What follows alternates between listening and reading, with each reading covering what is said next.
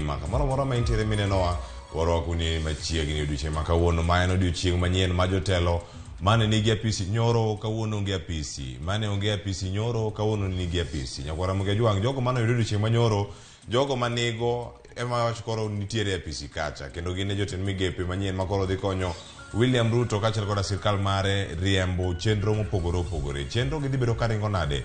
Jotend migepe koro nitie gimodong' mana mondo mi koro otimnegi nonro kod penjo kod dhi bedo kacha kidayo dhogi ni bende giromo gi tich monego bed ni gitimo ka luwore gi lemo ma omigi. Chenro ma kawuono mage mwaikoni ikete mana ka Nyakwara Ramogi Tv kochako sani sa 12 mar okinyi nyaka sa 5 mar onyango. Machiegni an nyinga Cleophas Oluoch. Oyaore janeno mar Ramogi TV. Kamoro moro mineno wa arwaki e chenro mar piny odiochieng' ma kawuono ka en chieng' tarik 28 dwe mar 9 higa mar 2022. Mana kaka nyawadwa Cleophas osewacho e seche ma bende jatend piny Kenya William Ruto nochuogo ayanga kendo opedho nyinge mag jotend migepe mage ma bende pod rito puodh kod od bura maduong' mano mar National Assembly. Nitiere moko kuom nyinge ma bende jopiny na geno neno, kata kamano ne ok gineno gi, koka mono biro nyisi moko kuom nyinge ma bende osepuodhi ma bende odiochieng' manyoro no pedh oko ayanga. Machiegni chenro ma kama bed kodo nyaka giko mare ka onoromo sa 5 mar onyango. Nyinga Sharon Ong'ao. Cleophas amusi no yor. Oyora ya Sharon, ichio nade? Achio makare. Ichio nade? Achio maber. Ni nindo nade? Ando makare. Ocho na nindo ka nitie gik moko mane chiegni ahinya koda dhod chunya mana wacho ni mae to timore. To koro kata kosetimore kamae to en mane. To kata kamano kopogore gi weche gi mag jotend migepe. Weche mamoko pod timore, kech pod kecho, ngaji pod nitiere, oganda pod wuok dok sikul, penj pod timore, jero Joyce Oduor ka unonge ka. Ka warango kinyango bedo kodwa bende, mane chero ni maru piny bende. Ka warango mana chenro gi duto, kama giluorore ka. Yani penjo semana, iwacho ni yiero semana rumo, jose chamo muma, sirkal losore, oganda dhi nyime, ticho semana chako. Nyinge biwacho ni dwa neno kato kineno gi maki koso waraka mosekel waraka mosekel kata kamana neno ka Daily Nation no pedho nyinge mamoko jomoko penjo ni governor machon mano ma Migori ni kanye mano kotho bado bendo penj ni jaod bura Makiharu Ndindi Nyoro en kanye kanyakla gi mamoko Nyakwara Ramogi Tv ngin nyinge mathoth ma bendo biro bedo bende kwa kelo negi e nonro mar gazet koso nitiere gi nyinge moko kata kamano Ndindi Nyoro donge pod en jaod bura governor ma Turkana machon Nanok en kanye jomoko na mbui kacha mar Twitter injo ka jokmono ta wuok tung mosuo kod mano David Ndi mano jalo nyewecho go mag uchumi mane kod William Ruto kano iko manifesto mare gi chenro gi dunia an kanye kata kamano sirkal pod ya lach mane wanyalo wacho kata ka gitieko pontiere jogo midhi gwel machiegni ka to kila ng'ato minyalo kata na kete migepe kata kamano wang'eyo ni yiero madundo bende koro biro bedo nikech aneno ka moko kuom jod bura moko kuom senators bende oyier kaka jotend migepe koro mano nyiso ni thuolo maggi odong' nono ma yiero madundo ang'eni IBC biro bedo ka bago kendo gibiro lando dwa tarik mano ka wantiere kanyo Elgeyo Marakwet kanyo kama Kipchumba Murkomen koro wuok kanyo ka dhi bedo jatend migawo mag weche go mag apeni kaachiel koda wuoth ka warango kama chielo Kandara Alice Waume jaod bura makanyo bende komne koro dhi bedo kanyo ka onge ng'ato yiero nyaka tim kanyo ka irango gi joma moko mane ok oyudo kombe oyudo gi nyaka Garissa town mano Aden Duale makoro en jatend migawo mar lweny en bende koro en kanyo ma ukone midhi bagi yiero madundo mano kwa medo nyaka komno mar Senate komno mar Senate mano ma Bungoma kama speaker ma od bura mamalo koro nitiere kacha mano od bura ma National Assembly mano Moses Wetangula kano wuok kom lemo mare mar bedo senator ma Bungoma koro kacha bende tie yiero madundo monego bed ni timo Nyakwara Ramogi Tv magi kod mathoth moneno sani gin mage jomage momi telo jomage modong'o ke koyo to bende en koyo adieri mano dhi duogo kinyi makawuono twak duto mar rupiny kaachiel kod mano mar mbaka oromo chal mar fong bende dhi bedo kata kawano ni mana gimo dhi bedo ka waludo chieng' makawuono mano to kasekelo ni weche manyien kinyi makawuono mana thuolo machoko chako sani kaeto Sharon Ong'ao dhi kelo kanyo nonro mag gazet wak mokwongo bende wadhi bago Sharon Ong'ao dhi duogo kanyo bende e chenro mar mbaka oromo. To kapok wachopo chenro mar mbaka oromo, kaono en chieng' tich adek nyaka watedi. Mano Joyce dwaro dhi bedo kodwa kanyo are saa 2 mar okinyi nyaka saa 3. Mane chenro mar tedo gi chiemo nyaka Ramogi Jwang' ma bende odiochieng' ma kawuono biro rito ng'iyo kit kata mana tedo ma bende Joyce dwaro biro bedo ka tedo. Kata kamano wabiro donjo e chenro mar mbaka oromo na kaka Cleophas osenyisi ka bende obiro bedo konono matut mano jotend migepe ma bende William Ruto odiochieng' manyoro bende noyiero. Parni nitiere pogruok ma bende pod dhi nyime. Neno kata mana e mbui ka bende paro mopogore ma bende pod ji losi. Kalore gi atamalo 50 nosinga atamalo 50 mag joma mine e migepe mage. Nyaka sane gin mana kwan joma mine 10 e wi 22 ma bende noduogo odiochieng' manyoro. Mane track kwan atamalo adi Cleophas kigo kwan? Kwano no kochopo atamalo 50 to nyachopo kanyo kwan atamalo 40 kata nyabedo atamalo 42 kanyo to 50 okochopo ni mar kai range kacha odong mana thuolo machuo kata ken 45 ochiegni chopo 50 penyo bende ne ochopo adier en 55 koso nen 60 mondo chop mia kata kamago mago bende jolony tiere ka gidhi kono ne tipange yo machalo nade onyalo bedo gi pogruok e sirkal mokalo ne gi jotend migepe di mbamine e kindego duto. Koro mano bende dhi bedo korango kochako sani nyaka saa 5 mar onyango. Tudri kodwa e Facebook maro en Ramogi TV, wantiere live e Facebook kaachiel koda YouTube. Kik ibed gi bwok moro amora kiwuok idhi e tich piny dhi neno wakanye. Kadiponi TV mari ok maki tich kacha, donj mana e Citizen Digital kata donj e YouTube maro mar Ramogi TV idhiro kacha achiel kachiel. Ka tudri koda bende Twitter mara @Cleophas Oluoch, Facebook Cleophas Oluoch bende wantiere kanya TikTok kaachiel koda Instagram. Nyaka Ramogi Jwang' sami tudri kode nyisowa nyingi kami nenowa ote machuok arede ka uchiel nono tudri koda e mbui maga koriwo Facebook, Twitter, Instagram, TikTok duto te iyuda @Sharon Ong'au. Machiegni nikech ma en rupi. Mokwongo wewa kongo tondo weche. We have again the other very important position, and that is the position of the Prime Cabinet Secretary. And I have appointed my brother, Wycliffe Musalia Mudavadi, into that office.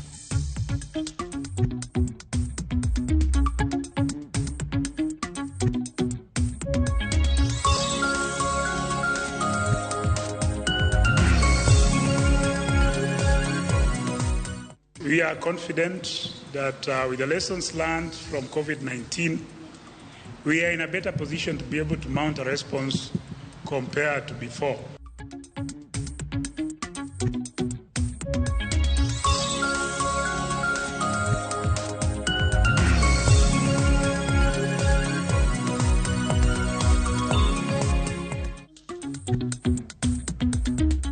Oya ora nyaka Ramogi Jwang' kendo machiegni weche manyien okinyi ma kawuono mae chenro mar piny nyinga Cleophas Oluoch. Wachako gi weche go mane oselipni kanyo kano wachako weche gi duto. Wachako ni jatend piny Kenya William Ruto oyango jotelo mabiro konye tayo piny owacho mare kaka jotend migepe kod lemo mamoko madito mag piny owacho. Ruto oyango kanyo ni tich ma jalupne Rigathi Gachagua biro timo kod jatend migao maduong' mano Musalia Mudavadi biro tayo e piny owacho mare. George Bati miyo waler. Ndalo 14 nyaka ne ocham muma kaka jatend piny Kenya, William Ruto ochako keto kenge manyiso kaka piny owacho mare dhi tiyo ka oyango jotelo mogwelo kaka jotend migepe kod lemo mamoko madito e piny owacho mare. Kopogore kod bedo ne jalup jatend piny Kenya, jatend piny William Ruto miyo jalupne Rigathi Gachagua tich mabiro konye tayo chenro mag migepe. He will chair cabinet committees. He will oversee the implementation of cabinet decisions across all ministries and departments. Number 4, he'll coordinate intergovernmental relations between the national government and the county government, including chairing the Intergovernmental Budget and Economic Council, commonly known as IBEC.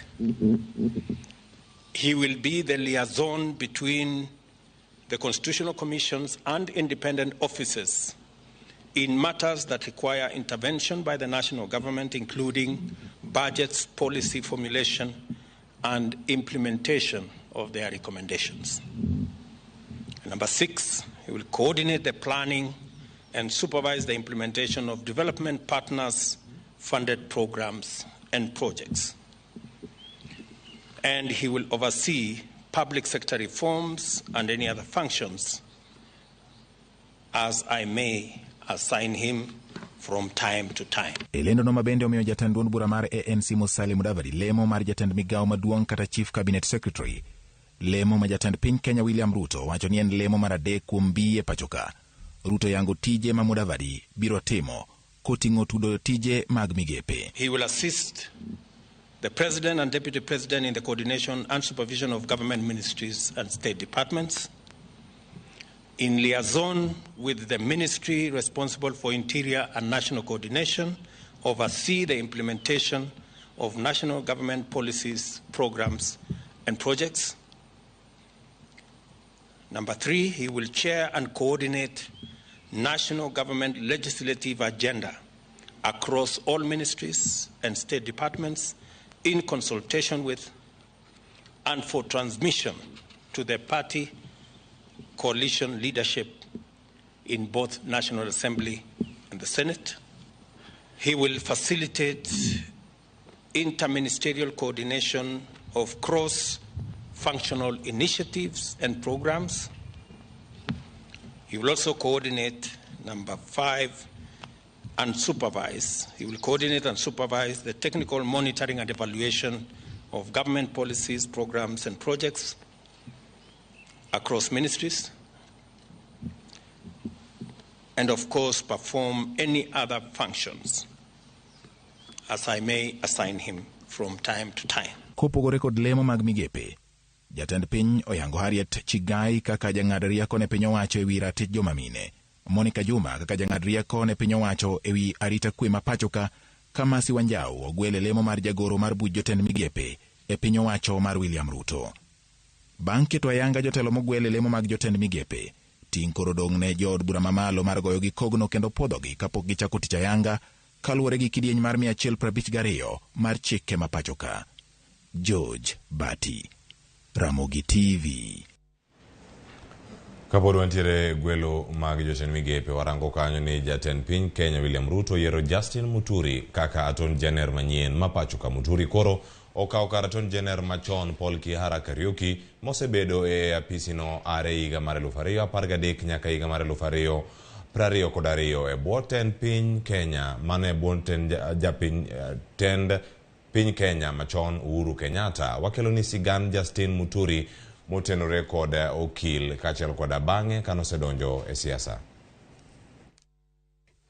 Justin Bedanjoka Muturi nonyuol tarik 28 dwe mar Ang'wen higa mar 1956 e gwenge mag Mbere North e kaunti ma Embu. Nosomo e skund sekondar mar Ui ma Kangaroo e kana odonjo e mbalariany ma Nairobi kama noyude digri e weche mag chike higa mar 1981. E higa mar 1982 nodonje ka tiegruok e weche mag chike mar Kenya School of Law. E higa mar 1982 Justin Muturi nodonje doho kaka jang'ad bura e weche mag mibadhi. E higa mar 1997 Muturi nodonjne gi ketho mar mibadhi kama ni chich nong'ado bura ng'aya bang' yudo mit bilie koya kuom jatend osiptal ma Masaba Dr. Geoffrey Joel Momanyi kod jaode Felgona Akodhe manodonjnegi. Mano miyo Muturi ogo tao kaka jang'ad bura kata obedo ni burano nowito ko.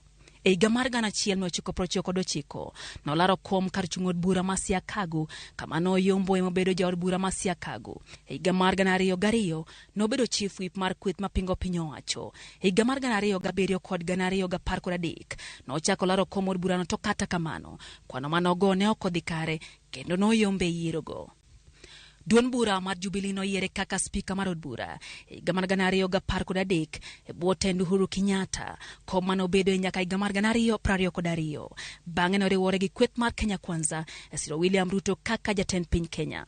Bang' dayo dhoge gi od bura ma pachoka, Justin Bedanjoka Muturi biro bedo Attorney General mar 8 nyaka ne piny Kenya yud loch e higa mar 1963 ka koro dhi kawo kar Paul Kihara Kariuki.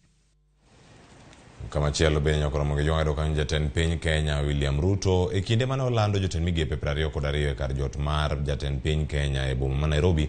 Olando ni ogai mar bad migao mar obila Hilary Mutyambai okawo yweyo mar ritaya kaka jatend bad migao mar Ofwamkich mano George Kinoti, to bende ogweta Walter Nyambaga ne nitiere kar jot mar jatend piny Kenya kendo koro omiyo mathoth.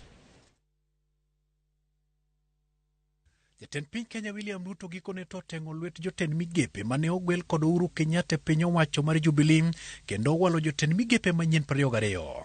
Ruto mane oten kod jalupne Rigathi Gachagua kod Musalia Mudavadi utiyo kod thuolono keto ayanga ni ogai mar obila Hilary Mutyambai okawo yweyo mar dhi e rutaya kaluwore kod del malit ma en godo kendo koro owalo Japheth Koome mar kawo kare. Koome ne en komanda mar obila e kaunti ma Nairobi kendo bende ne en jachiw tiegruok makende ka tiegruok mar obila ma Kiganjo. I have received communication from the Inspector General of Police, Mr. Mutyambai, of his request to proceed on terminal leave because of his health situation. I have accepted that Mr. Mutyambai will proceed on terminal leave on the 6 months that he still has. E kindeno, Ruto keto elela ni jatend ofwamb kich George Kinoti bende ogwe tao kawuok e apisi e kendo bad migawo no timo ikruok makende e seche midhi landi thuolo mar jok madwaro lemo mare. I have also received the resignation of the Director General of CID, Mr. Kinoti,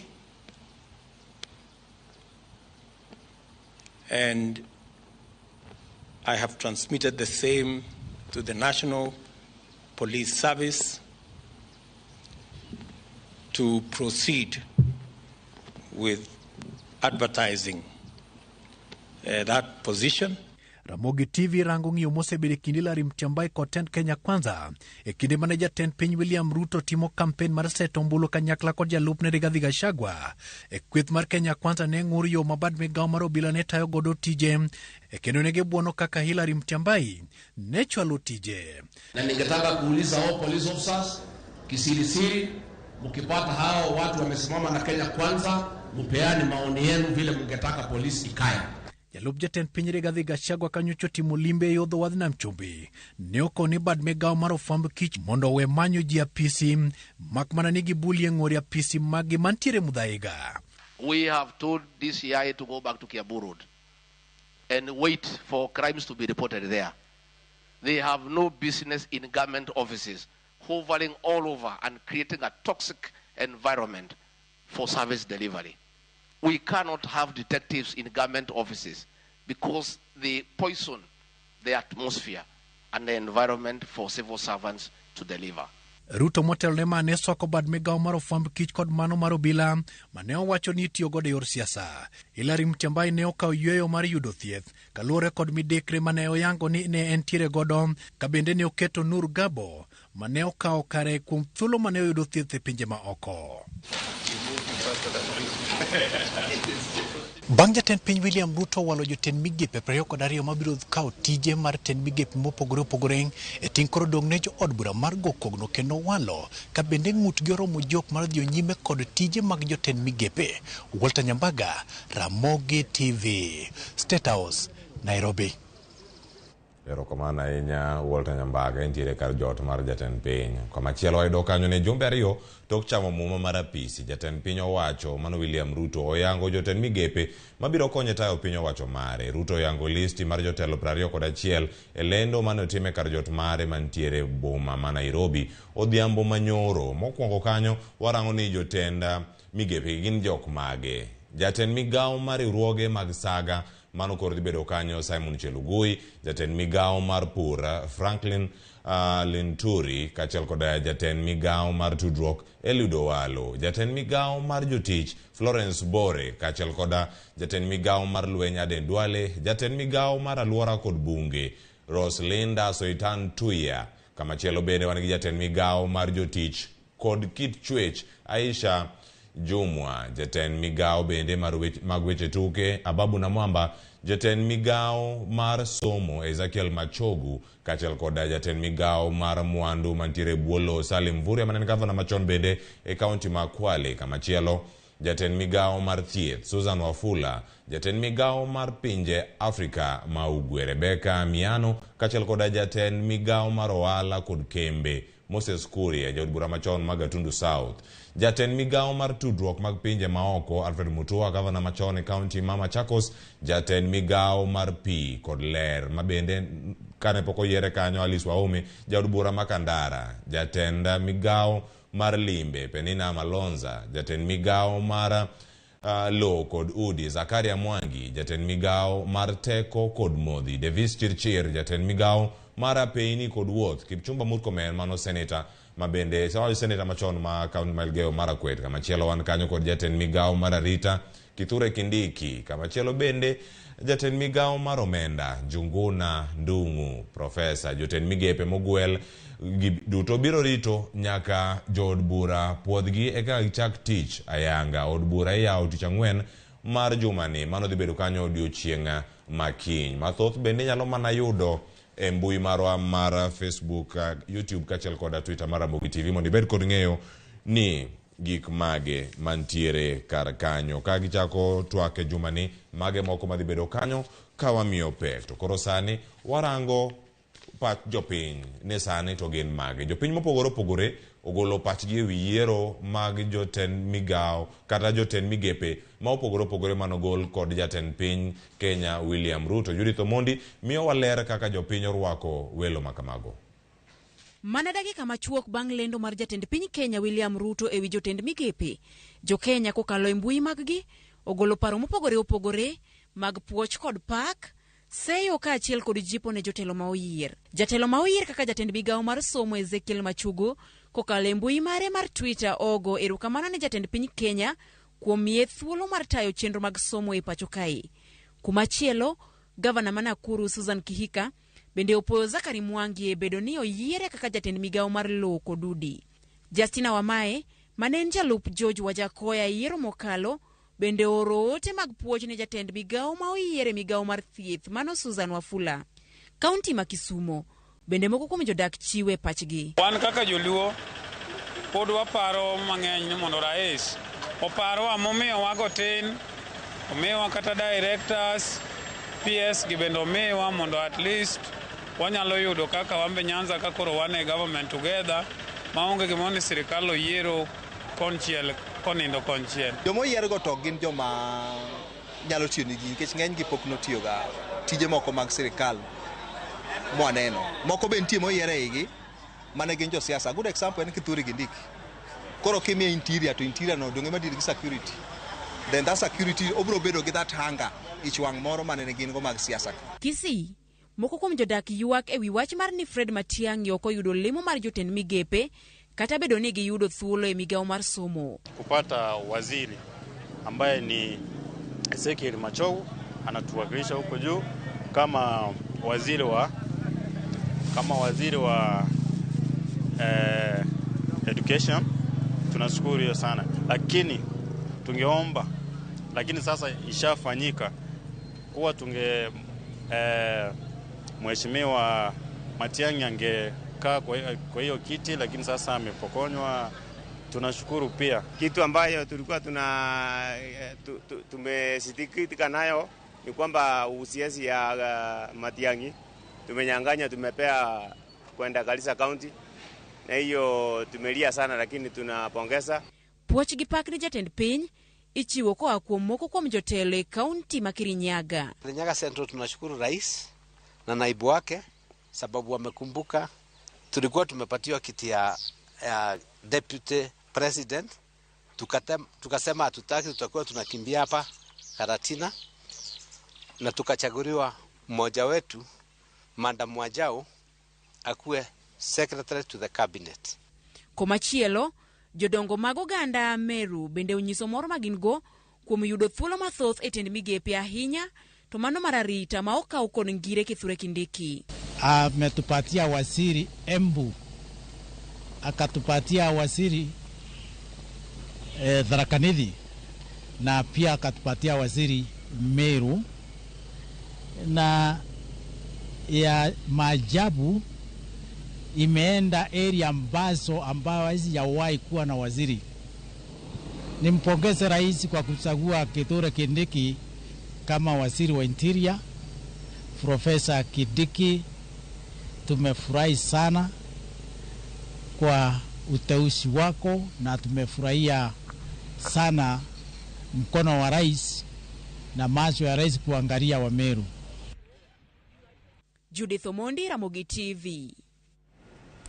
Report mar Judith Omondi no bende warango kama chielo e kaunti ma Kisumu. Ang'o matimore kacha kotere kod welo mag jotend migepe kikoro? Gavana ma Kisumu Ngire Peter Nyang' Nyong'o owacho ni chiwo thuolo makare ne jo Kenya duto ok obedo kaluwore kod yiero mag jotend migepe makoro ne olandi odhiambo manyoro kod jatend piny William Ruto. E oboke mane oro ne ute fwambo midhiambo manyoro, Nyong'o ne omedo wacho ni chenro mag dongruok mag kor gwenge kata devolution ok omi pek nimar ok omiye migepe kata migawo matiende ni en ataro mar chik mapachoka kata mano makatiba mapachoka. Okwayo piny owacho mondo orang machiegni kendo matut telo mar kor gwenge e piny owacho mare. Mano kwayo moro ne kanyo William Ruto.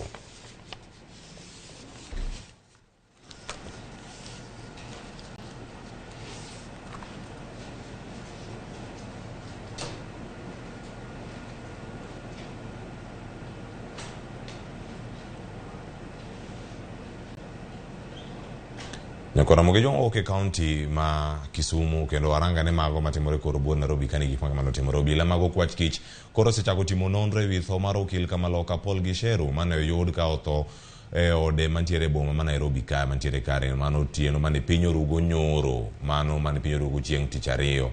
Gisheru wachore ni ne oyud ka otho e ode bang' timo romo kod moko kuom familia mage kama wuode achiel ma odak godo wachore ni pod medo mana yudo thieth e boma ma Nairobi ka ngimane owacho kanyo ni gimane otimo mago duto pok oyangi. Mana kaka Edwin Koth koro leronwa ka nitiere kindego e kinde kod osiepe. Gisheru koro dwaro ni mondo otim nonro, anyuola koro dwaro ka otim nonro mapiyo mar yango bende ni tho mare otudore kod yo mora mora gi bura mane dhi nyime ICC kosoyo.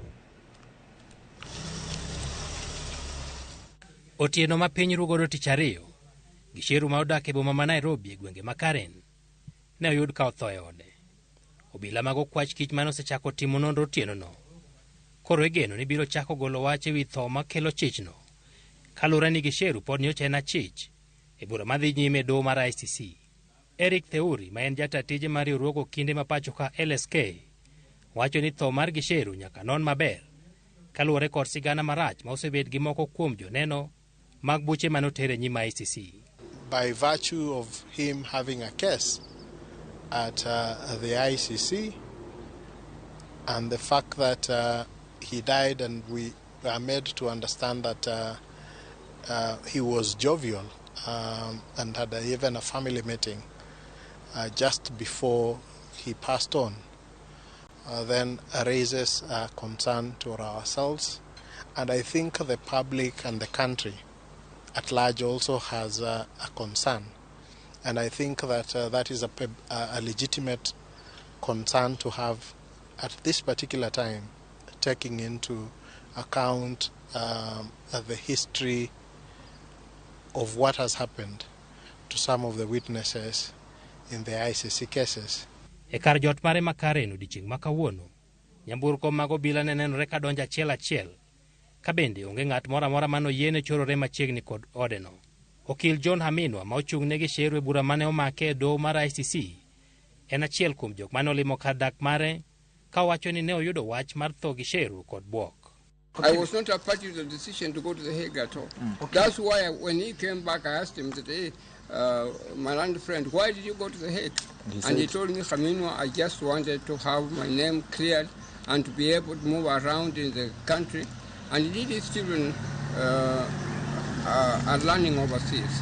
And he wanted to be able to travel to or abroad to see his children without any fear at all. They are young children, and he wanted to be able to travel abroad. Yes. Gisheru ne itudo kod ketho mar rocho nonro mane time wi tulo manomuoch bang' yiero mar higa mar 2007. Burano mabang'e ne owito oko ne omako mane en jalup jatend piny Kenya kindeno William Ruto kod jafwambo Joshua Sang. Anyuola mare manigeno ni nyalo golo wach ewi tho mare chieng' tich ariyo ne ok owuoyo ka ringre mare to pod okane kar kano ringre mar jok motho mar Lee e boma ma Nairobi. Edwin Okoth, Ramogi TV, Nairobi. Erokamano Edwin Okoth. Kamachielo waranga ni tuo mar Ebola ni koro chopo kanye. Piny owacho kokalo migawo mar thieth olando ni gibiro bedo akicha kod counties maromo 20 ma pacho kae e chenro mar gayo donjo tuo mar Ebola. Kwan jogo ma osetho kaluwore kod tuo mar Ebola e piny ma Uganda medore ka piny Kenya olando nono jowuoth madonjo pacho ka. Judith Omondi nigi ler mathoth. Piny owacho ma Kenya rido okenge mar geng'o midhusi mar Ebola. Nyaka sani jokanyo mag migawo mar thieth koni onge jal ma oseyudi kod tuoni pacho kae. Mak mana ni nyaka jo Kenya orido kanda e keto okenge mabiro geng'o tuoni kuom donjo e piny Kenya. The country has not reported a case of Ebola. It is important, but that does not mean we lower our ante. We need to ensure that our antenna is at maximum so that when that case eventually comes, we can be able to pick it early and ensure protection of the public. What we are here to affirm to the nation is that indeed the country, with all the lessons learned from COVID-19, we are equal to the task. Just have fears for nothing. Reassure Kenyans that indeed it is manageable and we can do it.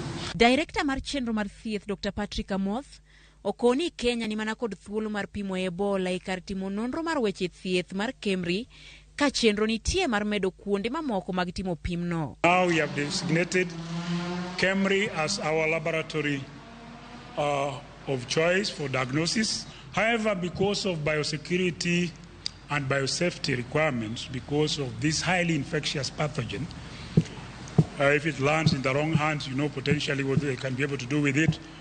That is why we are narrowing the number of laboratories for case identification in the early phase. Kotenore kod chanjo, jakanyo mar riwruok mochung' ne chenro mag thieth e piny mangima WHO Shem Kipton okoni chanjo mar kido mar Ebola mar Sudan manie piny Uganda poko puodhi kaka mano matiyo maber. Mak mana ni gini e yo mar manyo chanjo manyalo konyo Uganda e kindeni. The vaccine that we have, we do not have evidence that it's protective against this particular strain. However, there are ongoing development of at least 7 other vaccines which are targeting this particular strain, and WHO is working to expedite the process of evaluation to ensure that should it be required, then it will be available in the shortest time possible. Jopiny bende koro osieme mulo dend joma otho ewi wach ni ginyalo bedo kod tuoche ma oko yangi. Avoid touching or cleaning dead bodies, especially where people have died of illnesses of unknown cause. And it is important for us to be able to pass this information to the healthcare authorities so that they can be able to assist in a dignified burial by offering the necessary protective packaging before burial. Ikwayo jopiny mondo tudre kod jochiw thieth e namba mar 719 kaponi gin kod chich ewi tuo mar Ebola. Judith Omondi, Ramogi TV. Nakora mwage juagno koro gi report mar Judith Omondi makoro watieko go weche manyien okinyi makawuone chenro ni maru piny. An nyinga Cleophas Soluoche, erokamano kuom mote duto misebedo koro kacha wuod Nyakach Kaguta Koguta mano Shapena 10 owacho kanyo ni Odura Mogeyo makare Vitalis Ochieng wuod Game Karariuni kodwa kar kae John Felix Modi oyawre studio kanya asedonjo kendo awinjo malere dala mar Doha. Wacho ni where is the person in charge of devolution in the new lineup? Mani pejo manitiere jolony wadhi bedo go kinyi makawuono wantiere gi Alex Omondi, Martha Otieno. Jolony wadhi bedo go ka kinyi makawuono mondo mi okonwa ni devolution to chomo kanye loch mar kor gweng' koro ni kanye. Dan kora koni oriti masani anga duogo kendo sa achiel gima biro sani mano en nonro magazet nyawadwa Sharon ng'ao osebedo kae gi wendo ang kono ni wendo ma en go kawuono en ng'a jafwambo wadwa man go ka oriti masani ikete mana ka med mana nyayukwe kamora mora mentiere mara Ramogi TV kendo kikilok chenro ni.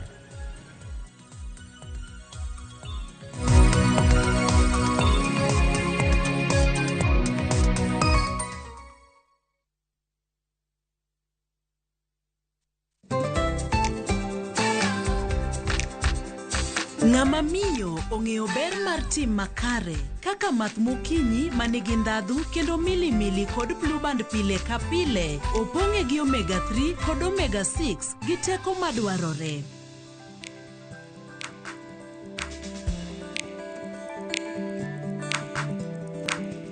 Math mokinyi gi blue band, dongruok mag-gi makare pile ka pile.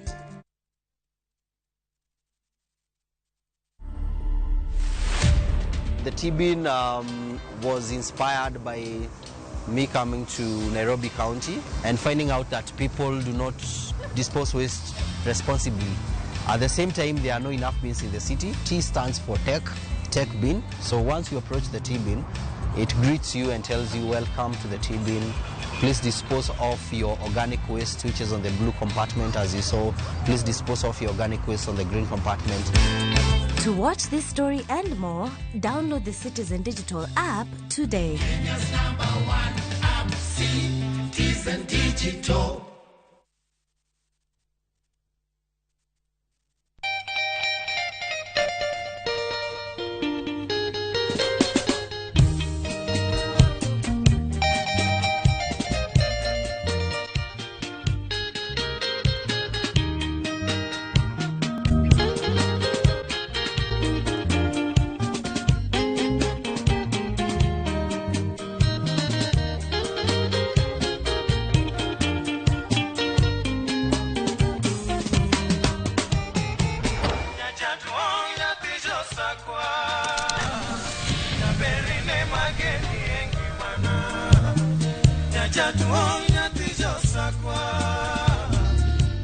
Radio Ramogi, Cartoon Jaluo.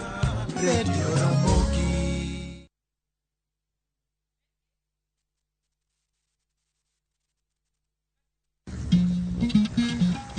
Oganda en kitgi. Joluo bende wan gi kitwa. Wakelo ni luo kitwa gi timbewa. E chenro mar 111 ngeso ka ngeso saa 1:45 mar otieno gi Rabala Kwasi Owad gi Rajabu kod Odhiambo Wuonyangege.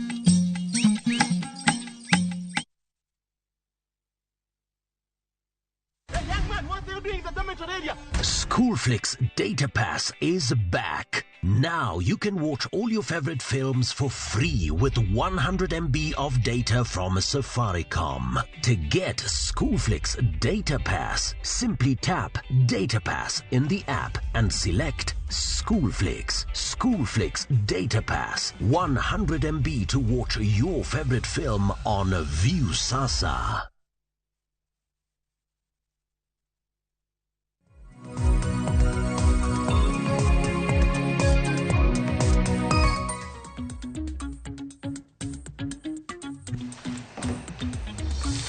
Mana kumanya kwa Ramogi Jongo kinyi majabera chientari prero koda bordo marochiko higa maral fareo gi prario koda ario arwaki e kidieny mar ario e chenro mar rupiny ma en kidieny mar nonro mar gazet mana kaka pile wanono gazeti ario mano The Standard gi Daily Nation mana kaka pile bende wajanono gazede makamagi gi jofuambo okinyi makawuono ido thuolo makende mar bedo gi jafuambo mabende hango biro e studio marwa mar Ramogi TV nyinge Pacific Wambura Akinyi. Arwaki o makende ni machiegni. Erokamano Sharon Ong'aw, en okinyi majaber, mabende ruotho miwa nono. Debe ni koro wachulo di koro be wasetiyo gi mwandu waduto. Adier. Omiyo en okinyi maber, mabende wadwa twak gi jopiny, mar nyiso gi weche mabende omipek e obokwa makawuono. Ichio makare. Achio makare mana in. Machiegni ahinya, amba achio makare. Mana kamanya kwa Ramogi Jongo isiwinjo nyinge Pacific Wambura Akinyi. Kokamano, thund weche mabende ochudo chi makawuono Pacific, Health Standard gi Daily Nation. En kaluore gi nyinge mabende udichi manyoro jatend piny Kenya marabich, William Ruto. Ne opuodho mar mondo omiyo bede e lemo mopogore e tenda migepe. Nyinge mabende neno kopedhe e it gazet mokuongo mar The Standard gi Daily Nation. Standard koro luonge ni The Hustler Cabinet. Kamano nitie weche mabende kaka ne kaluore gi kaka ji ne dwaro kombe mopogore opogore ahinya to mano mar kom mar ker. Kila ng'ato ne nitie gi yo mano otiyogo mondo mi onyis jopiny ni an kama kaka dani ji obedi. Kalore gi ker masani wantiego William Ruto, mano otiyogo ne en mar hasla. Mabe ji nong'eyego ni en hasla. Momiyo apani be oboke mar Standard okete kaka ni the Hustler Cabinet. Mano Hustler Cabinet. To Nation koro okete ni winners and losers in Ruto's first cabinet. Mano joma yuto gi joma noyudo lala. Hinya e seche mabende koro jatend piny Kenya William Ruto nochugo yanga nyinge mag jotend migepe mag wang'e joma no oyuto gi joma no koyuto. Joma no koyuto nyalo bedo ni gin jotend migepe mabende nanitiere e loch kata mna tend Uhuru Kenyatta mano jatend piny Kenya mar 4. Katika mano wachak gi The Standard kama bende koro okete kaka the Hustler Cabinet. Koro Hustler chako tich ayanga mano tok ka koro jotend migepe mabende no puodho kod William Ruto ibe puodho kod jood bura maduong' mano mag National Assembly. Nyinge gi ineno kanyo dochieng' manyoro kata mna kana jatend piny Kenya ne loso. Koro e rang'iny mar namba 1 mano William Ruto, rang'iny mar namba 2 en jalup mare Rigathi Gachagua. Kiluwe gi Musalia Mudavadi mabende koro no methuolo mar kata mna rang'iny mar bedo Prime Secretary. En gino mabende apani ne ji goe mbaka mang'eny ni en ng'a mabro bedo jalo mar adek bang' ker William Ruto gi jalup ne Rigathi Gachagua. Mabe ji ne paro mang'eny ni nyalo bedo speaker mar od bura mamalo kose. To nyoro no apani waneno ayanga ka ker William Ruto ogolo ni Musalia Mudavadi makoro nitie e rang'iny mar adek mar telo mar Hustler Cabinet. Kendo dochieng' manyoro nwaneno kanyo koyanga tije jalup jatend piny Kenya Rigathi Gachagua kanyakla gi mano mabende Musalia Mudavadi biro bedo katimo. Kata mana dochieng' manyoro Pacific bende paro mopogore opogore bende koro nonyuolore tok ka koro kan nyalo paro kata mana kinde mana William Ruto sero ombulu e pacho kae. Nowacho ni obiro chiwo ne joma mine atamalo 50 mag jotend migepe mage. Nyaka sani gin mana joma mine 7 ema bende nochiwne gi lemo mago tipogi ineno kanyo. Mano Susan Wafula mabende koro nochiwne migao mar thieth e pachoka. Ineno picha kanyo mar Rebecca Miano mabende koro biro bedo katayo tije ahinya moluoro weche mag Afrika ma ugwe. Nyinge mamoko bende neno Aisha Jumwa omi migao mar public service. Wang'eni ne olaro komb governor ma Kilifi to kata kamano ne okoyudo. Nyinge mamoko wantiere gi jatend migao mochung'ne weche mag aluora mano mong'ere kaka Roselinda Soipan Tuya. Bende leba mano kodokor katije wantiere gi Florence Bore. Nying machielo bende Alice Waome mano jaod bura makandara mabende gisandi koro biro chunga ne weche mag pi. Sharon, king'iyo e obokene ka kopogore gi wach mabende William Ruto, ker William Ruto noketo ni obro chiwo atamalo 50 ne mine e tend sirikal mamare. To kawuono waneno ni gin mana ji 7 mine 7 mabende oyier migepe mopogore opogore. Podo kaneno gino mabende olal nikech wantie gi telo kaka mine podi. En koro nini mar mine mabende oyiere telo mondo ochiw bende okenge kata ochiw thuolo ne joma mine mamoko e migepe magintiere mondo thuolo mar tamalo 50 opong.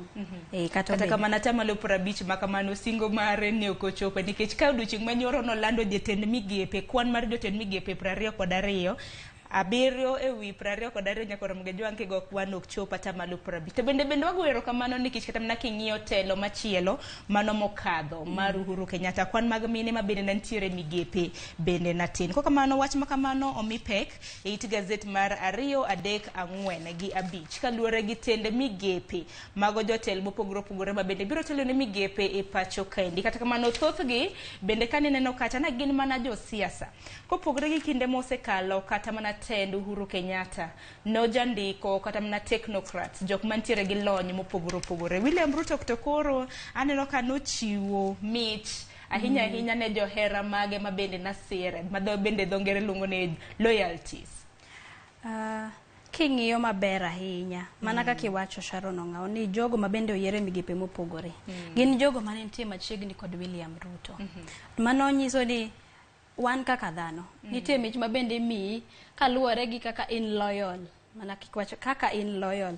To mano be en paro mabende kaka oganda bro paro maduong' ni en ang'o momiyo Ker William Ruto nochiwo mana thuolo kata yiero jogo mabende mane otenore kode kweth mar Kenya Kwanza. En gino mabende bro keto ji gi paro ahinya, lakini aparo ni nitie weche mabro wachore kendo kata mosebedo mawachore ni thuolo mabende omi jogi be gibro bedo ni gitiyo nikech moko kuomgi onge lony mararieya e migepe mabende omigi. Koro en kaka jogo mabende oyiere migepegi otim matek mondo bed ni giromo wuoch moko mane joma mabende gidonjo kargi notiyo. Mana kamano wanwarito neno mana kaka gibiro chako tiyo ne oganda mapacho kae tok ka jod bura mago mag National Assembly biro bedo ka opuodhogi. Piny kanyit gazet mar Adek Pacific bende nitiere migepe manyien mabende koro jatend piny Kenya noketo migepe manyien mabende koro nochuog. Wang'eni oluongore ni en hustler to makoro en cabinet mag hustlers. Koro piny kanyo Simon nitiere jatend migao mabende natiyo kata mana etend Uhuru Kenyatta mano Simon Chelugui mabende koro noket kaka jatend migao mano mar cooperatives and small micro medium enterprises mabende koro biro chunga ne ohendni matindo tindo. Wang'eni William Ruto bende kinde mabende natimo kisera mage magombulu no ohero tiyo gi slang moro ni jo boda boda mama mboga. Koro migao makamani biro konyo nikech king'iyo kata mana nonro matut mabende notim kod duol mar Kenya National Bureau of Statistics wacho ni jogo mabende timo ohendni matindo tindo mago SMEs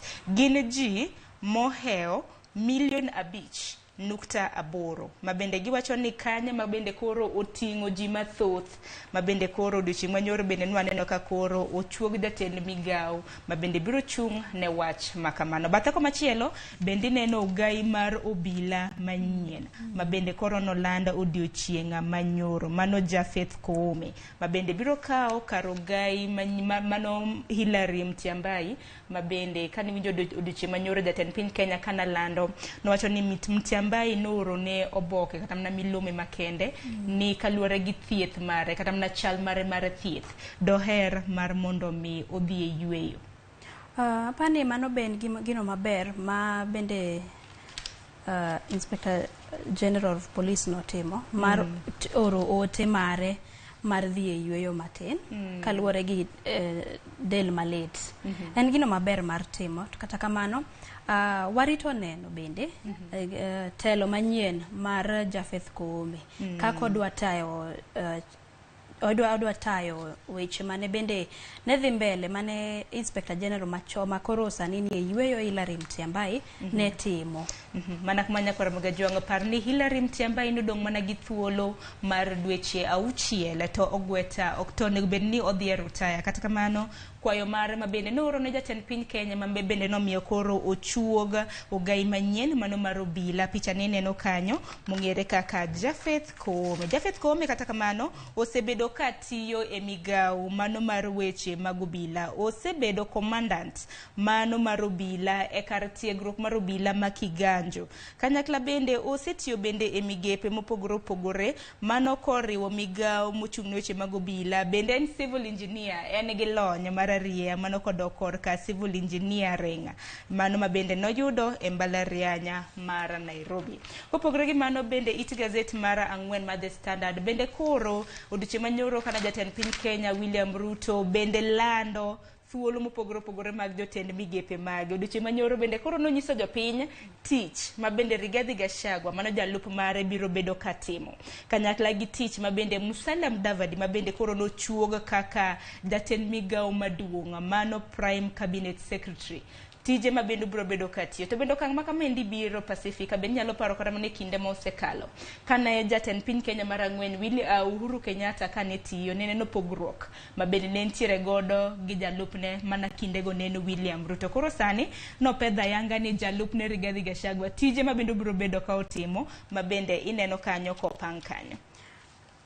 Mana kamano Sharon Ong'aw, nitie weche ma bende ne miyo ji paro kata mano ma bende ne miyo ji penjore mang'eny ni kind jalup ker mar Rigathi Gachagua gi Musalia Mudavadi gin mane gi pogruok mane mantie e kindegi. Koro jawinjo kata janeno nyalo dhi e gazet mar Standard boke ite mar 4 ng'iyo kendo somo mar ng'eyo ni gin weche mage ma bende jalup ker biro timo nini attend William Ruto gi mano ma bende Musalia Mudavadi biro timo. Kachiel kuom mago ma bende Musalia Mudavadi biro timo en mano mar tayo chenro mar migepe. Tayo chenro mar migepe ma bende sani oyier gi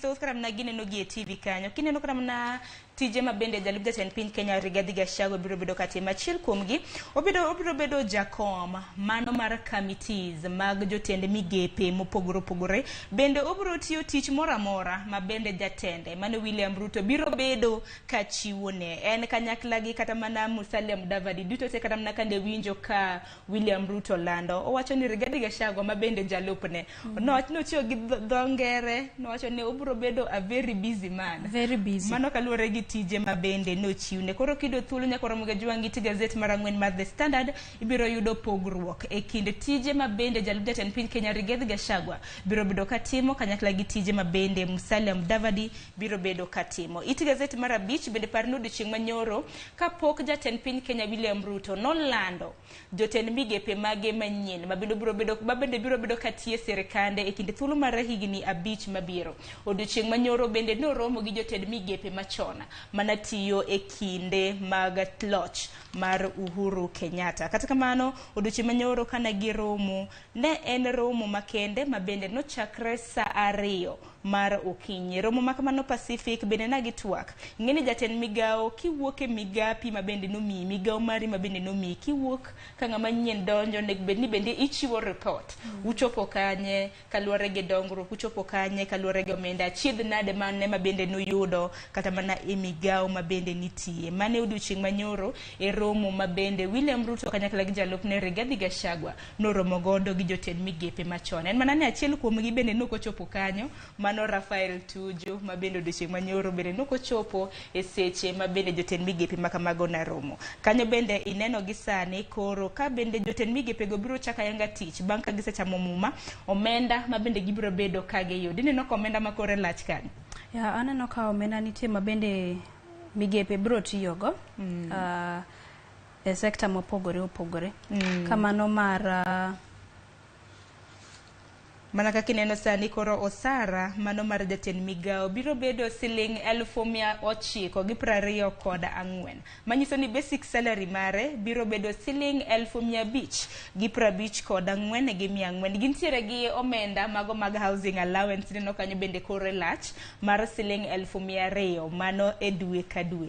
Bende gintiere gi gimoro mong'ere kaka gidongere kaka salary market adjustment kaluwore kaka chiro katimo marach kata oyo nitiere omenda makore lach ma bende gibiro bedo ka giyudo mana siling 1,169 gi 600. Bende gintiere gi benefits kata mana benefits mopogore opogore kod korka insurance mano kumba mar thieth ma bende ineno kanyo. Gintiere gi nyamburko allowance ineno kanyo mar ndege.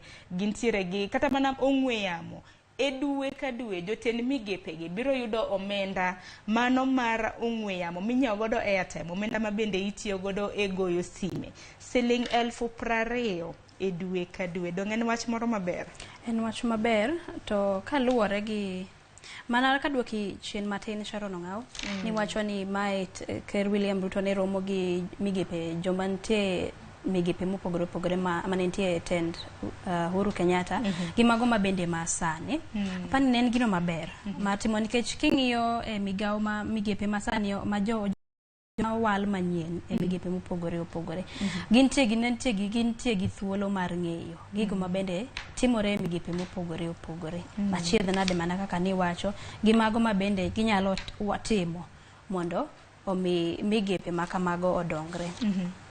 Mana kamano gazet makawuono nyakwara Mugajwang' en mana kaluwore gi jotend migepe mabende odiochieng' manyoro koro nopodh kod William Ruto. Piny kanyo bende ineno e seche mabende kata mana noluong nying jotend migepe 22 migawo 22 mabende koro William Ruto ne osefulo nying jotend migepe. Piny kanyo ineno nitiere mano it gazet mar 5. Piny kanyo nitiere nyinge mamoko mabende oganda mapacho ok osebedo kata mana kawinja ahinya, ok gisebedo kata mana e paw siasa. Mano nyinge mag joma mine 5 kanyakla gi chuo 2 mabende gisani koro donjo kaka jotend migepe. Mano e hustler government. Mano oriwo Rebecca Miano matudruok. Nitiere nyinge mamoko Pacific mabende nyalo wacho Florence Bore. Nitiere kaka mano mar Florence Bore mabende ochung'ne mano mar migawono mar jotije. Wantie gi Masi Wanjau mabende en jatend migawo kaachiel gi mano mar Susan Wafula mabende ochung'ne migawono mar thieth. Mana kuma nyakwara Mugajwang' bende kiyudo thuolo ibiro bedo kisomo. Mana mapiyo piyo kwa dhi nyime nikech aneno ka saa bende dhi. Ita gazet mar 6 gi mar 7 nyakwara Mugajwang' en nonro mar tho mar okil mong'ere kaka Paul Gisheru mabende koro noyud ka otho e dalane mantiere e gwenge mag Karen. Bende gisani koro nonro mar tho mar osebedo kramna kadhi nyime. Okang' makamano bende ibiro yudo kramna sigande chakre ang'o mabende notere nang'o miyo nong'adne bura e doho maduong' mar piny ngima mong'ere kaka ICC. Mano sigana mabende ochiw kanyo it gazet mar 6 gi mar 7 mabende ibiro yudo kanyo.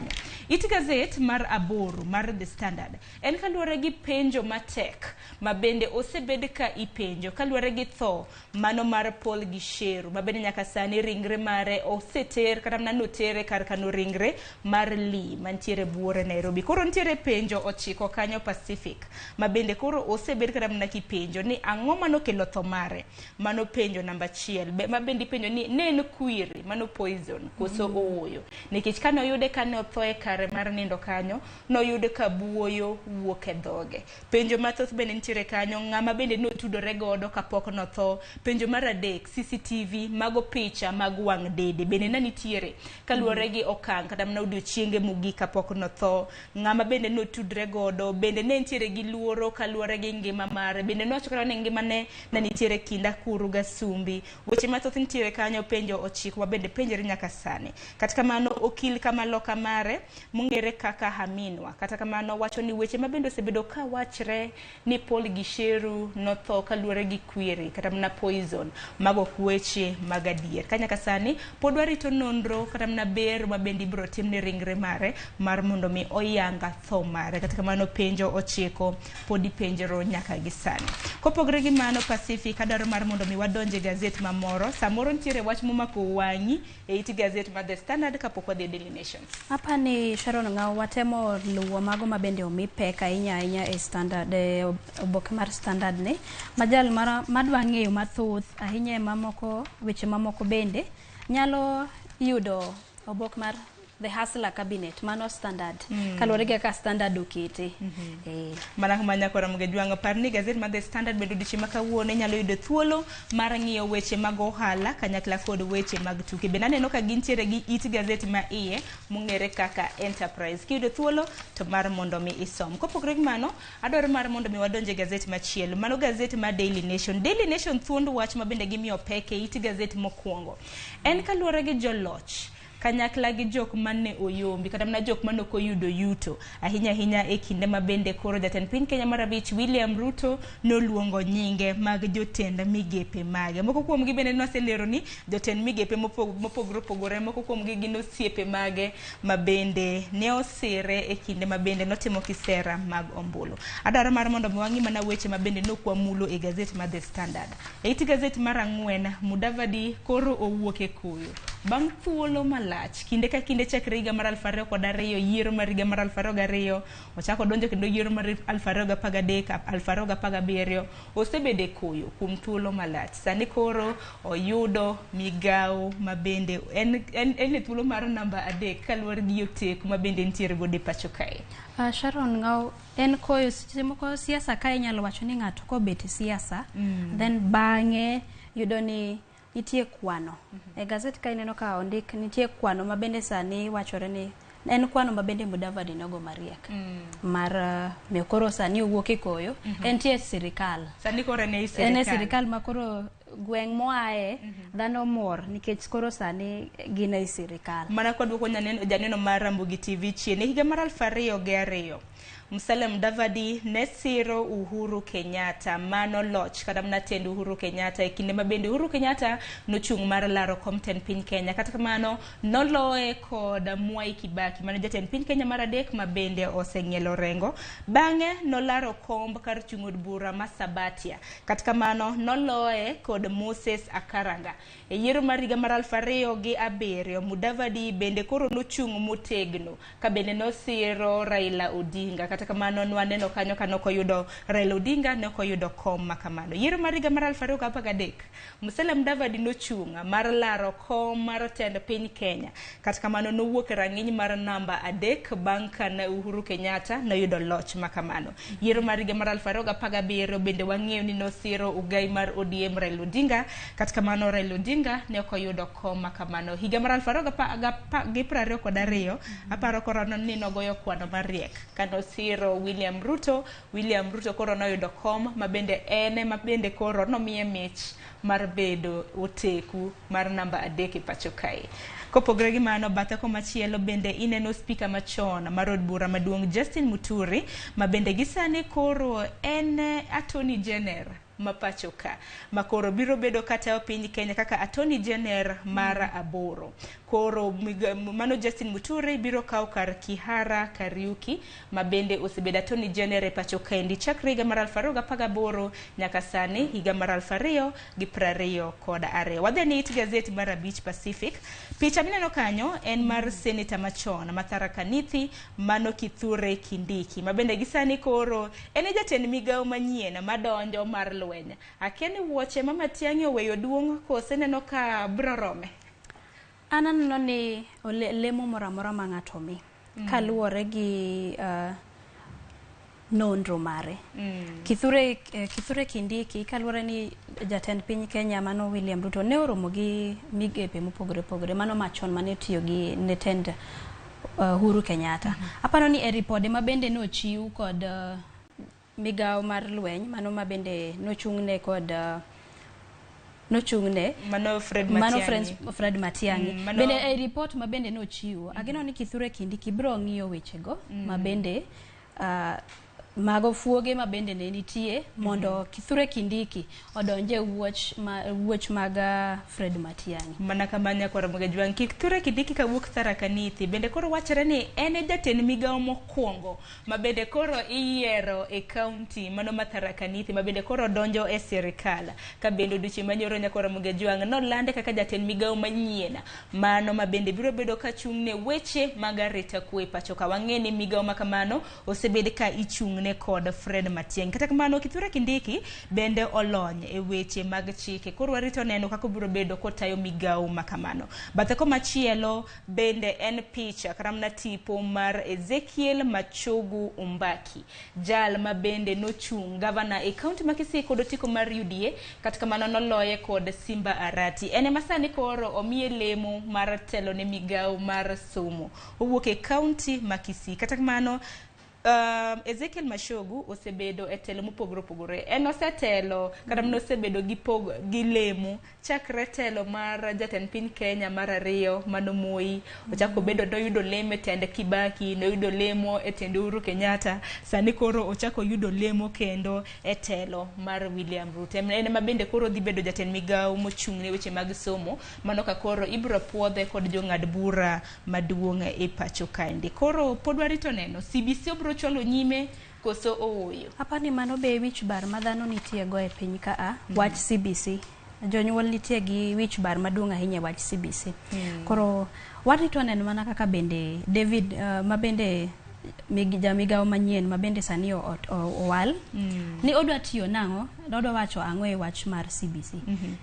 Nikech par ni wadong' mana gi dweche 3 kene, bende nyithindo mantiere grade 6 bende rito winjo ponono ni CBC biro bedo kadhi nyime mar mondo mi gidhi e grade 7 kata oyo. It gazet mar 6 e seche mabende jatend piny Kenya William Ruto nachuogo kata mana nyiso oganda jotend migepe mage manyien. Koro nitiere jotend migepe 3 mabende natiyo e kinde mag Uhuru Kenyatta.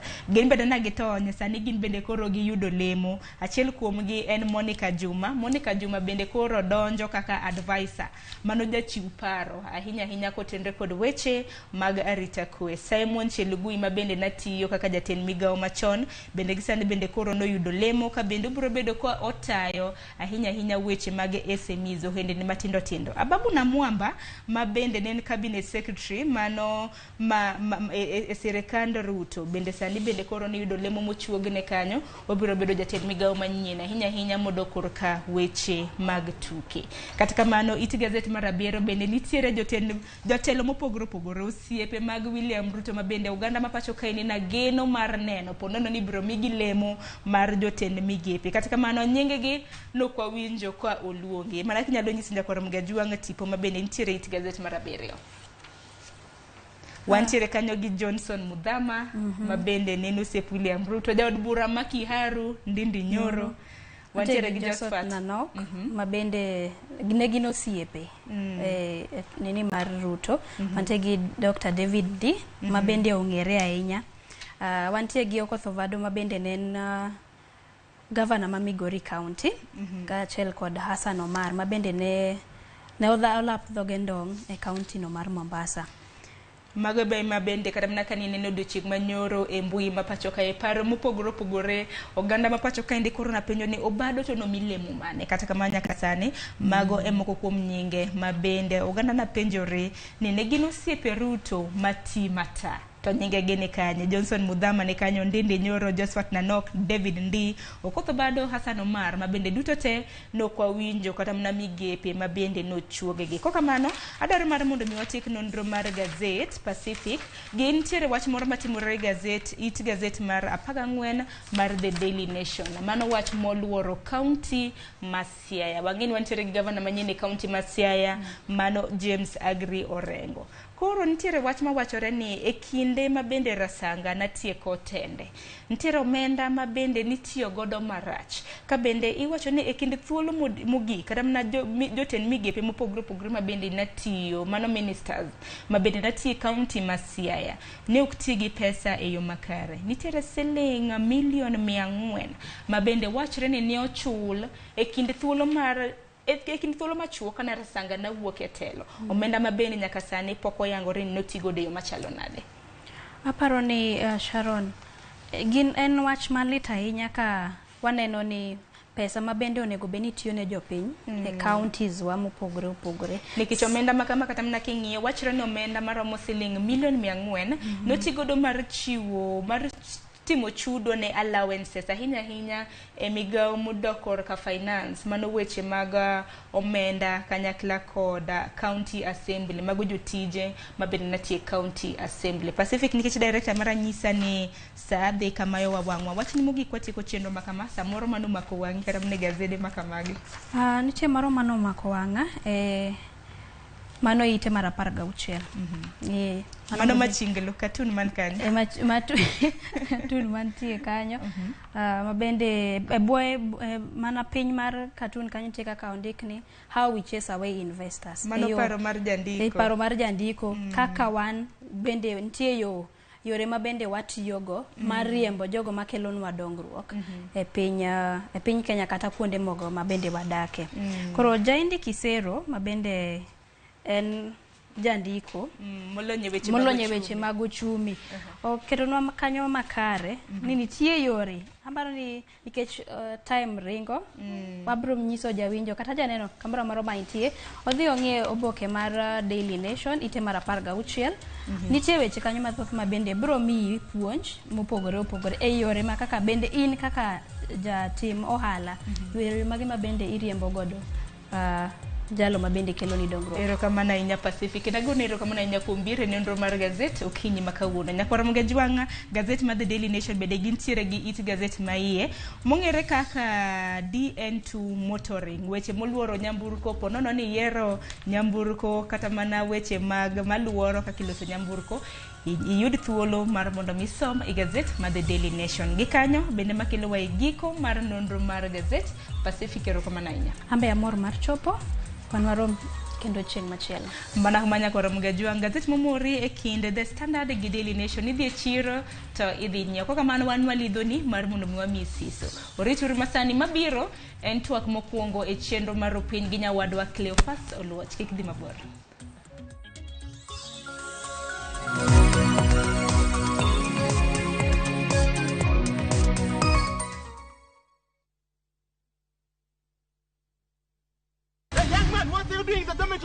Schoolflix Data Pass is back. Now you can watch all your favorite films for free with 100 MB of data from Safaricom. To get Schoolflix Data Pass, simply tap Data Pass in the app and select Schoolflix. Schoolflix Data Pass, 100 MB to watch your favorite film on View Sasa.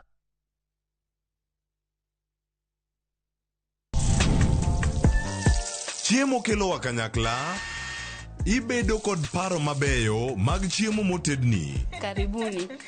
To will kod kaka itedo kit chiemo no manigi suya kod ndhadhu mamit. E chenro mar tedo gi chiemo, wapuonjore tedo kit chiemb luo kod chiemo manyasani. Koro kigolo ring'o ting'ade kama. Tich adek ka tich adek, saa 2 okinyi, mane Ramogi TV.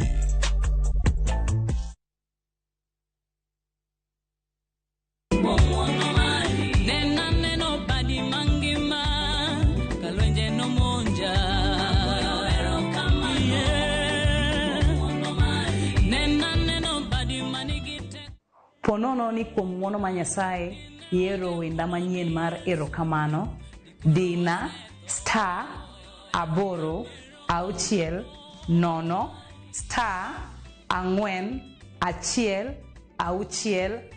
6 to par niya Ramogi TV e od jower duto. Erokamano.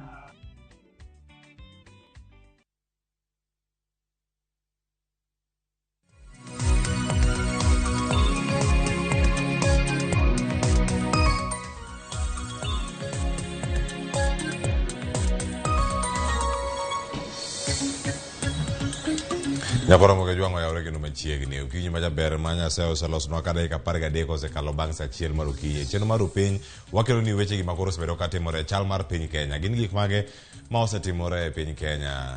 Nyinga Cleophas Oluoch ka sane wani chenro mar piny antiere ka kod welo ma gin bende jolony e weche go mag telo ma bino darango ni nyaka sani bang' koseland jotend migepe mopogore opogore mano manolando dweche manyoro maromo 22 mano we akit kanyo ka Musalia Mudavadi kaka jotend migepe wach jatend migao maduong' mano makoro ntiere kar kacha 22 gi joma moko bende mantiere kod lemo mamoko mantiere kaka jong'ad bura jong'ad paro mopogore opogore mantiere kar kacha. Arokini machiegni wandonono gi okinyi ma kawuono ka jok ma thoth koro ywak ni oganda joluo ni kanye telo ni gin kanye bedo kod Eliud Owalo kata kaka jatelo kata jatend migao mochung' ne weche go mag tudruok mano mar ICT tiende nang'o iwacho ni kipoge no bedi en gi sura matang'o piny Kenya duto dhoudi kata koke dhoudi duto gwenge duto nyaka bed kacha. Wada mana chako okinyi ma kawuono antiere kae kod jolony weche mag telo tung kacha ka ng'achako mana an gi Kevin Osido mabende en jalony weche go mag telo machiegni e chenro ni okinyi ma kawuono mar piny. Erokamano kuom thuolo ma biro ka mondo wateme pimo kaka sirikal mar Hasla ni chalo. Wadarange ni sirikal mar Hasla ni to odhi chalo nade odhi bedo e yo machalo nade mane korango migepe mopogore opogore mantiere kar kacha kama chelo bende wantiere kod Wycliffe Nyafuanga jalony weche gi mag telo emboda oda leronwa ni gik mage mantiere kacha no nene yo machalo nade korka kore okni machiegni. Erokamano Cleophas kuom rwako kawuono wadhi none maber nikech weche ng'eny samoro amora miyiero gima chalo cabinet nitiere gik mang'eny mane ker ng'iyo koro agoero kamano ne jo neno to ageno ni wadhi fuone maber kabisa mana kamano nyako Ramogi jwang'e wan bende wasechako yudo e Facebook mara mar Ramogi TV kama ikonowa ni yudowa e yo machalo nade to kinyi ma kawuono en nade gigo duto ka iyudowa e yo makare chako sani nyaka saa 2 kanyo mar okinyi sama mwakelo weche gi duto mana e yo mapiyo piyo chal mar piny Kenya manyaka sani Kevin Osido achak mana kodi to koro ka irange mana kar kanyo to wabedo mana kaka watu kendo wanano gano na yo moro makare achiel ewi 100 kata achiel ewi 10 wachagi achiel ewi 10 tend migepe mano lado di chieng' manyoro dhembo manyoro kod William Ruto inya miya di kaluwore gi singo manochiwo gi mano mochiwo sani achiel ewi 10 ka 10 maber kose achiel maber 10 maber 10 maber ka 10 maber to nyalo miye 60 nikech ng'eyo ni nitiere gik moko ma anyalo wacho ni adek manene ker William Samoei Arap Ruto wacho no dhi timo to gimomiyo ang'wen go bae en nikech mokwongo ok aneno gima katiba bendo wacho ni regional balance nitiere sehemu ma kata tunge mag piny Kenya ma ok waneno ka gin gi thuolo nafase ma jatelo mar piny Ruto nende olando nyoro omiyo gimokwongo en ni regional balance no onge kanyo to ang' wanadhi details kata weche moko ma tudore gi mano bang'e mar ariyo ok aneno jomilongo ni persons living with disabilities jogo manigi ng'ol mopogore opogore dendgi samoro nyalo bedo ting'eni disabilities kwa wache to wawache gimilongo ni physical disability ng'ol mineno gi wang' kech samoro nitiere ng'ol moko ma nitiere iye to kwanegi mar adek ineno ka cabinet momiwa ni en cabinet manyalo luongo ni political cabinet en cabinet machalo mar jogo siasa ahinya to king'iyo thuolo ma kata nafas ma jo Kenya osebedo ka giywak ne dwaro margi mar mondo piny serikal margi otinegi jo Kenya ng'enyne kwayo ga gimilongo ni service delivery ni mar mondo tich ma serikal oripo bed ni tiyonegi tiyore e yo makare to king'iyo kaka wasebedo gi kane wakadho katiba marwa 2010 ai wabedo gi cabinet mokwongo 2013 ne ker Uhuru Kenyatta gi mzee William Ruto nonyisowa ni gin ok gidhi miyowa jo siasa gidhi miyowa jogo milongo ni technocrats jogo ma nigi lony matut kabisa e weche moripo bed ni serikal timo but king'iyo 2017 ne wan gi jo siasa moko matin ei cabinet to sani koro ena cabinet mar jo siasa nikech king'iyo nyinge manende jaduong' kata ker William Ruto miyowa gin mar jogo ma aidha gin wabunge kata jogo manene ochung' nafasi mopogore opogore kaka governors to ne ok oyiergi manyiso ni jopiny nodagi gi aeto waneno ka ng'eny gi bende gin jogo ma aidha nitiere thuolo mag political anyalo wacho ni strategists kaka koro Professor Njuguna Ndung'u manene en jatelo mar Central Bank mokalo omiyo asetemo ng'iyo kaka ma dhi contribute e gimilongo ni Hustler Nation cha to kane ka lweta make ahinya but ing'eni wawacho ga ni politically speaking kata kwa ng'iye dho kisiasa appointing authority no emong'e gimomiyo okwanyo jok mokwanyogo to king'iyo kaka jogi bendo osetiyo maber kata kaka ne gitiyo kabisa mar mondo Mheshimiwa William Ruto oyier aparo ni gin jogo ma king'iyo kaka ne thuolo manomigi mag go siasa mar mondo gi hakikisha ni Kenya Kwanza oyombo hapa ni ne gitiyo maber omiyo samoro be wanyalo wacho nomiyo gi ya reward system kata thuolo mar mondo duok negi hero kama e gigi duto yiero jo siasa kata jogo mantiere oko mar siasa sani wacho ni ka othoth ji 22 gi duto nitie jogo mane nitie siasa nitie jogo mane onge siasa kata kamano jogo mane somo ne paro mopogore opogore en gino makare koso bedo gi jo siasa mantiere e sirkal kata ten migepe king'iyo system marwa mar Kenya ni ma waluongo ni pure presidential system bedo gi jo siasa en gima ber nikech ing'e ni koro in gi thuolo mar cabinet nikech cabinet to ng'enyne gina jogo ma wanyalo luongo ni a club of wise men jogo ma mi rieko kendo ma mi paro matut kaluwore gi gigo midwa timo Aeto bang'e kanyo to wan gi jogo miluongo ni principal secretaries nikech mago koro e technocrats moripo bed ni gine ma giriembo serikal kendo gihakikisha ni serikal tiyo tich moripo bed notiyo.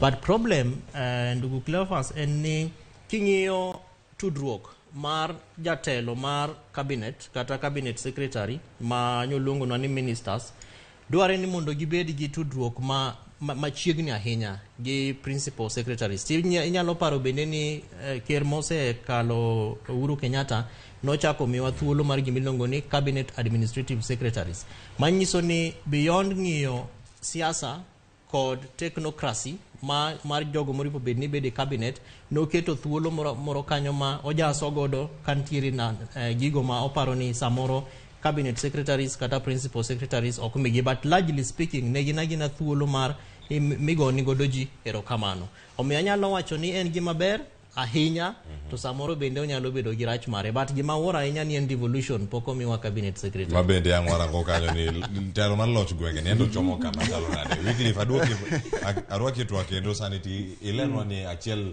ewi apar, achiel kuom apar ka kirange ka achiel kacha marach mugik, apar kacha maber. Inyalo miyo yiero makamae kata gwelo manogwel go jotend migepe gi adi kae to inyalo miyo gimomiyo imiye mano.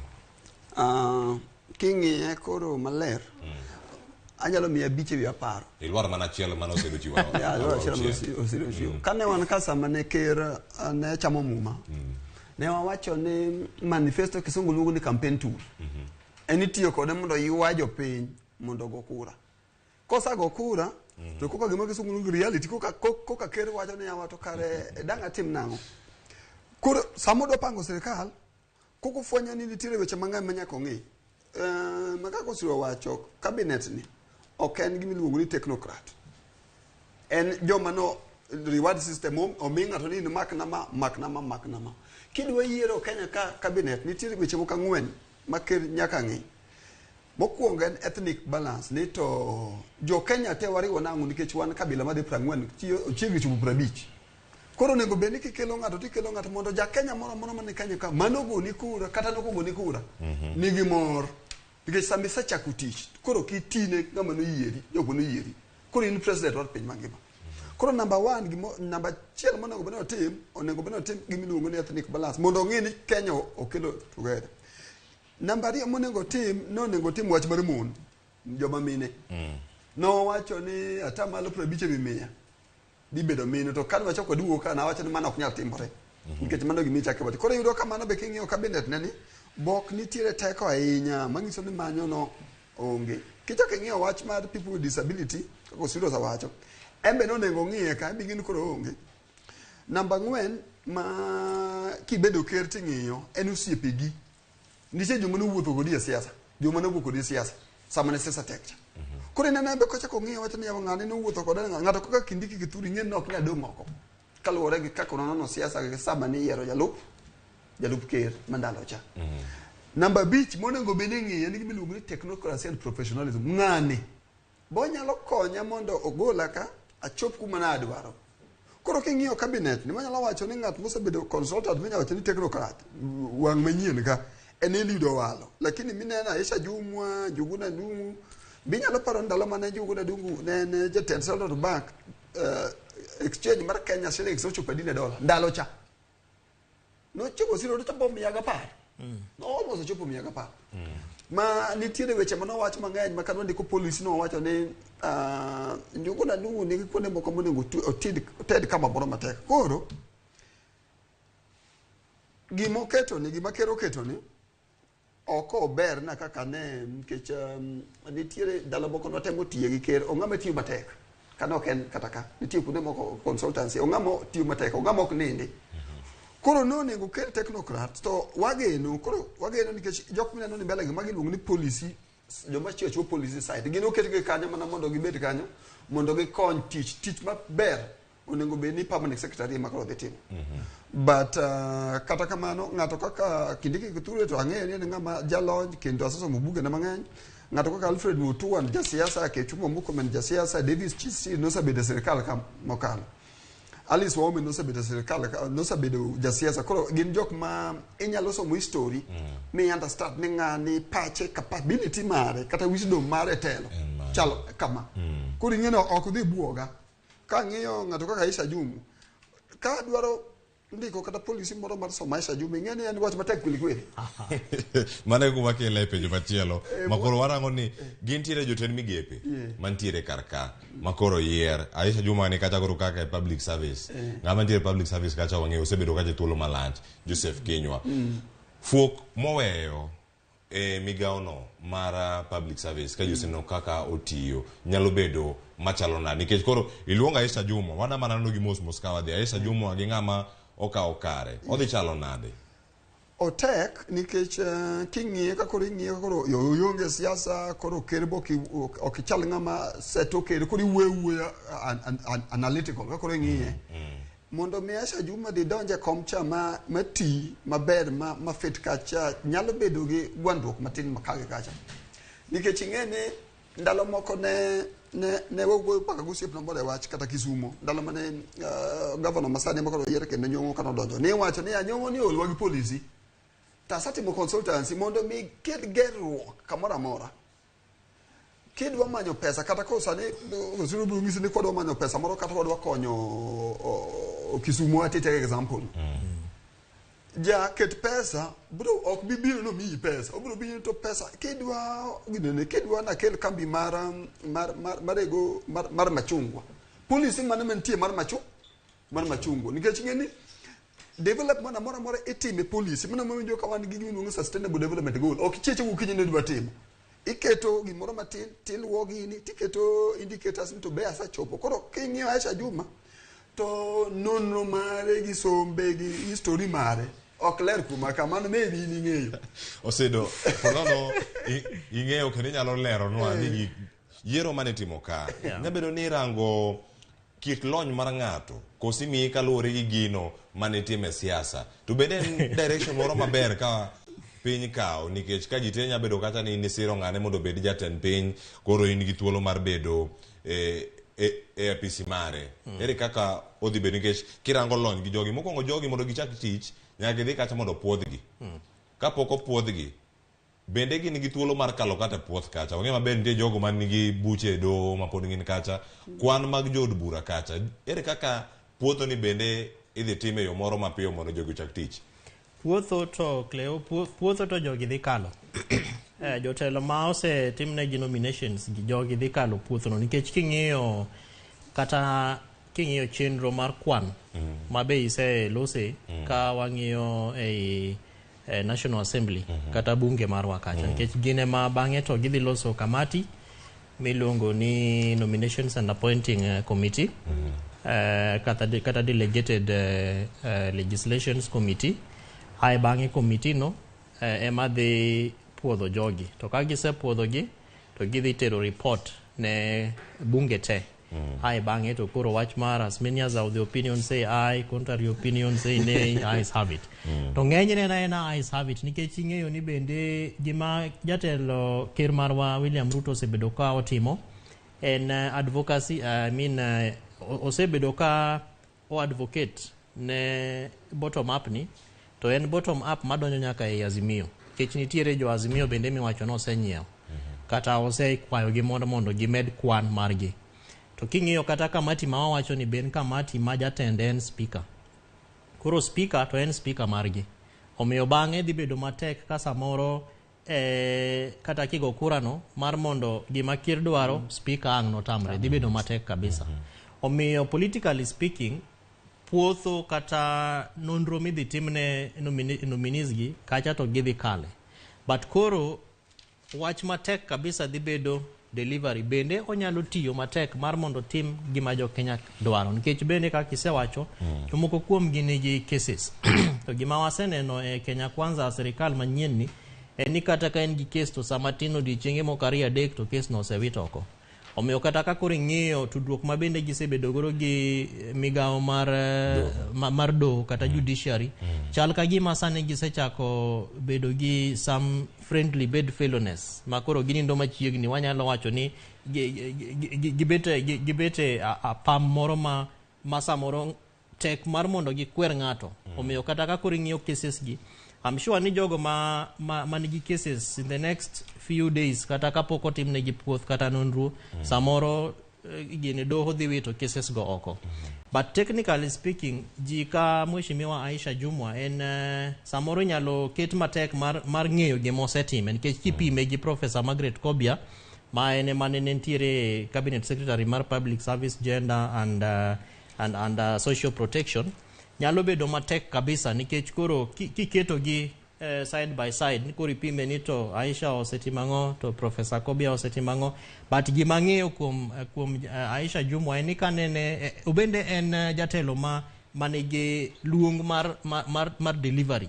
King'iyo kako setiyo kata kanene en mbunge, kane en women rep ma Malindi kata ma Kilifi County, king'iyo kata kaka notimo campaign mare, ai bende kanene en bunge, bende en committee member, deputy chair mar Public Service Commission, Parliamentary Service Commission bunge mar Wakayo. Omiyo an gigeno samoro ni mago credentials ma samoro ne jatend ker ng'iyo to wacho ni samoro ka kete kae to experience mosebedo godo no onyalo konyo godo public service sector. Kech sani bende gidhi giluonge ni affirmative action be gimede iye kanyo. To gima dware ni mondo jopiny ong'e en ni kaka wasewacho kaendi en ni cabinet momiwa ni en cabinet mar josiasa, but bang'e teams ma kata mana cabinet secretaries gindi dhi keto kanachiel moting'o directors mag different agencies, nikech kata public service ni bende nigi almost 7 directorates.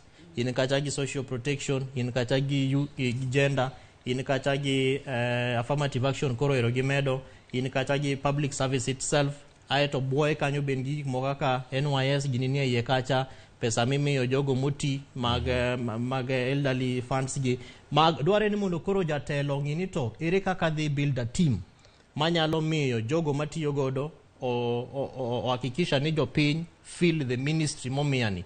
Nikech kiketo ni jasiasa ni dwa timo gik moko kaka jasiasa timo, to samoro ibiro bedo gi backlash mar kata jogo mitiyo godo bende gibiro wacho ni iparo ni ma en political rally, kara wan wadhi bet piny waboga bira to wawe koti e kom to wadhi chamo nguru oko to bang'e to waduogo tichulo wan. Nikech bende as cabinet secretary ok inyal tamo ng'ato mondo chule, en ka dwe ochopo tichule achula, mak mana ni koro dware ni mondo jogo mose, nikech kwachako nono gi achiel kachiel to nitiere details moko ma samoro jomoko manyinge gintie kae may not be able to, samoro tich momigigi ok gibitimo e yo ma ja Kenya dwaro. Badware ni mondo koro gi build a team kaka sewacho no mar jogo ma olony kendo jogo manyalo konyo gi mar mondo gichieve dwaro mar jo Kenya. Elony kendo dwaro ni mondo gitie yo moro makare. Mano kela wach moro mane walieko mana ka wachako ni edhoudi mopogore opogore mantiere piny Kenya ginya bedo ni githoth ahinya. Giduto ok nyalo thuolo mar chopo kacha mondo gilos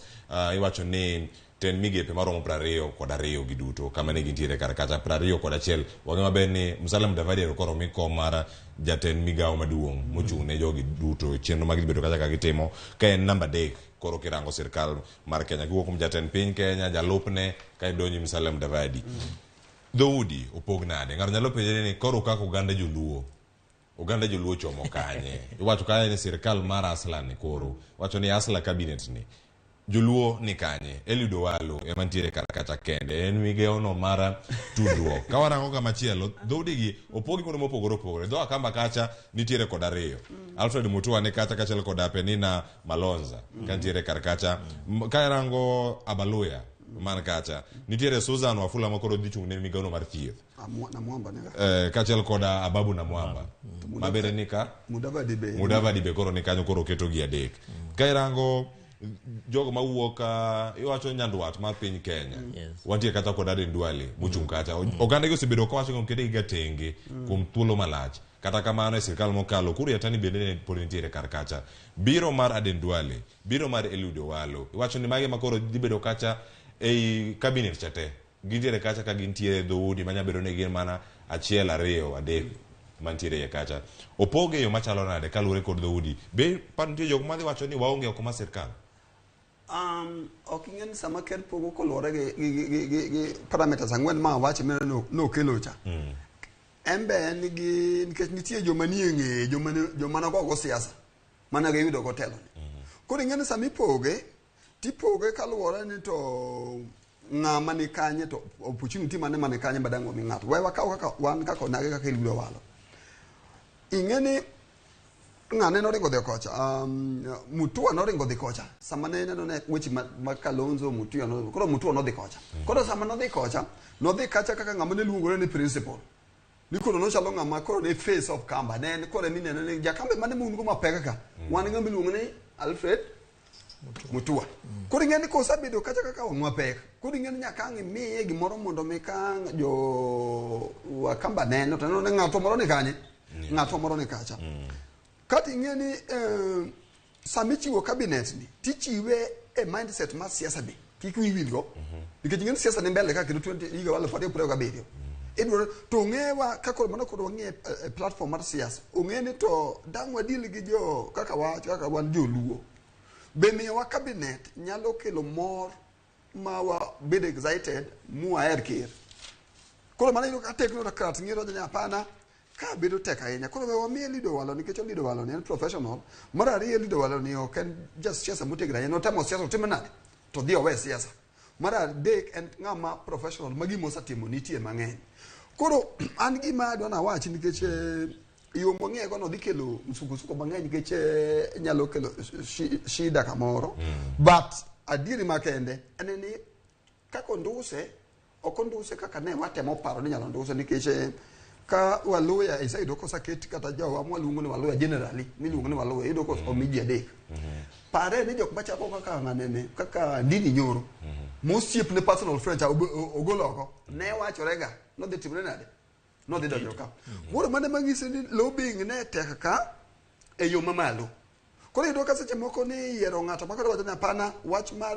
kabila miyae ni timi nade kete tege matin interest maro chalo nade ababu ni bwanya la weyo oko ababu ok dang' waweyo oko to Mudavadi ni bineno utieka yiero ni thup to Mudavadi loko profile mare ma Twitter Facebook ondikore ni en ng'a prime cabinet secretary designate sano seka no en no saketore kata og'e maler ni ker masani William Ruto no kodwar weche mag iwinjo ko wacho kisungu ni politics of deceit ok dwar nene ni en ng'ama timo nade ni en andhoga koro in kisaketo nini wewa mi mano egigite mana ka ng'adi murakela Kevin Osedo nikech wadong' ide kada itwa ka oyweyo ka yweyo ni pok wakawe bende cabinet cha kaminene kacha bende en gi wang' Kenya duto kama entiere kaka luwore nikech mano e gima onego bed ni kacha ni rango ni jogi duto oganda jo Kenya neno ka gima gintiere sirkal ka inene bende nitie ok nere kako ridwa ng'iye wang' maber mokwongo kwa chako koko joluo do giso joko sabedo musukusuku matin e waka no to iliyo ndo ni kende to kundi mokede mag ne gimi wang' atadi koro asaneno e mbui kata Facebook ka ywak osetemo bedo ni okopoge maber okopoge maber Kevin ochalna aparo ni gima Ker William Ruto otemo timo nikech ng'eni katiba wacho no wae sula 152 article 152 152 ni cabinet nyalo mana bedo gi ji madhi machopo 22 to king'iyo tunge mag Kenya te ok ginyal bedo e cabinet koro aparo ni gima nendo temo ng'iyo en ni to eke joma wanyalo luongo ni regional kingpins ma bende ne nitiere camp marwa mane ne omiyowa support maber to ka nyalo wacho ni kata king'iyo regional kingpinship no bende nitiere communities moko maonge kata kidhi Turkana kocha ji kaka gavana Nanok gini ma bende otiyo matek kabisa ok wane ka samoro okan gi mar mondo migi principal secretaries kata mar mondo migi offices moko nikech pod serikal bade duong' kabisa bade lach kidhi kata kuonde mo kaka Tana River kuonde ka be ok wane ka gin gi representation malong'o Mombasa County ok ane kai nikech kata king'iyo to kadho na mchubi kacha ntie Salim Vuri akacha loko Aisha Jumwa to mani ng'eni mana Kwale gi Kilifi to kwa wacho Mombasa nikech kacha koro king'iyo coastal region gimiluongo ni coastal region cha ok en ga Kilifi iwacho Mombasa ka iming'iyo ongi aparo ni otemo ng'iyo ni to kata kwa ng'iyo regions jite erenga jogo mane ne ochung' kodwa ma from the beginning to the end kane wachako kendo kaka watieko ni but magi pod gina nominations samoro katiba bendo miye thuolo mar mondo otim ne gi review samoro mai list manomiyo wanyoro to kachopo list ma idhi tere bunge samoro pogruok moko nyalo bedie kaluwore gi dwaro kata mana kaka jopiny osebedo ka loso kendo gichiwo paro mopogore opogore wechegi. Kimake mana gi kanyo waduogo mondo mi warang gigo mathoth mapod nitiere kar kacha. Sa achiel osekalo kanyo dakika 40 wakawuoyo moko gi Ramogi TV, waduogo somo ote kachiel koda gigo duto ma in go ma en chenro no mar piny ikete mana ka.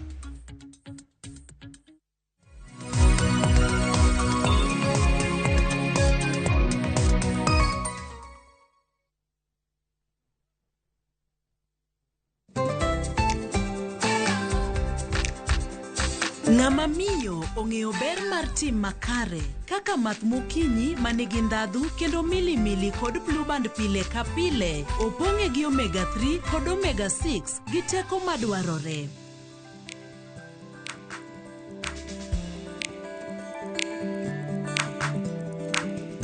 Math mokinyi gi blueband, dongruok mag-gi makare pile ka pile. No matter what you're going through, when the clock strikes the hour, you have to chin up and do your thing. It is people who make you a celebrity. You see them on TV, online, and listen to them on radio. But do you really know them? I still can't help but wonder what type of lawyer I'd have made. From humble beginnings, we had fun in Dandora. Those instances, A1. To their success stories. I've become this highly sought, people calling, my good friend, come, how do you feel? And their struggle. Pain of sitting there with your child, asking questions, that pain is just on another level. Catch this riveting stories of your favorite media personalities on Behind the Mic with me, Cynthia Mwangi, every Friday on Citizen Digital app.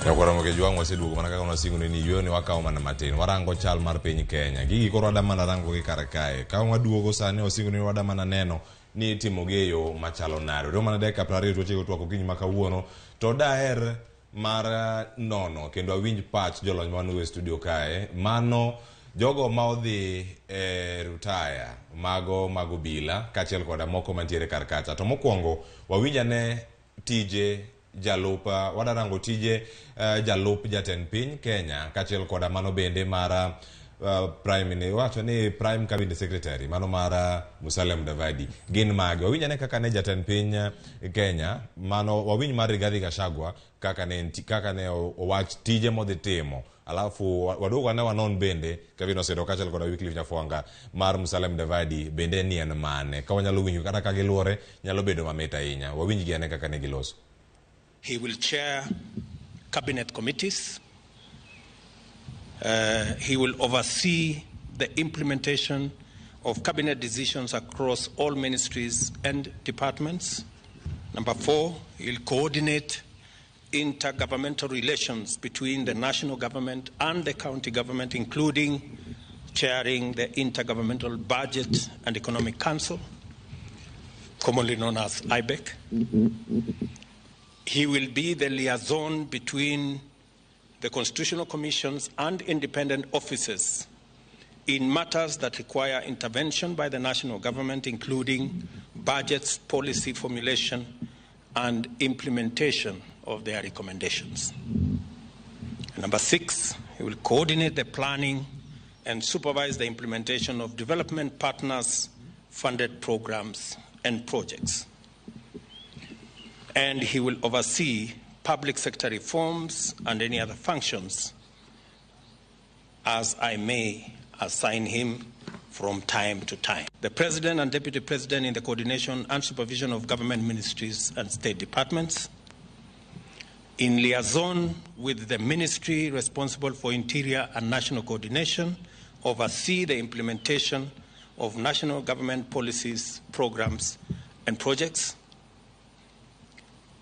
Number 3, he will chair and coordinate national government legislative agenda across all ministries and state departments in consultation with and for transmission to the party coalition leadership in both National Assembly and the Senate. He will facilitate interministerial coordination of cross-functional initiatives and programs. He will also coordinate, number 5, and supervise. He will coordinate and supervise the technical monitoring and evaluation of government policies, programs, and projects across ministries, and of course perform any other functions as I may assign him from time to time. Gigi duto gimantiere ni gino tich momi ema itimo. Nyalo bedo ni jatend piny Kenya William Ruto ne oyudo somo moro kata gima nopuonjore e sirkal mokalo mar Uhuru Kenyatta kane en jalup. Ni ne onge tije kendo mano gima nowacho campaign. Onge tije mane omiye mane ok otimo. Ponono we mokoro wacho ndiri Rigathi Gachagua idhi bedo jalupna. Ma gima monego bed ni itimo e thuolo ni duto gimoro amora ma obedo kata kami Kevin. Kleo kaka iwache ne kaka en. Ing'eni samoro gima pok watimo ahinya kaka jo Kenya en ni ka ja siasa wacho gimoro bende adok piny matimane nono gima wachono nikech ing'eni Ker William Ruto ne nyiso waga ni en onge gima nomiye mar mondo otim, but king'iyo chik mar Kenya, katiba marwa gi chike moko mabende siro katiba, giwacho ni 142 miyowa 147 article 147 mar katiba marwa miyowa tije moripo bed ni jalup mar ker timo.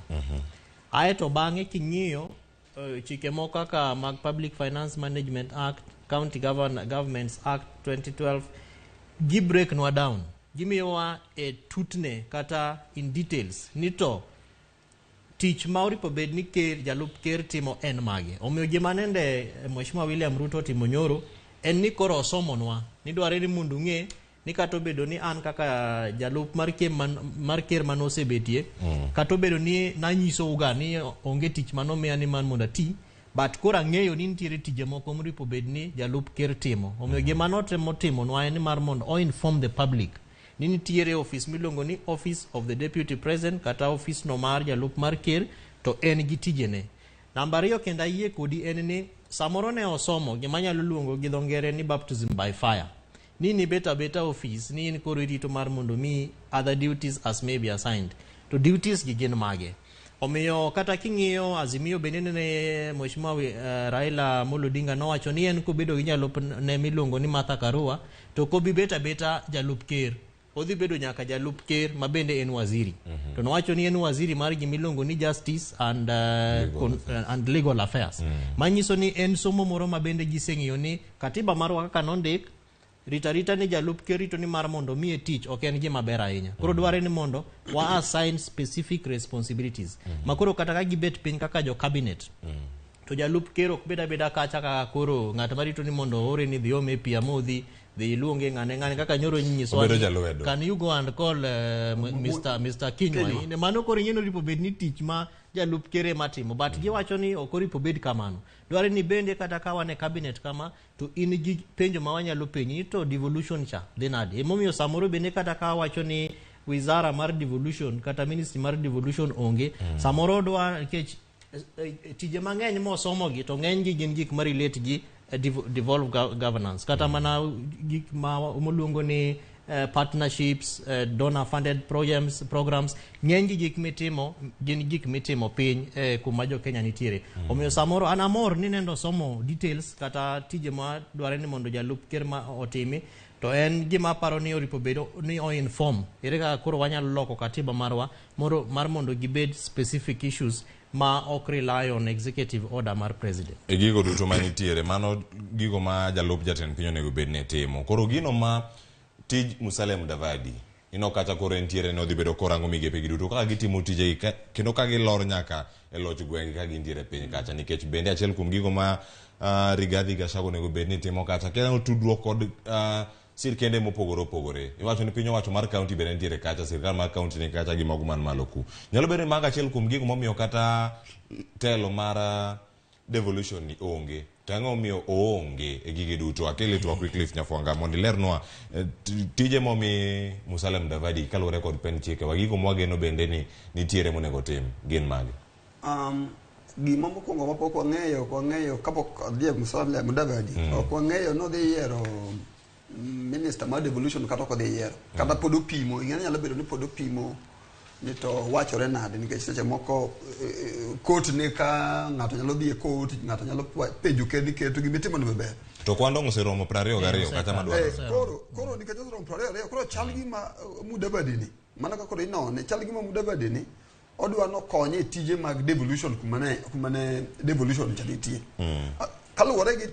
dini momiye kaluwore gi responsibility kata tije momiye kaka assist the president deputy president in the coordination supervision of government ministries koro ing'eni ko samiye tije kaka nwa chako gi kar Rigathi cha ne wasawacho maber ni Rigathi Gachagua asa jalup ker en tije ni maler kabisa pen chik 147 koro ing'eni ne chik ne tije kaluwore gi chik ni en principal assistant mar president magiso no konyo president e tije ma president timo koro ka president omiye koro mano chik nyalo yie nikech onego bed notiyo gi president kata duties kata tich moro amora ma president omiye to president okaw tije moko to keto ni adwaro ni mondo ikonya gi ka koro mare cha ding'eni koro ber kabisa koro mar Musalia Mudavadi ni en chalo gi momiye teko matin mondo tije machalo keto sirikal e kanye achiel ng'iyo ni ministry ni to gi ministry cha to coordination onego timre nade to ere kaka government onego ti together mondo mi watime nade wayud gi mwatimo koro ni dwa no bed tendon kata lemo moro magaw sirikal gi ka mondo coordinate moro moro policy moro moro mar cabinet obed implemented gimomiyo timne kama en chalo kama chik onge mar company tidwaro ni two things number one ing'en chik onge mawacho ni nitiere position moro miluongo ni chief cabinet secretary kata mineno mieno mano ing'en chik onge koro ing'en sami miye position mar cabinet to ok imiye portfolio mong'iso nyaka imiye gimotimo koro iting'e malo matin tidwa ni obed jatend sirikal to obed e buoyi to be kik ichak antagonize deputy president mar ang'owa mari koro king'iye maler timiye tije moko mondo omiye lemo mondo nere ni en a bit higher en malo dan cabinet koro waya sobika kamoro achiel ka ibinjo ka wacho niya in liaison wasema kisungu tando ko dholuo in liaison the Ministry of Interior National Administration oversee the implementation of national government policies program and project mangiso niya minister mora koro onego beni e bwo nikech ki oversee ki ne michung'ne projects tingen national project ni obedo okete kin migawo ka migawo koro mangiso ne ka water nige shida moro kata nitiere implementation mar gimoro mar pi to en mar ng'acha time ti report ne report ni Mudavadi jatend migawo maduong' kata nitiere wach moro mar security kucho kan Turkana ji dawe Pokot titimo gini ti report mangiso ni technically onego beni ka ji nie cabinet to ng'ama chiwo report kaka piny dhi onego bedo ng'a nikech onego beni ka minister for water drought nitiere Turkana to o coordinate gi agency mane bwoe kosa coordinate to tiyo be gang'owa utiyo be gi Musalia Mudavadi kamano keno kaka jogi tiyo en mana rango ni piny owacho iriembo yo moro makare kendo ringe yo moro maber kendo ka irango gini gik moko mabende ne osome sirkal mokalo Matiang'i ne nigi teko gi duto makoro Musalia Mudavadi nego kano rango migepe gi duto nyalo bedo ma gimoro ang ni ka Matiang'i ne nigi teko gi duto okoro oket ng'ato manyalo bedo karango gi to leo mar Matiang'i machon cha odonga kacha to leo matin emo kawo kendo pog malo kacha nyinge moloki jogi e joka lemne manya bedo ni giloko konono e gigi duto wach mano mako ji gi bwok ahinya mabende akiani en bwok ahinya koso timore e kinde mane dwarore odiochieng' manyoro jatend piny Kenya William Ruto nolando kanyo ni mano Hilary Mutyambai mano ogai mar bad migawo mar obila mapacho ka bende koro okawo yueyo mano wacho ni wacho terminal leave mabende nyabedo kanyo dhi e retire kaluwore kod chenro go mag ngimane kachiel kod mago mag thieth kirango kanyo bende ogai mara okwach kich mapachoka mano irange kanyo Kinoti George Kinoti wuok gi apisi e kindegi makore lando jotend migepe ikawe yo machalo nade Kevin Osedo warenga mapio nikech pod warango machielo yiero makoro chomo ji mbele kae yiero madundogi gidhi nade kata win patch Wycliffe action kata decision manende jotelo ariyogo kawo en gima aparo ni ber nikech king'iyo kaka gisebedo ka gitudre ndalo mag campaigns en tudruok ma ok osebedo maber ahinya nikech police ne en migawo kata agency mar serikal ma Kenya Kwanza ok ne morgo kendo kata kiwinjo giloso kaka nene gichiwo orders e rallies go gin gik mane buogo police ahinya ting'eni sami buogo police ni to police bende nigi tieng' moro miluongo ni public ilongo ni police internal audit internal affairs unit IAU kama police koro nyalo dhi to gitere ywak maggi ting'eni ywak gi gin ywak ma director bang'e keto e file to tero ne jatend police inspector general ting'eni koro sama inspector general nigi ywak mang'eny mar jogo motiyo godo chal ka gima en onge gimotimo ne jogo ok okonygi ahinya omiyo aparo ni retire manende jatelo Mutiambai okawo kata resignation mar Kinoti en according to me kata kaka ng'iye en gima notimre maber taparo ni obwogo ker kabisa nikech kineno kata ka nende oloso nyoro to wacho ni did you finish that thing with Kome chal ka gima noseng'eyo ni jatend police Mutiambai ok dhi mor kata ok dhi bedo mamor e serikal mare of course en ng'ama onyiswa ni osebedo kotuore kendo kata during campaigns gi National Tallying Center kacha ne wano ka deputy mare mane take charge mabe osebedo ko act nyaka kawuono taparo ni magi ne gin mana gik mane temo create the path kata prepare the way maber mar mondo Mheshimiwa Mutiambai mondo wuogi omiyo an aparo ni en gima ber ahinya nikech ok ber bende ka in jatelo ma kech ni ei presidency kae nitie gimiluongo ni NSAC National Security Advisory Council gin mana ji mathis kabisa ma ok kal kata auchiel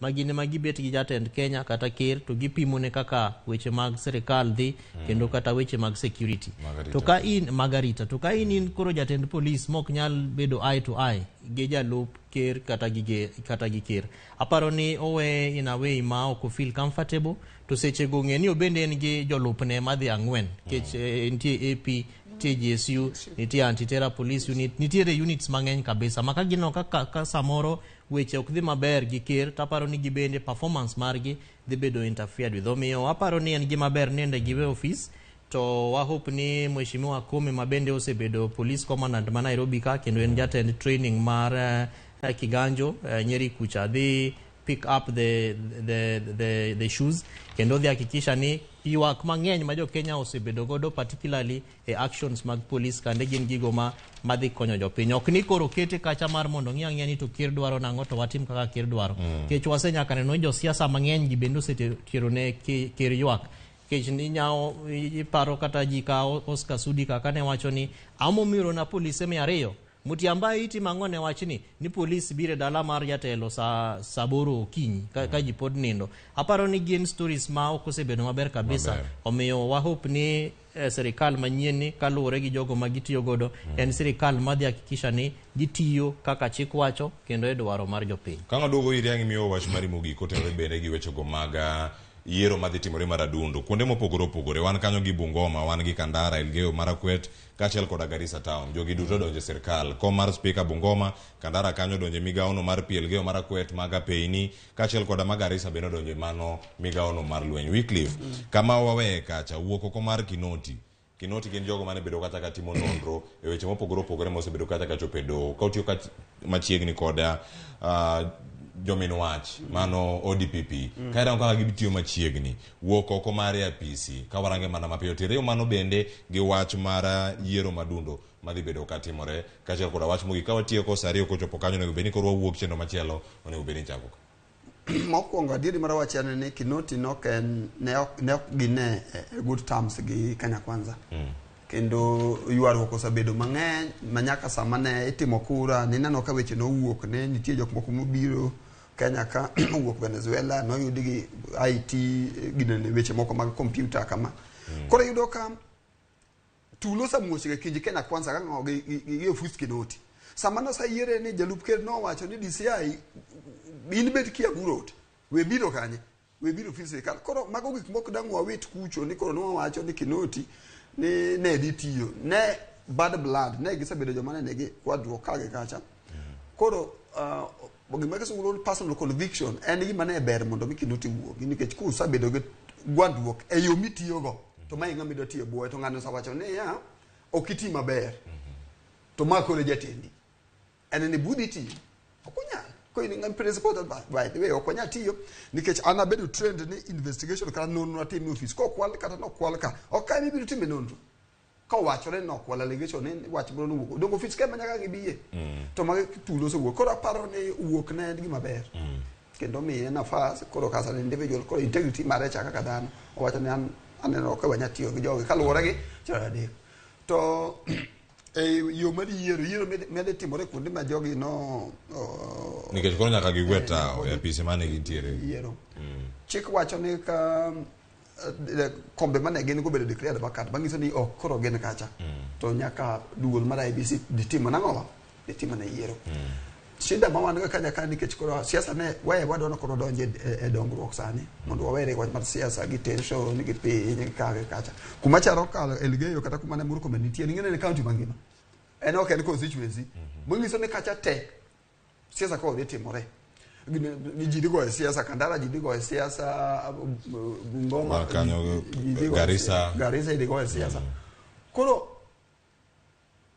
chuto to no nengo ker ye technocrats koro do save taxpayers money mangiso de pesa mide timo yiro chana ko timo kato do kelo expert ke expert ka wudi no kedi tin expert e pur kato kelo kabe ok in policy mag pur chemingi to kat moro mona mosa kel mar ja siasa nyaki bede gi maide mar ja siasa din kamano e gi duto jo siasa bende ni mana kacha iwacho ni gin be nyaka goya pesa oganda bende tiyo kacha dai achelo se kalo tok sareyo pachi Kevin Osido koteno rekoda yero madundo makoro chomo jo Kenya mbele ka omenda mitiyo kacha ebo nyiriri pradek kata kichopo dai achelo to watika aparo ni en gima ok aber ahinya ni jogo ma oseyier kech kata pok wabedo gi dweche ariyo ka wae kura marwa e yiero e ber ka Mheshimiwa Ruto amanyo jogo ma kech Kenya wan gi ji mang'eny kabisa milion 52 gin ji mang'eny ma ji abiriyo gi ok nyal tame ng'iyo taparo ni nitiere details ma nendo dwaro ma koro sani koro dhi miyo wagarama kaka jo Kenya ni koro nyaka wati gi pesa mondo watim uchaguzi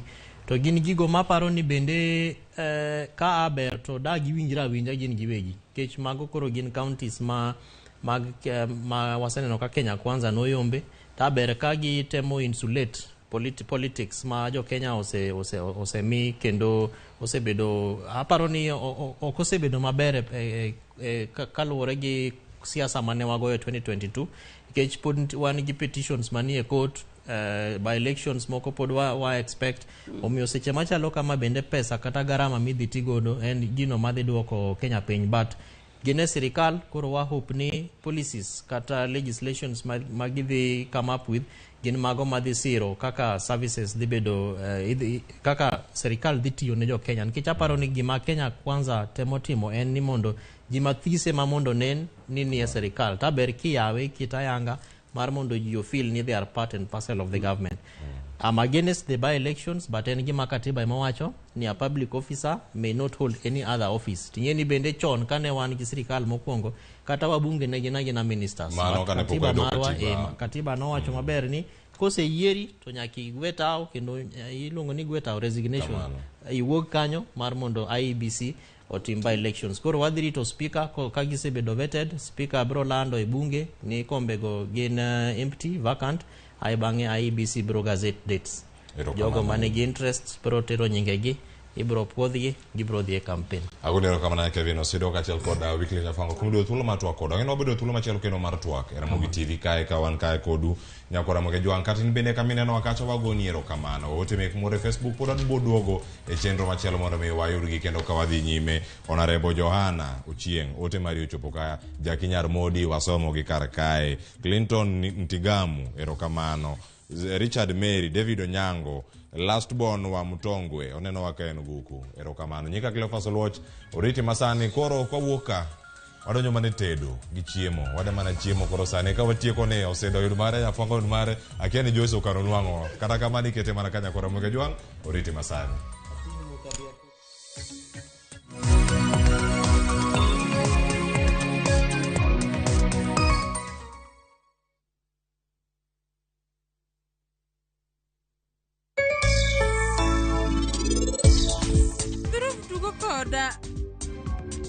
Nang'eyo ni pod awera.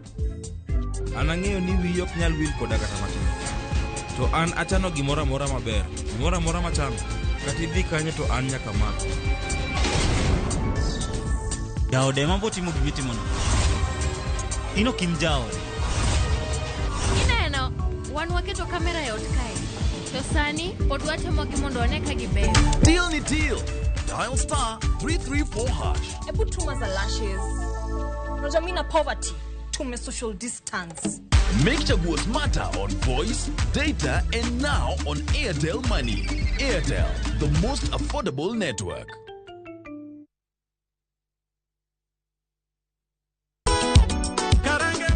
Gima wan go gadier ni wang'eyo en thum. To ok thum athuma. Thum mamit sidan. Wakelo thumbe ma ukwayo. En reggae wake. Wawinjo mine mogwedhi gi duol mamit. Waparo nu chien. Gi thumbe machon muero. Wadonjo kod sukus. E sama chon. Kitai kod DJ Vic. Mana e goma wake. Pile pile, kik bai kata matin.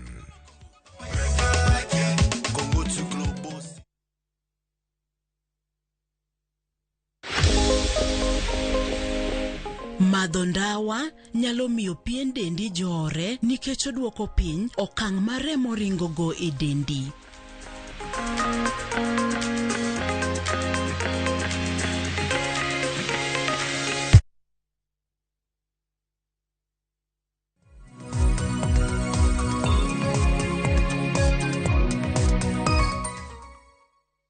Nyakora mogejo ang'eno kinyi machielo majaber mwachakwa romo e chenro mar tedo gi chiemo mabiro ni chieng' tich adek saa 2 mar okinyi ka odiochieng' ma kawuono wantiere e gwenge mag Mihanyo Utawala ka bende alimo nyadendi moro kae e jikon mare adwano nyiswa nyinge kaito nyiswa ni en ang'o ma bende dwa tedonwa okinyi ma kawuono ero kama na inya kum roko e jikondi okinyi ma kawuono tinde pod jigo to dong enyalo nyiswa nyingi tigisa ni kawuono en ang'o mi ekonomi dwa tedono. Nyinga ni Elsie Sawai. Leo nawapikia kuku na sweet potato fries. Hiyo ni rabuon na nazi fry gi avocado salsa.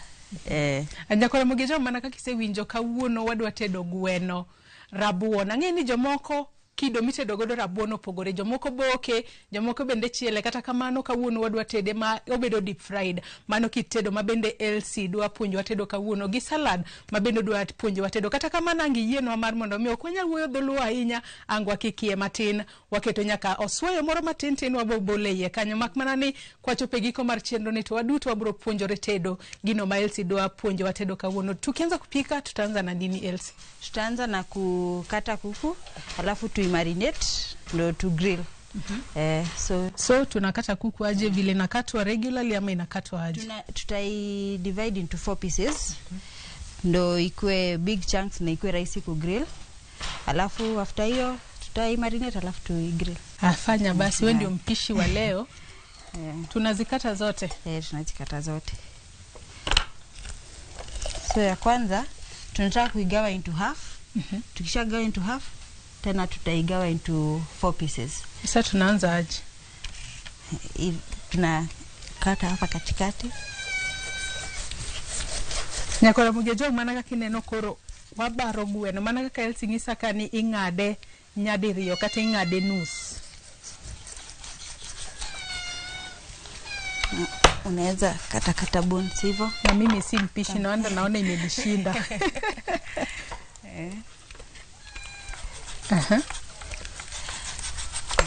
Chafika hapa katikati tunaikata tu. Unaikata tu hadi yote chini. Hadi yote chini. Hivyo.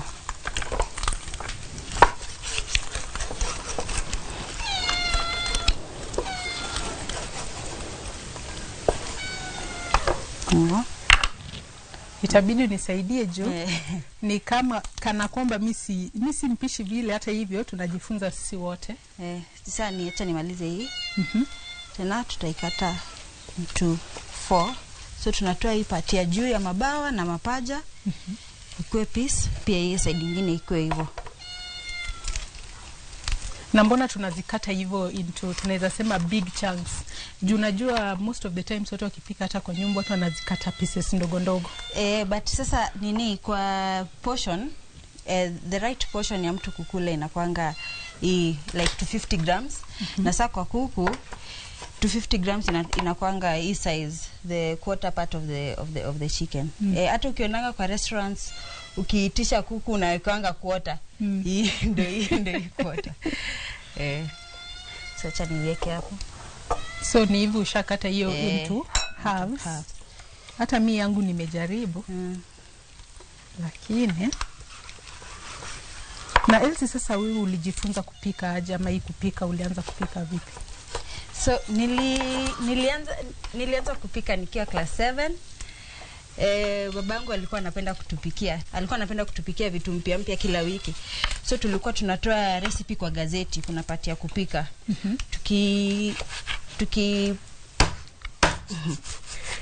Tukifungua gazeti kila weekend tulikuwa tunatoa recipe kwa gazeti alafu tunapika. So babangu vile alianza hivyo, pia mimi nikakuwa interested na kupika.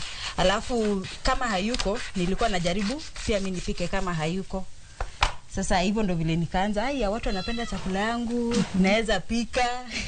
Na niko class 7, so hapo ndo nikasema mimi career yangu ni kupika. Hivyo ndo sasa ulianza tu kuwa mpishi. Hivyo ndo vile nilianza kuwa mpishi. High school nika make sure hizo home science. Nilikuwa na rafiki mwenye tulikuwa tunapenda kuandika recipes na yeye. Alafu university nikafanya hospitality. Uka make sure umekuwa tu kwa ile line ya upishi. Anaona sasa ushaikata vizuri.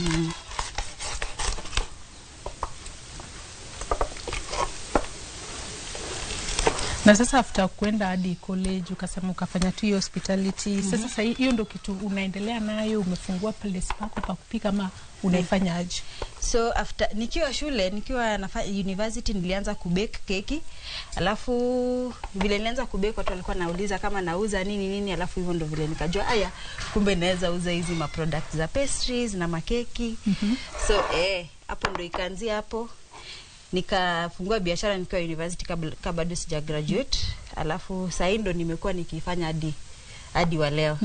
Sasa tushakatakata kuku zetu into pieces, ulisema 4 pieces. Tunaimarinate aje sasa? So kenye tutafanya, tutaweka marinations zetu, tuko na spices na other liquids. Tunatumia nini na nini kumarinate? So tutatumia chumvi lazima. Tutumie kama black pepper, unaweza chumvi tunaweka kiwango kama gani? Tunaweka kitu kama 1 tablespoon. 1 tablespoon, acha nipatie kijiko. 1 tablespoon. Hivyo. Hivyo. Weka 1 tablespoon, alafu weke black pepper. Unaweza weka tu yoyote, black pepper. Hii ni kiwango kipi? Ka 1 tablespoon pia. Alafu tuweke paprika. Mimi naweza kwa nitengeneza garlic yenye pia tutakuwa tunaweka. Paprika tunaweka kiwango gani? 2 tablespoons.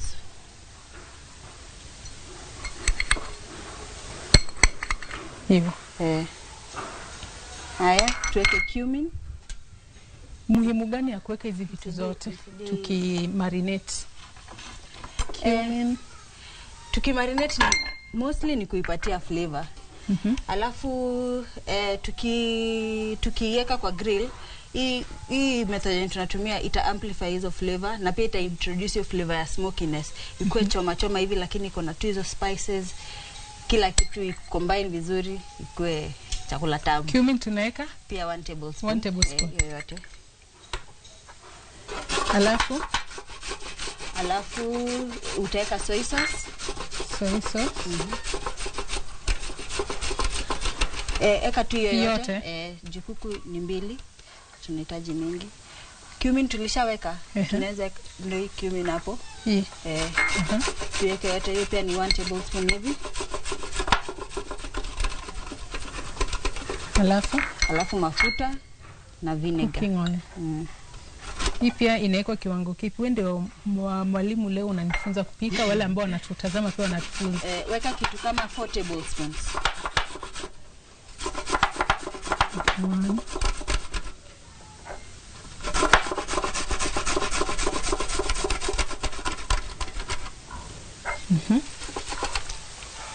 Alafu unaweza weke vinegar. Vinegar ni kitu kama 2 tablespoons hiyo. 1, 2. Haya, utamix nikikutayarishia hii. Sasa hii Kenya nafanya na grate ginger na garlic pamoja.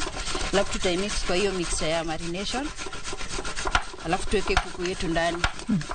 Nyakora mugejo manaka kineno ukinyi makawuno watedogi LC ejikonde kaka pilangi sini tedo pogore tet makawuno en tet mabende LC ponjo wasepogo gweno wakanyeyo makare kendo nyaka sani osenyisa gigo duto ma waloso wadwa marinate godo gweno mabende wacho ni kise marinate to otedonwa e kido mopogore mabende nitiere kod ndadhu mamit ahinya. Kata kamano angwa nyisi kaka kit tedo kawuono dwa chielore.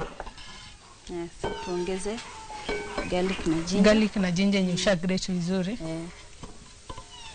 Mano wamedo kanyo kitungu saumu gi ginger.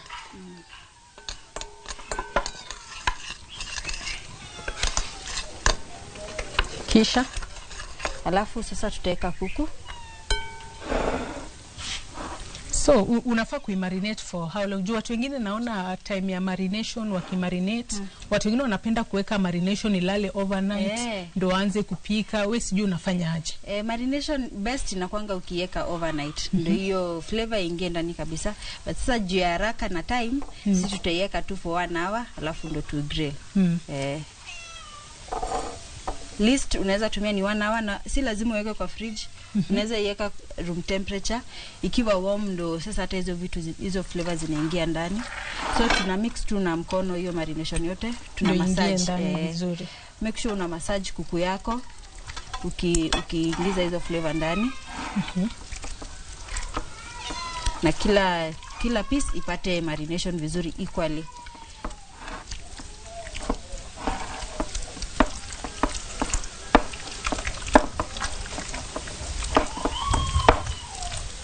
Na sasa apart from baking, maybe unaweza tuambia ni nini tena unapenda kupika most of the time, ama hiyo baking tu peke yake ndio passion yako? Passion yangu kwanza ni kwa hot kitchen. So napenda kupika kuliko kubake. So mtu unajua anaweza jiuliza hot kitchen ni nini? Angeo ni maybe ni tere ngatmana no ga tupenjereni hot kitchen jomoko longo ni jikon maliet. Jikon maliet sanango. Hot kitchen ni hiyo aspect yote ya kupika, like kupika hizi kufry, kuboil nini. Alafu hiyo section nyingine ni pastry. Pastry sana ni vitu za kubake, kutengeneza vitu kama desserts, vitu kama hizo. Na hot kitchen tu ni kupika tu generally. Unapika tu kila kitu ambacho unataka. Kila kitu. Na obviously napenda kupika kuku na favorite meal yangu ni kuku. So naenda tunaipika leo niwapikie yenye watu mi enjoy na watu wa familia yetu wana enjoyingi. Hiyo ni unai-grill kwanza, ukisha-grill ndio utatuambia what next. So hii iko sawa. So kenye tutafanya tutaiacha marinate. Alafu moto yetu unatayarisha moto kiwa ready, alafu tunaanza kuigrill. Iko sawa. Chanita hivi hapa. Nyakora mugejo manaka kineno makoro en gwendo mabende ne wasepogo maber. Wasepogo gweno maber kendo koro manaka kineno LC ose marinate. Inakia ni marinate gwendio machalo nade. Manaka kineno marwa kae waketo viungu moko mang'eny ahinya mang'eyo ni luo machiegni kendo nyaka sani manaka kineno makoro en gweno. An kaka nene sani awinjo ka odhi bedo mamit ahinya kalore ni kaka kido mobedo marinated godo ni ochalo madhi bedo mamit maratari kata kama nango mi duoko. LC kuku yetu sasa ishakuwa marinated vizuri. Ulisema tukisha marinate hizo ingredients zote zinaingia ndani. Kisha tunafanya nini? Sasa hii iko ready kukuwa grilled. So kisha marinate tutaiweka tu kwa grill yetu hivi vile iko. Alafu grill ni ikuwe moto, ikuwe tu moto vizuri ready kuku yetu kuipika, alafu naiweka tu. Na unajua kuna watu wengine wanaweza kuwa wanatutazama saina, maybe hana grill kule nyumbani, anaweza tumia nini? Hii unaweza tatumia jiko. Also jiko tu na makaa alafu unaweka, hiyo ni sawa. Pia unaweza tumia nini tu, unaweza chukua tu pan alafu weke mafuta uifry juu. Kama una hiyo jiko haitakuwa na hiyo smokiness, but itatoa hiyo flavor nyingine ya kufry. Sasa umuhimu wa kuigrill kwa jiko ama kwa grill ni hiyo smokiness. Alafu utaona kuna difference in flavor ukigrill na smoke, ukigrill na makaa na ukigrill bila hiyo smoke. Sasa hivi kugrill zinafaa kuwa grill for how long hivi? Tunaziweka tu ipate kala, alafu hiyo tumesema hiyo smokiness tu ingie. So ukiona isha turn vizuri, hiyo skin ya juu imeiva vizuri, ni unaitoa. Alafu pia ninaanza kusikia kama ishaanza kuleta harufu tamu. Sasa hivyo tu. Sasa tutangoja tu sasa zinini vizuri. The grill both sides, alafu tutaweka kwa oven. Hii tunatoa tu marination yenye ilikuwa hapa, tuipake yenye zimebaki hivyo. Na pia lazima tuziangalie isiungue sana. Anyokara mugejo mana kineno koro waseketo gwendwa bedo grilled kacha eyo makare. Kabende elsingisa kani ber mar kete e grilling kacha kionge koda grilla kaka ma elsi nitiere godo, inyalo tiyo kod jiko mari. Tango ni jomoko bende bedoga gi singenge margi ot kacha. Kisemoko jiko mari iketo singenge wiye, marinate gwendi maber tiketo kanyo mondo bed gi smokiness na keni luongo nango gi dholo kaka elsi nyalo explain nwa matin. The smokiness no tiende nango hiyo moshi tu hiyo ya kuichoma kwa jiko. Maana kaka winjo smokiness matinde ni obeda kod iro moro matino, ken iro moro mar chiemo mawang', en iro makelo ndhadhu mamit e chiemo. Maana kaka ineno kasani koro wase marinate gwendwa kendo koro wakete grill mondo ochieg mamit, obed kod ndhadhu maber. Kaka pile anyisi ni tedo pogore, ma kit tedo mar gweno mabende elsigiso ni ohero tedo gweno, kendo kawuono puonjwa tedo kido makare mar gweno mana kaka ohere. So tunaanza kuiangalia ama bado tunangoja side moja? Tunangoja tu usitantan, juu kitantan inaweza raruka, unajua vile kuku inakuanga soft. So unangoja tu, unaipa kituka 5 minutes hivi ishike vizuri, alafu ndo utani the other side ishike, alafu hivyo. Alafu pia mtu unajua watu wengine wakipika saa zingine wanakuanga na niseme aje tamaa. Huwezi onja. Kwa hii stage huwezi onja juu bado haijaiva ndani, haijaiva vizuri. Lakini ingekuwa kituka nyama umeislice thinly, pia kuku unaweza hiyo marination yetu mtu anaweza tumia kutengeneza mshikaki. Katakata tu nyama kutoka kwa kuku, ama unatumia nyama yenyewe ya ng'ombe, unaweka skiwa alafu unai-grill tu ukikula. Wenye wako na tamaa sasa lazima waongoje tu vizuri. Itabidi tu wangoje. Elsie, kore inyisa ni gweno kose bedo grilled. Aneno ka koro oseloko kala, onego mana ni obedo golden brown. Baneno koseloko kala maber koro. Kose bedo kama ang'o makoro watimo? Sasa sahi tutaiweka kwa oven. So after isha kwa brown, uicheck pia side nyingine ikuwe imegrill vizuri. Alafu tuingize kwa oven. So hii kuku yetu iko ready. Tutaiweka kwa hiyo kwa oven yetu sasa. Na sasa unajua kuna watu wengine, acha nikuletee hii kona. Sorry. Kuna watu wengine wanaweza kuwa maybe hawana oven pale kwa nyumba, after kuigrill hapo wanafaa kufanya nini sasa? So after kuigrill hapa, kwanza mnaweza anza na small heat, like heat kiasi, ndo isi turn haraka. Unaweza tuambia ukiweka kwa oven, unaweka kwa moto, kiwango cha moto kinafaa kuaje? So kwanza before uweke kwa oven unafaa kupreheat oven. Hii oven yetu tumeipreheat to 200 degrees Celsius. Kwa oven yako utamake sure iko 200 degrees Celsius, alafu tutaweka timer kituka 45 minutes hivi. Alafu itakuwa imeiva vizuri. Itakuwa imeiva. Na kuna mugiro manaka kineno waseketo gwendwa koro oven kacha mondo ochieg maber kata kamano Elsie ng'isa ni kapo nono ni onge oven mari to podi we grill kacha to kodi keto mach matin tiliewe kosechiek kama to kiko wang bende onego bed no chieka maber ahinya. Koro masi Elsie ok masi akegi mumi aluongi ni masi ng'ona Elsie seche mabende koro gwendwa koro chiek kacha iwacho ni gweno ni nitiere kaka wadwa wuothe yeyo makare watimo ngama sasa tunafanyaje? Sasa tunataka kwanza kutengeneza sauce. Hapa tuko na kitunguu, tuko na kitunguu saumu, ginger, tutazigrate hiyo tukikata kitunguu, alafu tutatumia nyanya yenye iko blended na dania na sasa tomato paste na nini na salt. Sasa hiyo paste sijui wewe unaita aje hiyo paste yako ambayo unaweka hizo vitu ndani? Mimi naitanga tu sauce ya kuku. Tunataka kutengeneza sauce ya kuku yenye ni tomato based. Hauweki viungo mingi hapo ndani. Siweki viungo. Sasa hizi tushaweka viungo kwa kuku. Tukiweka sauce hatutaki kuwe excess. Hiyo spices zikuwe excess kwa kuku. Kwa sababu spices mingi pia tulishaweka kumarinate. Kwa kumarinate. Sasa hii tunatengeneza tu simple sauce ya tomato na tomato paste. Na sasa Elsie, most of the time ulisema pia unapenda hata kama unapenda hot kitchen. Unapikia kwa nyumba ama unafanyaje? Ushafungua base yako pahali? For now nafanya catering. Watu wanani hire ni niwapikie kwa catering events. Kuna hiyo na pia napikanga na kuanga personal chef. Kama huna time ya kupika unaweza ni hire nikuje nikupikie meals kaza 1 week.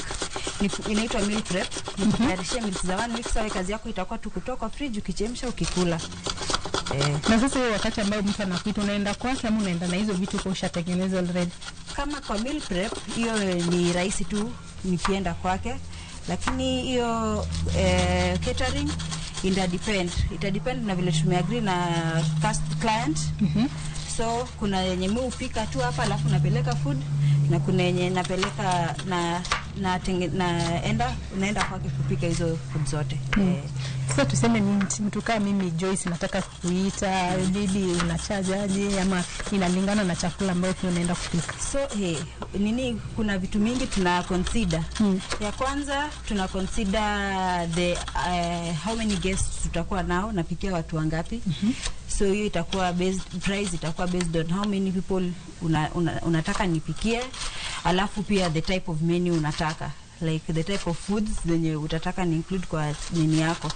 So hiyo tuna discuss tuna client, tunaniambia preferences zako, alafu mimi nakutengenezea bei vile inafaa. Sasa uliniambia ni grate garlic na ginger. Tuna grate kiwango kipi ama sai garlic tumegrate kama cloves ngapi? Mbili. Cloves 2 na garlic tuseme to estimate 1 tablespoon. Hiyo itakuwa enough. Pia kumbuka tulishaweka garlic na ginger kwa kuku yetu. So nimemaliza kata kitunguu. Tunatumia kitunguu kama ngapi? Nimetumia kitunguu 2. Sisi sasa tunapika kuku 2. So nimeona kitunguu 2 itakuwa enough. Kama unapika kuku moja, kitunguu moja ni sawa. So hizi ingredients pia unaweka according to the amount of dish unataka kupika. Na nyanya, ulisema nyanya inakuwa blended. Umuhimu gani ya kublend nyanya na si kupika tu na ile nyanya umekatakata na mkono? Kwanza ita make hiyo sauce ikuwe thick, na unaona vile ukitumia nyanya hivyo kuna hiyo ngozi ya nyanya. Hiyo tunajaribu ku avoid, na pia hii sauce ikuwe haraka. Hiyo ndo reason tuna blend nyanya. So I think nimesha grate. Although kugrate pia inaweza kuwa ngumu kidogo. Watu wengine wanapenda kutumia ile inaitwa pestle and mortar. Tofauti gani iko kati ya kutumia pestle na mortar na kugrate, ama ni same tu? Si same. Kugrate kwangu naona inapanga rahisi. Unaweza tumia pestle and mortar. Pestle and mortar kwanza the best method kwa sababu hiyo inakuwa fine na ina excrete hizo flavor zake vizuri. So naenda natumianga grater for the ease, na pia ni close to kitumia pestle and mortar. So hivyo iko sawa. Hivyo iko sawa. So next sasa ulisema tunataka kuikaranga hii sauce yetu. Alafu ndo tuingize kuku ndani. ikuwe ready. So tunaikaranga kwa so hapa tuko na pan. Tutaasha moto yetu. Tunaanza na tushakata kitunguu na garlic na ginger. So ingredients zetu zote ziko ready sasa. Sasa ni kuziweka tu ziive vizuri. So tutaanza na kuweka mafuta. Tushasha moto yetu, pan ni moto vizuri. Tutanisaidia na mafuta na kitunguu. Mafuta na kitunguu zinawekwa zote pamoja. Tunaweka mafuta kwanza ikue iive kiasi ndio tuweke kitunguu. Unaweka tu mafuta ya kutosha tu. Mafuta tu ya kutosha vizuri ya kuivisha kitunguu. Alafu mafuta ikishakuwa moto vizuri, tunaweka kitunguu yetu. Tunaifry kiasi. Alafu after hiyo tutaweka sasa hizo ingredients zingine. Sisi tunaanza na kitunguu. Watu wengine unajua naonanga wakianza kupika maybe wanaanza na ginger na garlic. Kila siku naambia watu kupika ni tofauti. Kila mtu ako na style yake ya kupika. Sasa hivi ndi leo Masi anapika sauce yake ya kuku. Elsie anapika sauce yake ya kuku. So mafuta ishakuwa moto vizuri, tunaweka kitunguu yetu fry.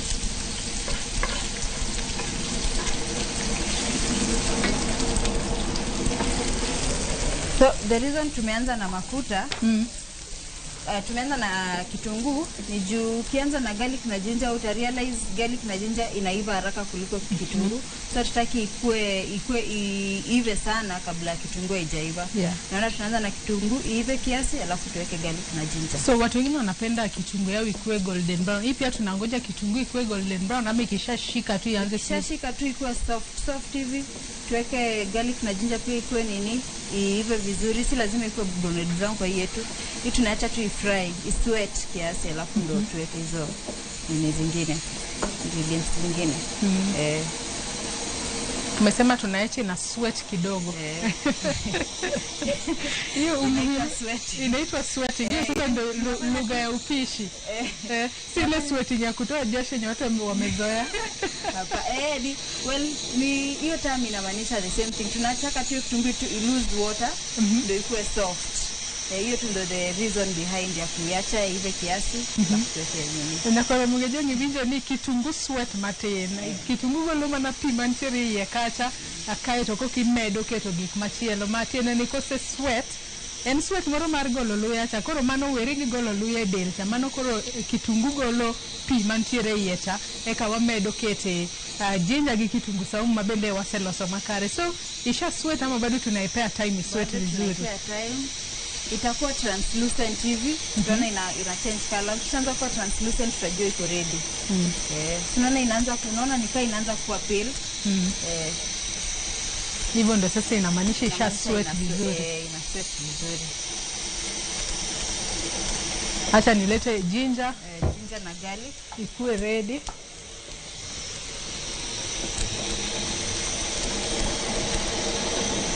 So hii kituka 1 minute inafaa kuwa imekuwa sawa. Kitunguu yetu iko ready.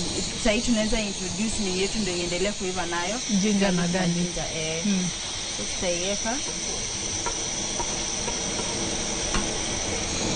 Alafu tuikoroge vizuri.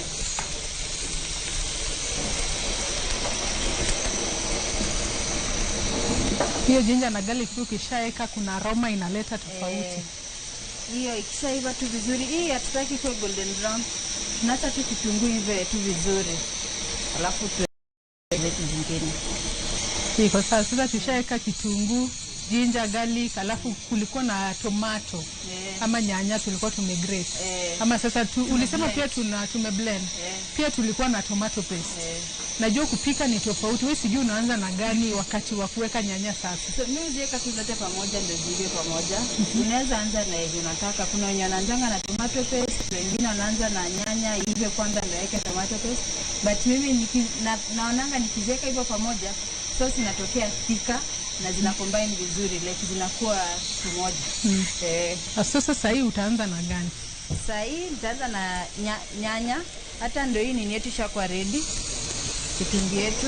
Tunaona garlic na ginger ishaanza kutana. Ishakuwa ready, so tutaweka nyanya. Hii nyanya tumeblend before. Una blend tu kwa blender. Na mtu maybe kama ana blender anaweza fanyaje?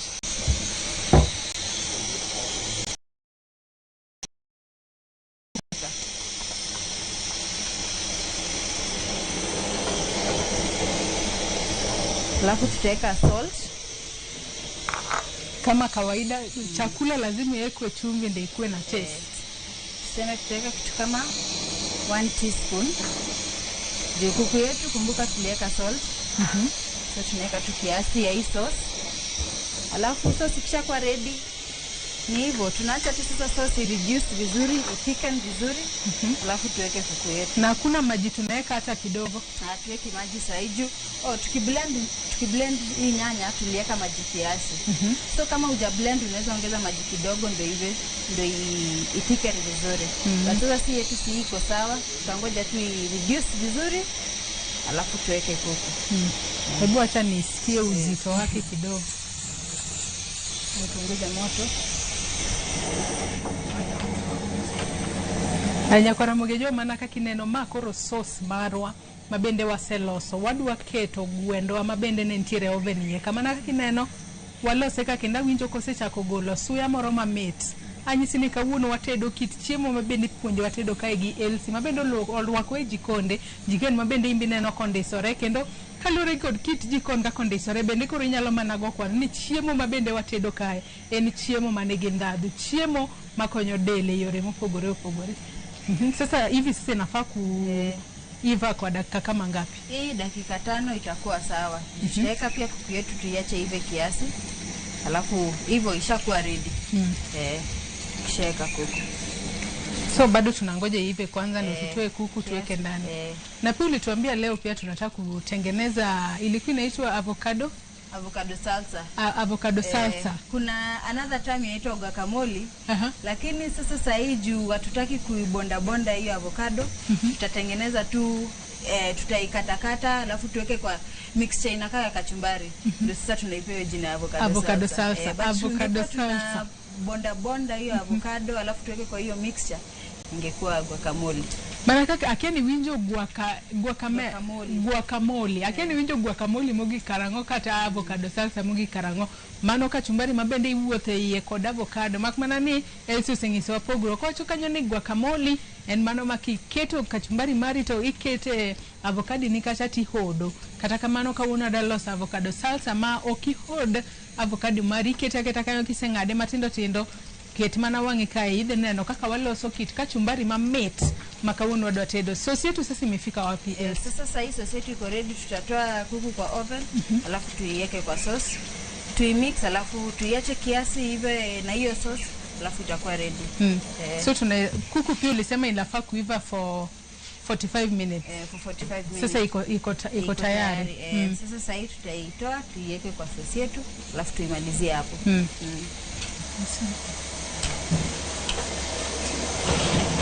Naona pia so iko ready hivi. Iko ready, imeshaiva ndani hadi vizuri. Sasa kuiweka tu kwa sauce ni kuiva tu kidogo. Nisaidie na hizo tongs.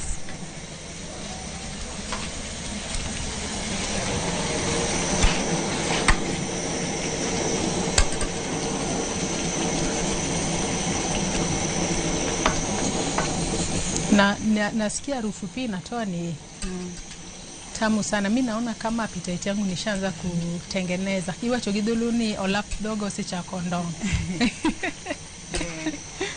Hii kuku ni tamu sana, hata vile tunaipika na sweet potato fries. Ukiipata na ugali vitu vizuri na mboga itakuwa sawa. Pia tu ni sawa.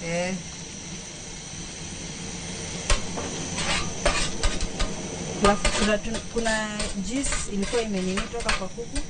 Kuna make sure umeziweka zote ndani. Tuta maximize on flavor. Flavor yote ingia hapo ndani. Alafu itakuwa sawa. Sasa utamix vizuri. Wewe ndio nataka ukuje umix vizuri kwa sababu wewe ndio mpishi. Mimi naweza mix kuku ianze ifanane na uji, sitaki kuharibu chakula. So tuna make sure kuku yote imeingia kwa sauce vizuri. Alafu tutaiacha hivi kiasi na hii sauce.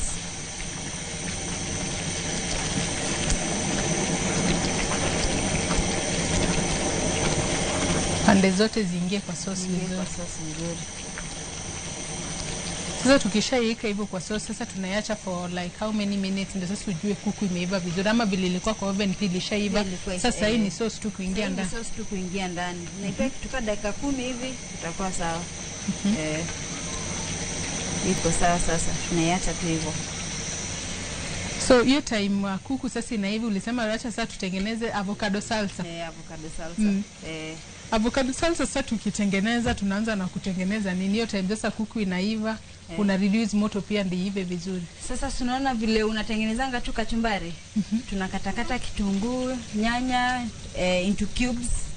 Tuweke dania, alafu tukate avocado zetu pia into cubes. Tuziweke ndani, tuna mix na ndimu na salt, alafu ni hivyo. Tunaweza funza watu jinsi ya kutengeneza avocado salsa. Najua watu wengine wanapika tu hata kusikupika, kutengeneza avocado na kutengeneza kachumbari. Watu wamezoea tu kutengeneza kachumbari, nyanya na kitunguu peke yake. Koro kapo kwa dhiloso avocado salsa marwa. Gwendwani koro sei korema kare. Sasa hii iko ready. Tunataka kuitransfer kwa hii bowl, alafu tuirudishe kwa oven yetu, tuiache ikuwe warm tukitengeneza hizo nini chakula zetu zingine za kukula na hii kuku. Lakini si lazima mtu airudishe kwa oven. Si lazima. Si lazima, ikishakuwa ready tu iweke kando, ukishatengeneza hizo vitu zako unaweza i-warm alafu serve. Hii tunaweka tu ndo tuiache ikuwe warm, ndo tusihave kuiwarm tena baadaye. Na si inanipiga na harufu tamu. So tutaweka sauce.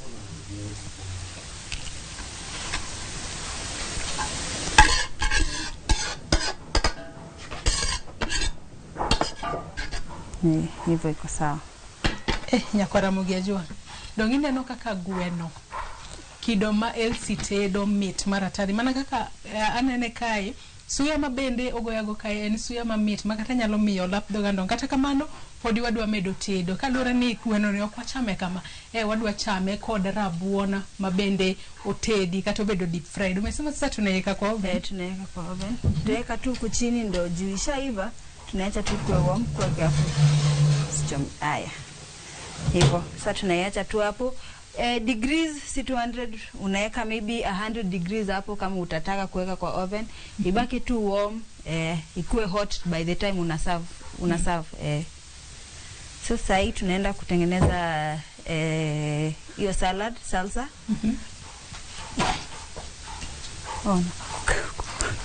So salad yetu tukitengeneza ni kitunguu na nyanya na avocado tu na ni kitunguu tu, nyanya, coriander na avocado.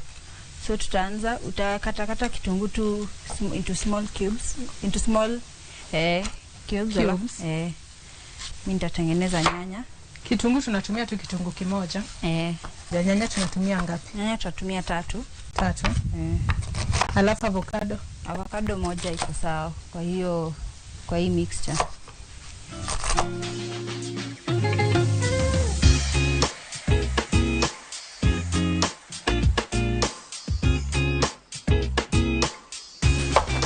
Nyakora mugejua nkitloso kachumbari opogore. Angini jomoko ero loso kachumbari ingado nyanya gi kitungu ma round. Kata kamano kawuono kit kachumbari ma waloso kae gi LC. En mano mabendo nyisa ni eno ero loso kachumbari ma ongado kitungu gi nyanya mare into cubes. Mana yake neno kae. Koro wangado gi matindo tindo. Gibedo uniform makare.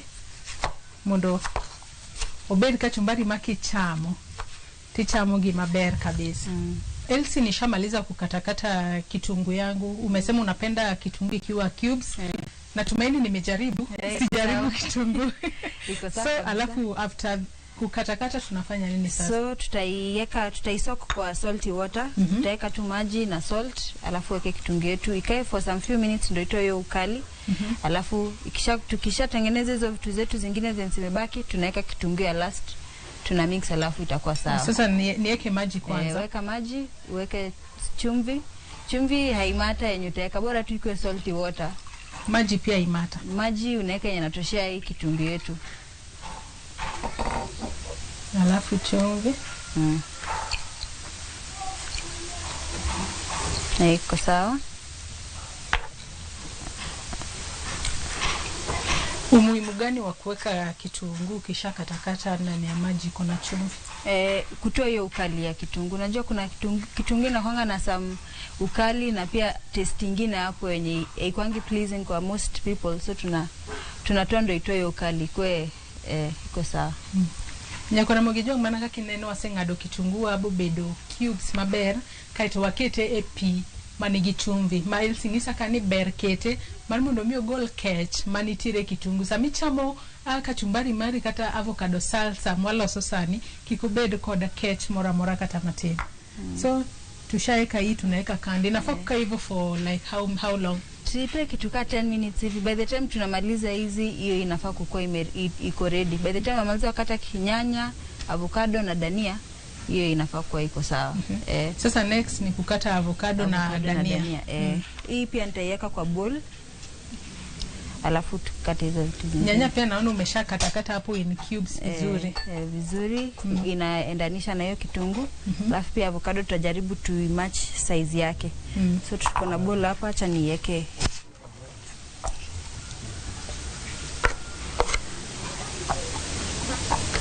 Mimi nishaanza tu kuanza kuimagine vile kachumbari yetu avocado salsa itakuwa tukimaliza.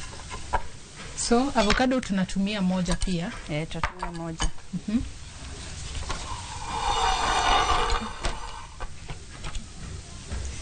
Na dania tukitumia tunatumia dania kama kiwango kama bunch moja hivi.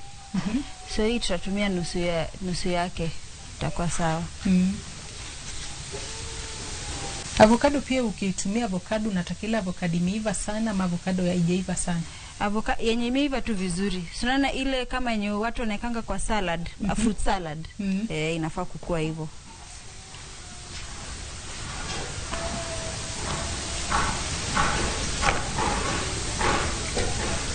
Hivi kwa sawa.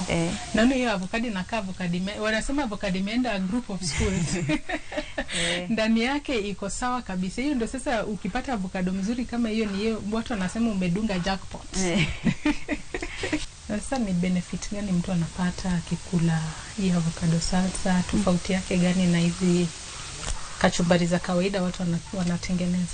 Kwanza benefit ni utamu. Avocado, unajikieka avocado kwa chakula yako, hiyo umeshinda jackpot. Vile umesema, lakini hiyo utamu, alafu kuna hiyo aspect ya avocado kukua na healthy fats. Kwa hiyo kachumbari yako, so unaongeza tu benefits zenye zinaweza kuja kwa nini kaya avocado. So dania yetu pia hizi zitatosha. Iko sawa. So hii nimekata tu mara 4, alafu nitaiko hivi, nitaikata, nitatengeneza cubes zikiwa hapa ndani, alafu naitoa tu nikiingiza kwa bowl.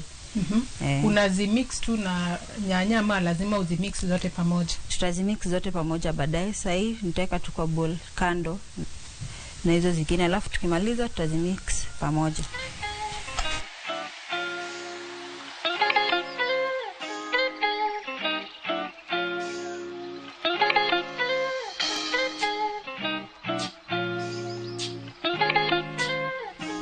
So Elsie tushakatakata kila kitu. So next kitunguu yetu pia tulishaeka kwa maji ya chumvi. Najua sasa ishakaa dakika hivi, maybe hiyo ukali imeisha. Avocado pia iko hapo in cubes na nyanya. So tunafanyaje? Sasa hii tunataka kumix kila kitu pamoja. Alafu tukishaeka kila kitu pamoja tuimix itakuwa ready. So tutaanza na nyanya. Tutaweka nyanya kwanza kwa bowl. Alafu tuweke avocado. Iko sawa. Kuna kijiko. Iko sawa. Alafu tuweka kitunguu yetu yenye tulisha soak vile umesema. Alafu ya mwisho tuweke dania. So after hii stage ya kuweka dania unaweza weka ndimu. Leo hatujakuwa na ndimu, so tutaweka tu hivyo. Unaweza kosa kuweka. Alafu ya mwisho tunaweka salt kiasi. Alafu tuna mix. Alafu hiyo ndio sasa avocado salsa yetu. Avocado salsa. Nyakora mugeja maana yake neno mano kurwaselo so avocado salsa. mano kachumbari mokete avocado. En gima yot loso, imanyo ma kitungu gi nyanya gi avocado gi dania. Tisema na loso avocado salsa mari, onge tich moro matek, en mana ng'ado gi into cubes, kati ng'ado gi matindo tindo, kakiero tiloso avocado salsa mari. Mana kaka ineno kanyo en tiere kod rangi maber ahinya, kendo ang'e ni omit maratari, kata kamano angami duoko ka wadhi mbele. So after kutengeneza avocado salsa, naona tumebaki na viazi. Ok viazi, rabuon. Marabuon, jomoko ng'iyo ni rabuon kitedo tiboko. To kiseboke tichame kama. Jomoko be boke kata koko opok to. Kawuono marwa ni wacho ni wadwa deep fry. Wasiketo nyaka salad waimo e kendo. Koro watimo nang. So sahi situshaweka hiyo salad. Sahi ukisha peel sweet potato zako vizuri vile tu nafanya waru, uzikate into chips. Alafu tutazifry. Ikishakuwa unazifry tu pia kama viazi.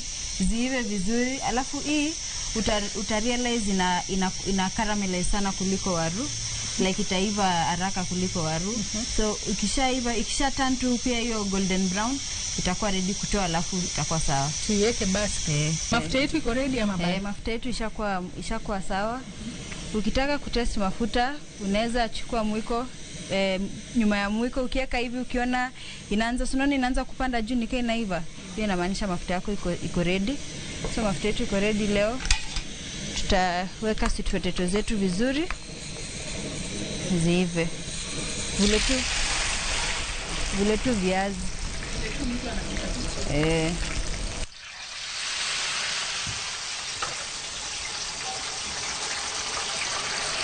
Nyakora mogejong mana kaka ineno kawuono ok wateda rabuon. Ang'eni jomoko ng'iyo ni rabuon kiwinjo sweet potato to mana miboko. Mana kaka ineno kawuono LC tedo nwa rabuon kido mopogore. Mano rabuon. Akia ni en gi dho iluongo rabuon nade. Wan wang'iye mani en rabuon kacha, gi kizungu tiluonge ni sweet potato. Mano kaka watede kawuono, deep fry kaka itedo chips. Ma ok en chips mar waru ming'iyo godo cha, ma kawuono en rabuon ma wa deep fry kaka chips kacha. Elsi bende ng'isa ka ni en be itede mana kuom seche matin kende, akaluore ni ochiek piyo moloyo kata kaka waru michielo godo chips. Mana kaka iseneno sani koro ero wachiele, wadwa liewe mar mondo mi kik owang', kaluore ni mo marwa be ochiek makare ahinya. Onego bed nolokore mana golden brown. Tok mano to chiembo biro bedo nosechiek, kaluore ni kawuono ne watedo kod jatedo Elsie, maybe Sayu umesema bado haujafungua place pako pa kupika. Unajiona wapi maybe 5 years from now? Kulingana sahi bado mtu maybe anakuita tu mpikie maybe kwa nyumba ama kwa hizi makatering ndogo ndogo.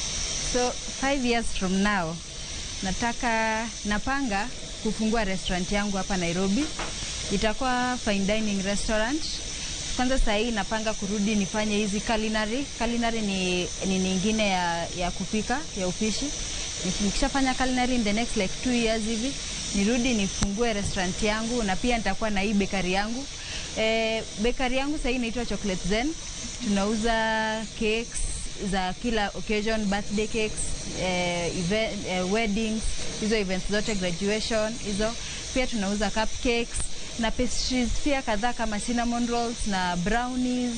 So yenye customer anataka sisi, Kenya unataka tuko nayo. Na pia tunatengeneza gift packages. Inaitwa Chocolate Zen, tunatengeneza gift packages za chocolate. So hiyo pia kama watu wanataka sasa tuko nayo. So in 5 years natumaini ya kwamba nitakuwa na bakery na restaurant yangu hapo kando. Uko na big dreams. Mungu akujalie. Angalia ulisema viazi yetu leo sijui niite viazi ama sasa tuite chips ama zikishakuwa deep fry hivyo sasa tunaziita aje? Hizi sasa tunaziita sweet potato fries. Sweet potato fries. Sasa sasa hii inaiva. Ikishaiva tu vizuri tutaacha ikauke tu kwa hii mafuta. Alafu itakuwa ready. So bado tunaipea time nangoja. By the way pia na offer training kama uko interested, mtu ako interested anaweza ni approach. Naweza mfunza at the comfort of your home. Most people wanatakanga hii tu ya kujua tu. Hawataki ile advance. So kama unataka hiyo unaweza niita at the comfort of your home. Tuna discuss kenye unataka kulearn na kufunza. Alafu pia ukitaka kunipata niko social media. page yangu ya nini ndio iko, page yangu ya bakery ni Chocolate Zen Instagram. Alafu page yangu personal ukitaka kunipata pia utanipata na Chef Sawai, jina yangu ya pili, na alafu na Chef Sawai, hivyo tu vile iko. Alafu pia unaweza ni contact kwa namba yangu yenye nitawapatia.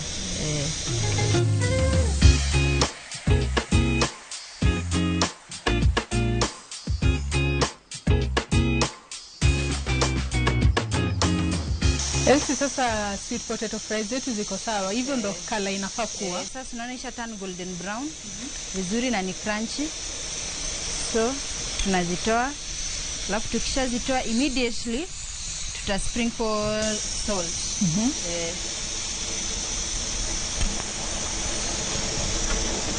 Naona ziko na kala ya kuvutia kweli kweli. Hii pia ni healthy way ya kula kitu fried, but si 100% healthy juu una fry unatumia mafuta. Another option ya kupika hii sweet potato fries, ukishazichip tu hivi unaziingiza kwa oven hivyo tu vile ziko. Hivi vile ziko na zitakuwa crunchy tu hivi. So unaziweka kwa oven 180 degrees, itukaa 30 minutes hivi itakuwa sawa.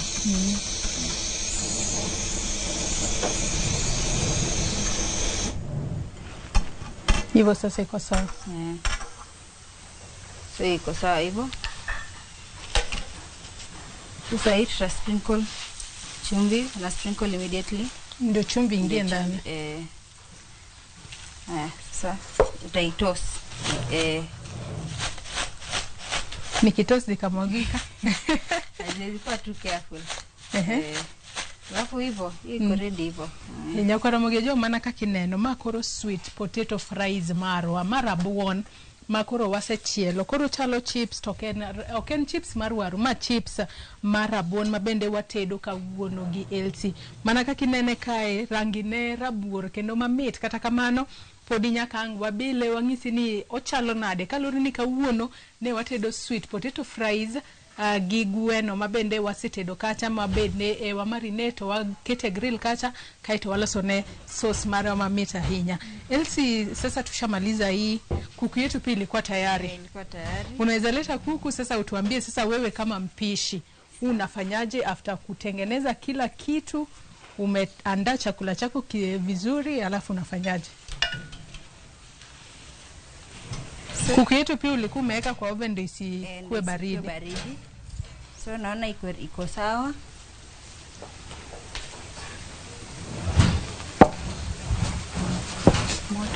Iko sawa. So hii kuku tutaigarnish na dania.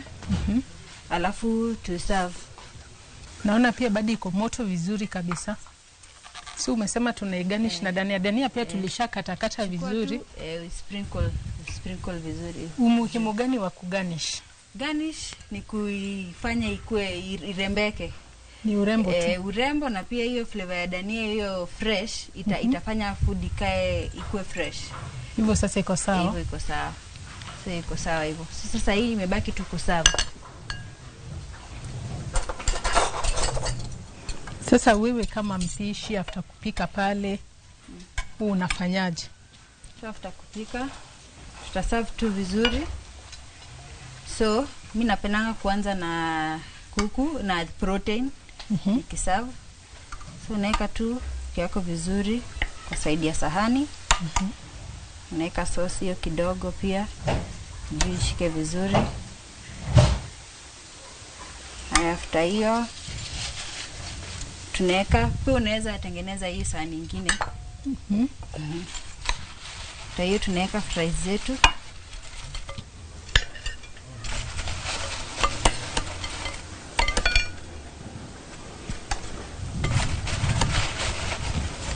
Hiyo vizuri. Naweka tu fries ya kutosha kulingana na kiwango mtu atataka. Alafu after hiyo tunaweka last vegetable yenye ni salad hapo kando. Nasikia ile harufu pia inatoa ni tamu kabisa.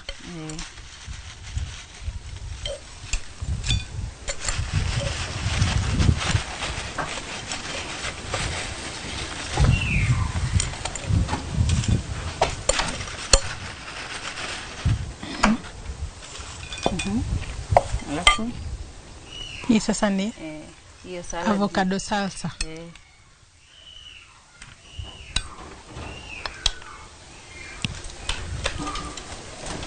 Alafu hivyo. Sasa ndio hiyo food yetu imekuwa ready. Grilled chicken, sweet potato fries na avocado salsa. Unaona si lazima uende kwa hoteli ndio uonje chakula mzuri kama hii. Ni ingredients tu kidogo na unafanya haraka haraka, unaenjoy. Henya kwa Ramogi jo maana kaka neno wasetedo gweno kae gi sweet potato fries gi avocado salsa. Sakoro se chopo mara bilo chiemo abela luet LC mabende ne watedo godo kawuono monda mi duoko mana ka bende in bende ponne daluonge tinyalo manye kalure kod kit chiemo mabende utedo nwa kawuono.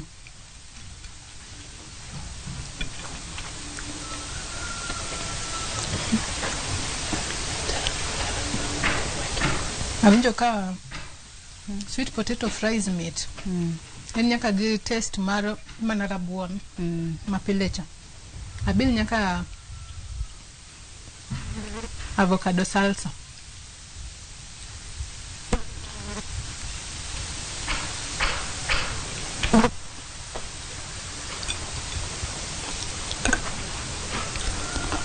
Ni gweno mabene watedo ka.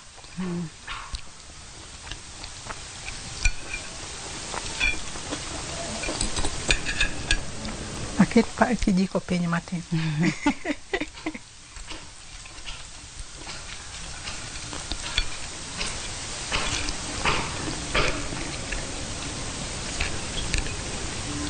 Elsie, awinjo ka omit ahinya. Mana kaka isewacho ni gweno ni gimomiyo bende wa grille mar mondo miyo bed kod smokiness cha.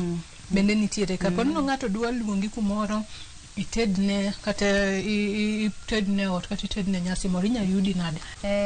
Kwa vile nimesema social media zangu unaweza ni DM, alafu kwa contacts unaweza nipigia, namba yangu ya simu ni 0742044311. That is 0742044311. Unaweza ni text, unaweza ni call ama ni text WhatsApp, nitapatikana. Nyakora mugejo mana kaka ineno chiemo mabende LC otedo kae mit maratari bede sing misi kaka inyalo yude kapo nono ni dwa tudri kode mar mondo mi otedni kit chiemo mamit mabende otedo ka inyalo tudri kode mar mondo mi otedni obede odi obed kata nyasi moramora mabende inyalo gombo luonge gikanyi mochopo godo e giko mar chenro mar tedo gi chiemo kinyi makawuono nyaka kendo arome chenro machielo oriti masani wadhi mbele kod chamo chiemo mamit ni kaluore ni doga chaya gi sani.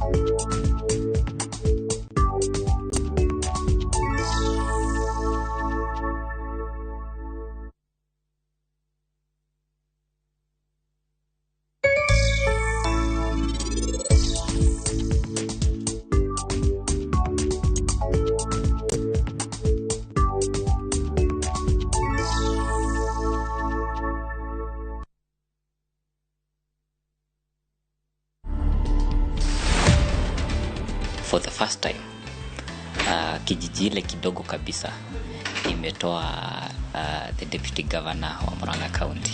I'm 29 years. I was very active within the politics of Murang'a County. Nilitwa nikaambiwa where are your papers? Do you have the necessary papers? To watch this story and more, download the Citizen Digital app today. Kenya's #1 app, Citizen Digital. Collect fare kwa boda au matatu ukitumia ViewPay cashless na uqualify for bima ya 100,000 shillings pamoja na medical cover ya 20k na permanent disability cover ya 100k kwa 5 bob pekee. Dial *236# today to start using ViewPay cashless. Kuchagua jina jema kuliko mali nyingi. ng'uono mar Nyasaye manyisore e ngimawa kinde ka kinde. Ber ka waduoko ne erokamano kod pak. Ma watimo sabato ka sabato chakre saa 2 mar okinyi. Yud gweth kod ngima manyien kuom Kristo kokalo kuom puonj koa kuom jotich Nyasaye. Sikie lamo, nyis Ruoth Jehova Nyasaye entie gi duoko maber ne ngimani. E chenro mar Injili Ngima e Ramogi TV.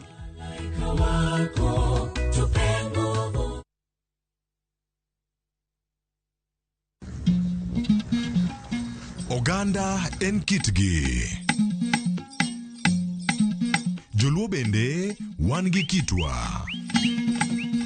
Wakelo ni luo kitwa gi timbewa.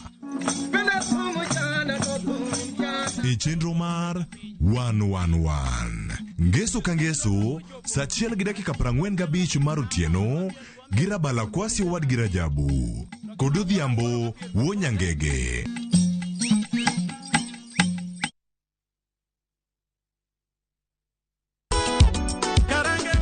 Gima wan go gadier ni wang'eyo en thum.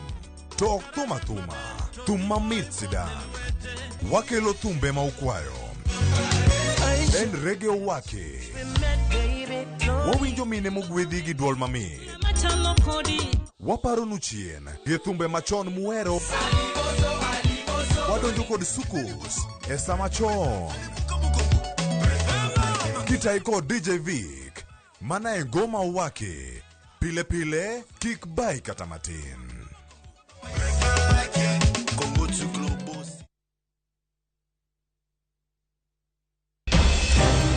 Weche ng'eny sa matin.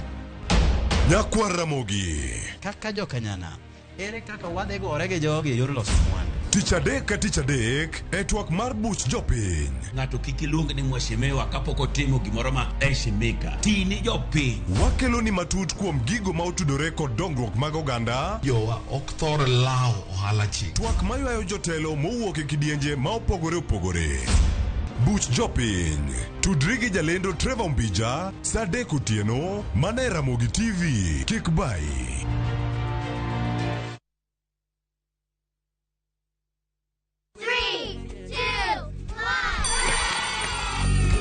Ngeso ka ngeso chakre saa 3 okinyi en seche mag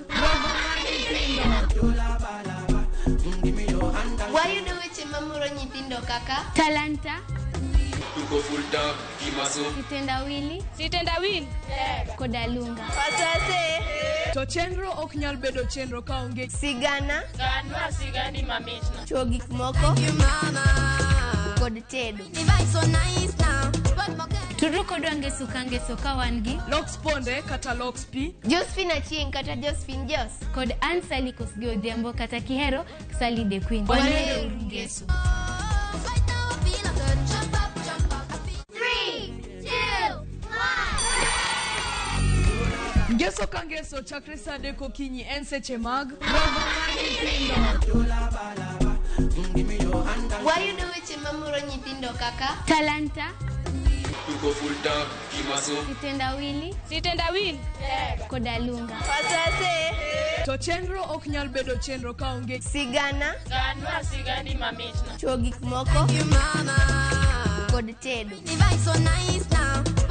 Turu kodwa ngeso ka ngeso ka wan gi Lox Ponde kata Lox P, Josephine Achieng kata Josephine Jos kod Ansali Kosgeo Odhiambo kata Kihero Sally the Queen. Wanero ngeso.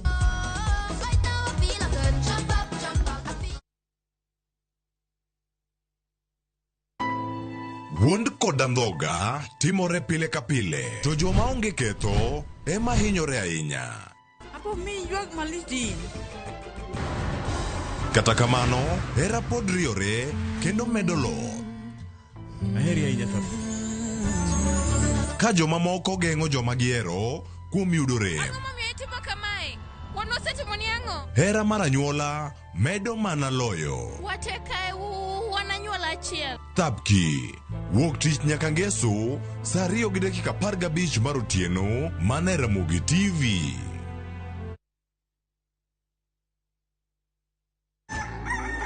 Kapok piny oru, kapok oyaw chiro, jopur ochako odiochieng'gi. Ng'ato ka ng'ato gi gombo mar kelo lokruok. Wachalo joma timo research mondo mi wakel gik man gi value. Ma ok odewo kama idake kata gima ipidho. Pith mar kich en agribusiness. Riwri kodwa mondo ipuonjri yore pur. Cover crops inyalo pidho ei puothi mar rabolo no. Jopur kod chiro mag jopur. Kendiel ma dende ber ema biro mi market. Pur gi ohala. Tich adek ka tich adek, saa 1:45 mar odhiambo. Mane Ramogi TV. Mashabiki chungu nzima wanaendelea kushinda bonuses nonono kwa Shabiki Jackpot Mbao. Bonuses are for 10, 11 and 12 correct predictions. Join the bonus movement. Cheza Shabiki Jackpot Mbao kwa kutuma neno SAM kwa 29063 na huenda ukajishindia zaidi ya shilingi milioni 20 kila wiki. Shabiki Jackpot Mbao, the easiest jackpot in Kenya. Not for persons under the age of 18. Betting can be addictive. Play responsibly. Shabiki.com is authorized and regulated by the BCLB. License number 416.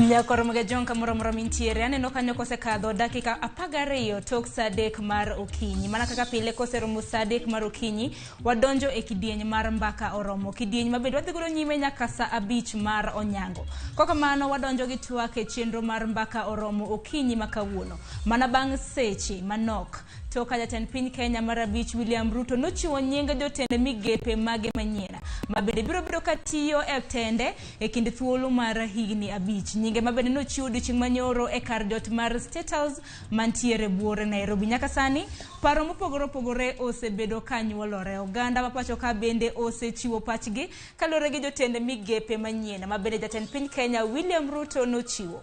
Omiyo odiochieng' makawuono e chenro mar mbaka oromo ma en twak mabende wadwaro dhi godo nyime twak kalure gi jotende migepe manyien mabende biro chako tijigi ayanga bang' ka jod bura maduong' mapacho kaendi mawuok e National Assembly biro bedo ka puodhogi mar mondo mi gicham muma mar mondo mi gichak tich ayanga. Machiegni twak makama bende nyalo mana somonwa paro pachi kalure gi nyinge mag jotende migepe manyien e migepe mopogore opogore. Mana kaka pile ote machoki oronwa e namba mar 3600. Mbui mar Facebook wantiere Ramogi TV. Tudri koda bende e mbui maga duto te iyuda @Sharon Ongao. Ka bende migepe mabende no chuogo odiochieng' manyoro mabende jatend piny Kenya William Ruto nolando ne en nyinge 22.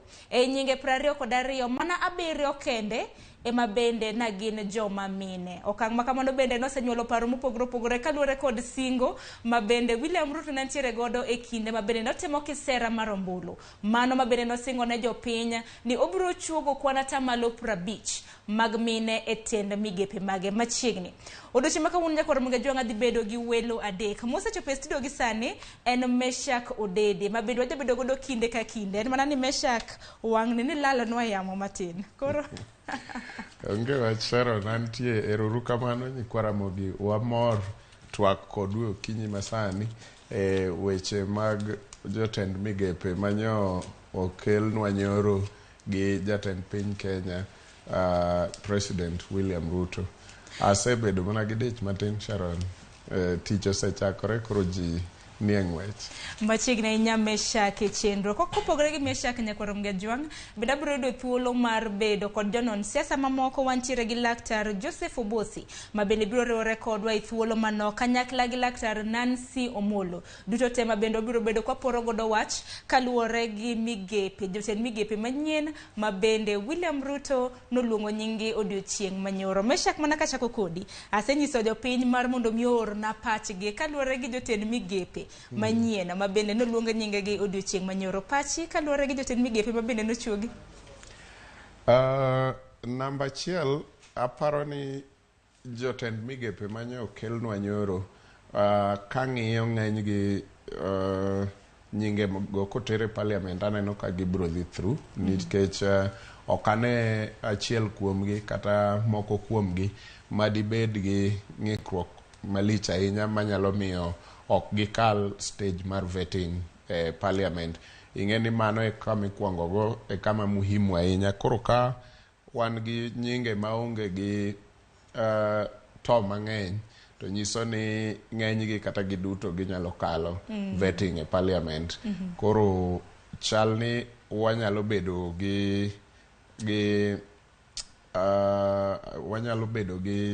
geno mamalo ni jok manyo luong nyingi biro end up kaka cabinet secretary. To kata mana kwaseng'iyo kinde mokalo, kata mana thoth ne jotend migepe manyien ma bende jotend piny Kenya kata mana mosekalo osebedo kata mana katero e nyim od bura maduong' mano mar National Assembly. Pok waneno nying moro amora ma oserem, donge?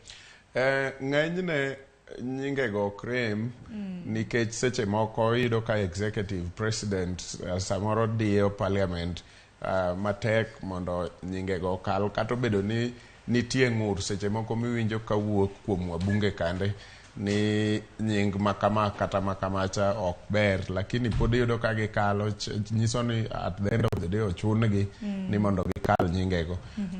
Kaluwore gi manyo okel nyoro, aneno ka ng'enyne wanyalo wacho ni 3/4 kata moingo 3/4 gin josiasa.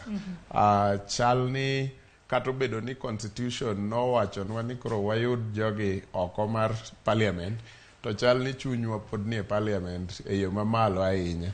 To jok ma bende nyo yier e kombe mag siasa kata jok ma nyo nie campaign kamanyo kombe mag siasa, bende aparo ni nigi teko ahinya kuom gima nyo timore, nikech ng'eny gi neno ni ok ginyal dhi manyo sirikal ka giseyudo to giweyo ne jomoko ma kizungu luongo ni technocrats ni ema biro ran. Koro omiyo kipacha neno ni mae momiyo president no kelo gi mang'eny moingo jok manyo kochung' karingo, nikech king'iyo kata ma pok oyier, ng'eny gi gin josiasa kata manyo ringo to rem moko bende nowuogo kapok kinde ochopo ni mondo owe wach mar manyo kom ibro yud kamiketo gie.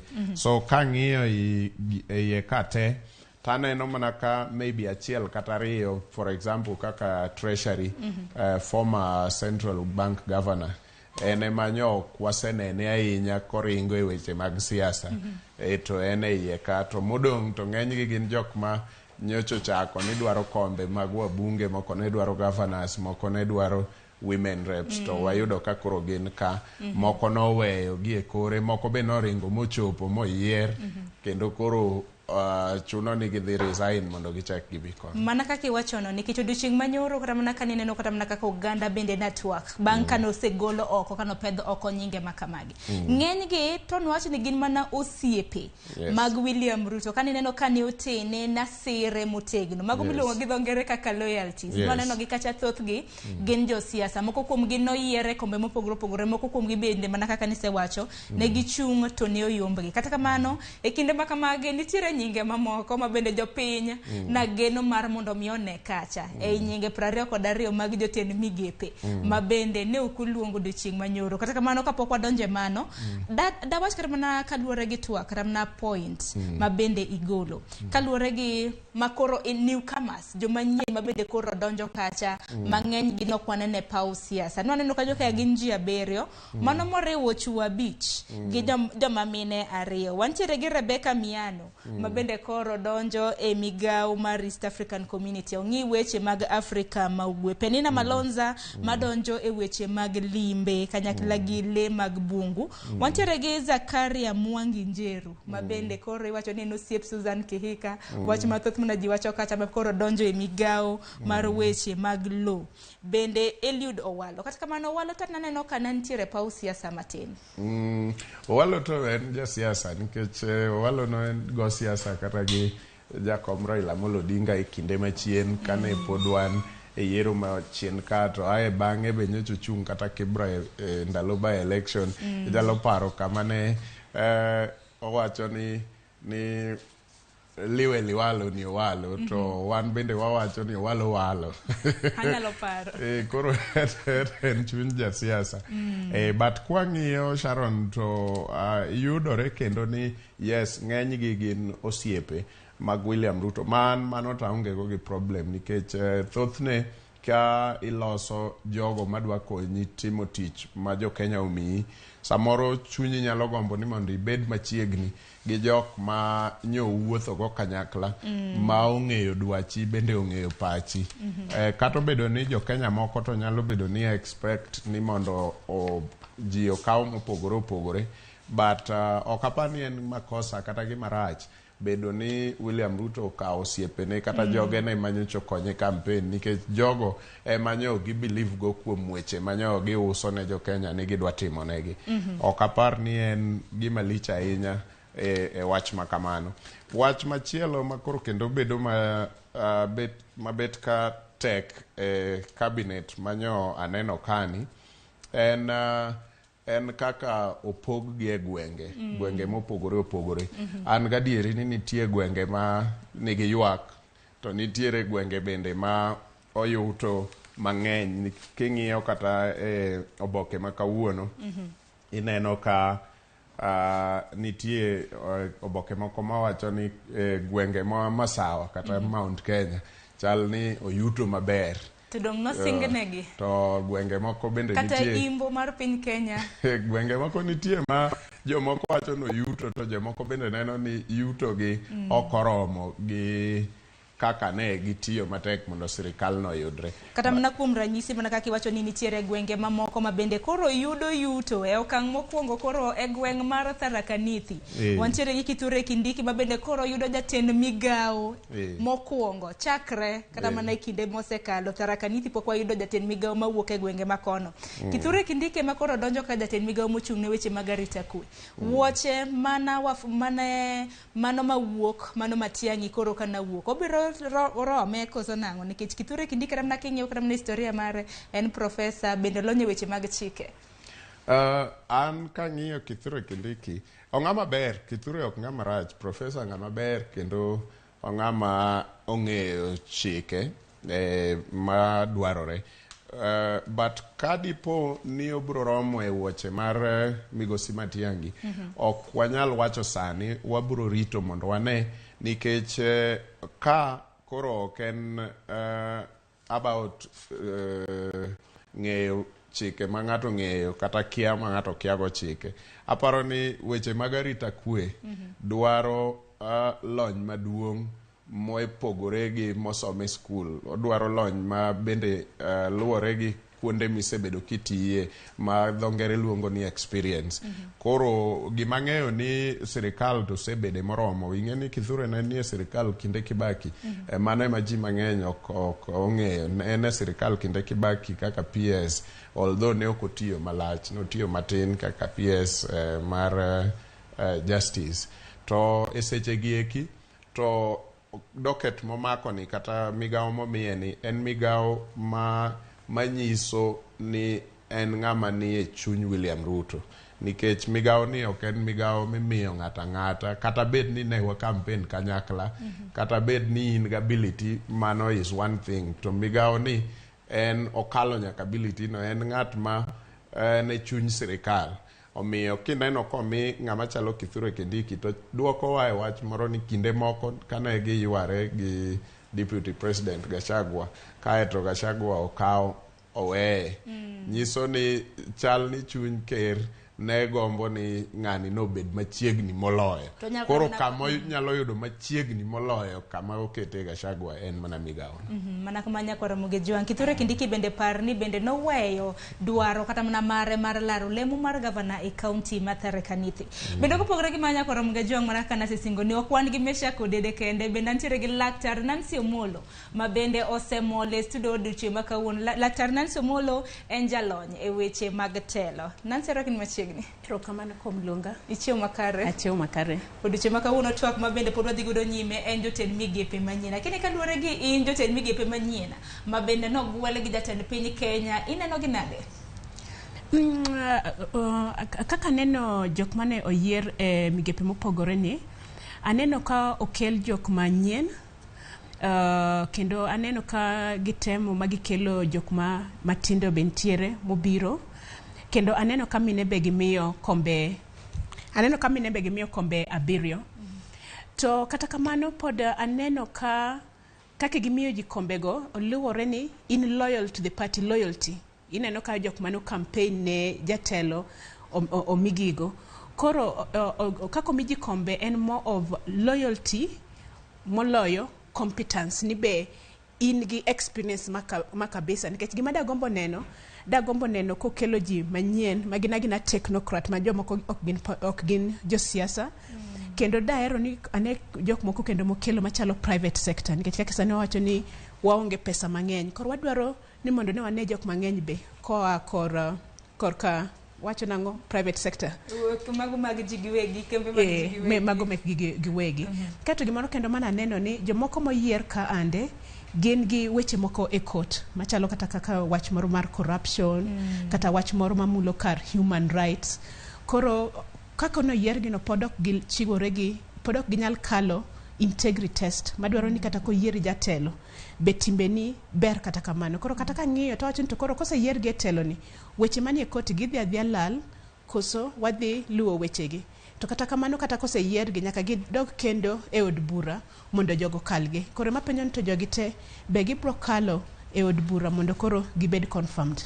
Mana kamano bende pod warito mar mondo mi jod bura mawuok e od bura maduong' ma pacho kae ndipo nono gibro puodhogi kata kamano wang'ene kinde mosekalo jotend migepe te ma bende igwelo kod jotend piny wasenene pacho kae ndika bende gisebedo kata mana ka ichiwo ne gi lemo makamano. We walosane kaluwore kata mana gi representation gwenge magwa nikech mane ng'ur ma bende na winjo gwenge mago makalunga no chwol kata naneno Elido Walo gwenge mag Kisii nwaneno jatend migawo makoro donjo mano mar weche mag somo ponono ni ibro puodhe kod od bura. Kwa ng'iyo masawa imbo ugwe mar piny Kenya distribution kata mana mag nyinge makamage neno nade? Keto kane ging'iyo kake Mount Kenya region. To wacho ni Mount Kenya region maybe ji aboro. Kato ne gichak gikawo kuonde machalo Western gi Nyanza gichak giketo kanyakla to gwacho ni ntiere ji abich. To king'iyo ji abich giendi migepe mage momigi nikech king'iyo kake ministry moko manigi teko machalo kake agriculture, machalo kaka health, machalo kata mana kake roads and transport. Nikech kineno kata telo modhi Nyanza en communication and information. Kori woro ni to mano mana Nyanza Nyanza the 3 counties. Kato kitaki ng'iyo Kisii tineno mana komigi security. Kato kitaki ng'iyo Western tineno ka Babu na Mwamba. Koro kata kaki ng'iyo kako pog ministries gi luwore gi teko gi ng'eny gi okobiro kocha. Ng'eny gi odhi Mount Kenya kendo gi Rift Valley. Kato matin Western. Mana kamano koro jakoro Ramogi Juang bende gisani wadwaro ng'iyo ntiere kasi seche ma bende koro jatend piny Kenya na chiwo nyinge mago mag jotend migepe mogwele. Nitiere joma no yuto gi joma bende noko yuto, joma noyudo lal makama iwacho kaluwore gi kata machiegni osiep machiegni mabende na gintiere godo gi William Ruto. Moko kuom nyinge Meshak ma bende koro jopiny na geno neno nwaneno Ndindi Nyoro mano jaod bura ma Kiharu, nwaneno kata mana Obado mano gavana machon e kaunti ma Migori, kanyakla gi mamoko Ali Roba ja UDM mano gai mar UDM ma bende noriwore koda mano William Ruto. Nyinge gi bende nokwaneno kacha. Koro jopiny bende koro nomako gi wuoro ni en ang'o matimore Mudhama. Nyinge manyo waneno kacha Sharon Yes, nitiere moko ma ne jopiny nie gi gombo mar neno ka giparo ni gin jok manye otenore machiegni ahinya gi President William Ruto. Namba achiel mana kaka isewacho ne nitiere geno moro matin ni wanyalo yudo jok machalo Ndindi Nyoro e cabinet. To an kanya aseneno ka Mikai Alice Wahome oseketi e cabinet, to nyange ni koro ok nyal bedo ni Ndindi Nyoro bende chako bedo e cabinet nikech giduto gi Murang'a. To ka gitegi Murang'a ok inyal kata i Mount Kenya ok inyal miyo jo Murang'a ariyo, to nikech kimiyo jo Murang'a ariyo e cabinet to other parts of Mount Kenya biro penjo ni to Kiambu duong' kendo nigi kura mang'eny moingo Mount Kenya, ang'o miyo gin ok omigi ariyo. Koro aparo ni president nyo gi kanyo to we mano gi kanyo nikech kosekawo Alice Wahome. But we abed gi pogruok matin e paro gi daktari na okane sura mar ojende e gini e iye ka akia ni in king'iyo i jogi te tinyalo wacho ni Ojana en ng'a e iye ka koso na Babu na Mwamba ni ene makoro nyalo represent ojende. To kane ka Babu Nyamwamba nyalo represent ojende, kata William Ruto be nyalo represent ojende nikech okane pogruok maduong' e kindgi kanyo. So aparo ni joma tindo kata ojende ok oyudo maromore gi sirikal, part of cabinet moromore gi support magisemiyo sirikal moramora mantie. Kata ka wang'iyo population mar ojende, winjo wayudie ojende kata ariyo, kata ka gin mana representation ma nyako to gi madichuo. To ber ka koro waneno ka wan gojende i cabinet, nyiso ni kapo ni policies bedo formulated e cabinet to wan gi ojende manoko ka wacho niya duondwa ni e iye kacha kokalo kuom ng'ama kama gi ng'ama kamacha. Migosi William no promise joma mine 50%, bende okane kochopo e wang'e nikech aneno kotemo nyaka medo gik machalo advisors, to advisors of gin cabinet. They don't sit in the cabinet. Gin jok machiwo paro ma pachi inyalo kawo, moro be ok nyal kawo, luwore gi ng'ami imiyo paro. So aneno ka chalni kanyo ng'ikruok nitie matin, to en wach siasa. Ing'eni seche ma jo siasa campaign ginyalo wacho gik mang'eny kaeto ka koro seyudo loch to gigo mondo mi koro ket practice matimre bedo matek.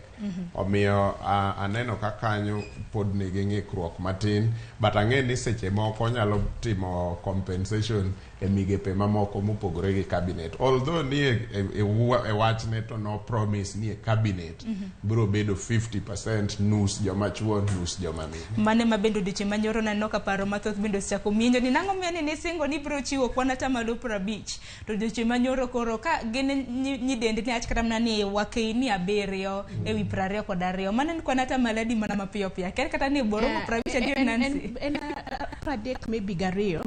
To koro okochopo 50 kaka nawacho no oboketo mine 50% kaito chobe 50%.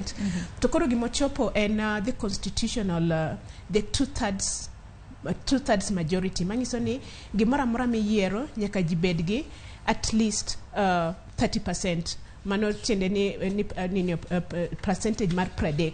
Koro mane mochopo to kochopo machielo nikech kana go kwana ayudo ni obiro chiegni 32. Koro ko ng'iyo ka nikech ko wacho ni kijende gin joma chal nade, kake United Nations wacho kijende en ja igni 18 nyaka ja igni 35. Koro king'iyo mano tiyudo ni ok onyal tena nani maybe kata ka wacho ni nikech jok machalo mine gin be gin they can be anyalo wacho ni gin youthful but are not youth nikech king'iyo mine moko faces gin go to gin faces moko be waneno ka ande pod wakiagi nikech kaka sani Kenya wan gi weche mang'eny machalo kaka climate change. Waneno ka kuonde moko koth ok chwe, ji nigi kech, samoro be ka koth ochwe to waneno ka wan gi floods, pi mang'eny mamol maketho nyaka gik moko. Koro kata kana ng'iyo environment nikech kanyo kuma atie mang'eny to ka ng'iyo nying mar Solpan Tuya no yendi to penjo ni to en ng'a to akanye ere kaka obiro ka. Koro gin jok moko ma pod ikaw nying gi titere Google ting'iyo ni en ng'a nikech kata kiwacho wach environment, wach climate change, ing'e ni jomage mantiere forefront kuonde goendo. To kata kamano ne oseyier cabinet to kendo pod wan gi positions moko miluongo ni PS, permanent secretary, kendo pod wan gi position moko miluongo ni CAS, cabinet assistant secretaries. Koro magi gin jok ma are technical people. Masa moro kata in gi minister moro ma okong'e gimoro ahinya to kero ichaki ng'iyo to kata ka environment kata ka agriculture jomage ma wadhi kaw e PS gin jok moko mabiro gi gine madwaro tiyo koso kanyo bo chako kelo jo siasa moko mabira bedo kanyo nikech odwa timo regional balance. Koro kake wadhi mbele chakre kawuono wadhi ng'iyo ni to positions make PS kendo position make CS jomage mantiere kuonde go. Magudi to wabiro berito mar ng'iyo to kata kamano we wang'iya ne jotend migepe mabende William Ruto nogwelo mago ahinya joma mine bende luore kata mna gi oteku mag migepe mage nikech migepe ni mabende naneno ko migi bende nigi pek. Alice Wahome mano jaod bura makandara koro donjo kanyo kaka jatend migao mar pipo nono ni ibro puodha. Aisha Jumwa mabende nolaro kombo governor county ma Kilifi no mi public service mano migao mar jotije mag jopiny. Rebecca Miano ni tapane nyinge bende usewinjo kata mna kuom thuolo malach ka bende ne jata chenro maduong' e kambi mar KenGen eno miye kanyo biro bedo ka otayo weche mag Afrika ma ugwe. So Ipan Tuya ni en bende mana kaka ni wacha en bende nyinge koro biro e okang' mokwongo eno miye aluora. Wantiere gi Susan Wafula migao mar thieth kinde mosekalo bende migao mar thieth waseneno tungni mosebedo scandals mago mibadhi mag KEMSA en geno maro ni en bende biro tayo migao mano makamano. Penina Malonza odonjo kaka tourism mano weche mag limbe mabende wang'eni Najib Balala osebedo kanyo kuom thuolo malach kendo bende neno kata na paro mopogore kata na kanya jatend piny Kenya pok nochiwo nyinge mag jotend migepe ni wacho ni wang'ne Balala ni to koro kekme no kwaneno ka nyinge omienjo kanyo. Sharon, adieri makende mantie to en ni joma mine nyalo omiyo waonge gi weche mang'eny kuom migepe momigi to kang'iyo taneno mana e joma mine mochiwnwa nyingegi mabro dhi e parliament for vetting ne cabinet positions en mana Rebecca ema pok olaro kom siasa e mine man kae. Susan momi health nyocha ne otemo laro kom e Western kucho to no ong'uke ma okwere owe kapok odhi mabor ahinya. Omiyo chunye nyiso ni en gi chuny jasiasa kendo en achiel kuom jogo. Florence Bore mokele Labour ne en women rep Kericho e kinde mokalo to sani ne ok oyudo tiko mar UDA koro nyocha donje campaign mar president. En bende en jasiasa. Roslinda Tuya Soipan nyocha en women rep ma Narok e kinde mokalo but sani no chako yiere kata sani odhi resign nyo yiere kaka women rep ma Narok mano bende jasiasa. Aisha Jumwa osebedo jasiasa matene koro nikech ma ne tam ne mar ariyo bet e parliament to sani no dhi manyo kom governor mane ok oyudo. En mana ni kanyo emane gi ng'ikruok matin nikech ka mane komba Aisha Juma komba Aisha Juma public service en kama omako lumbru mar sirikal ahinya to okang'eyo kalony ma Aisha Juma ni godo nyalo romore gi kom momiye mak mana ni wanyalo wacho ni e kinde mabiro seche moko inyalo bimiye assistant maber man gi lony mowinjore kata inyalo miye permanent secretary ama principal secretary man gi lony mowinjore manyalo konyo kuom weche makanyo.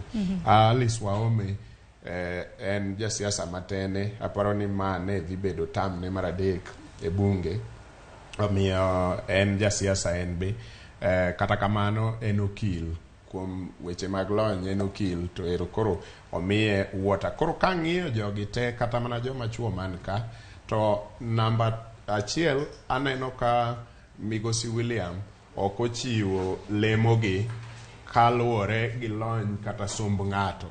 Ochiwogi mana nikech magi jogene to odwaro ni mondo oti kodgi. Ok omi ng'ato lony ma en go, mana ng'ato achiel kata ji ariyo emomi kaluwore gi lony ma gin go kaka treasury, nikech wang'eyo ni Njuguna Ndung'u profesa nyocha ne e kinde machien kucho ne en governor mar Central Bank, en a renowned economist. En emomiye kama odonjo gi sombe kata lony ma en godo. Jomoko gi Adan Duale pok obedo e lweny kumoro amora, so inyalo wacho ni omigi amiya nikech gin jokanyo no manogo siasa. Then namba 2, aneno ka ochalo gima migepe moko odwoko ne gwengego. Inyalo neno kamokete Linturi nikech nyo wan gi munya, koro Jomeru kik wach ni omawa, koro odwok munya, odwok Linturi kanyo mondo Jomeru pod obed gi agriculture no.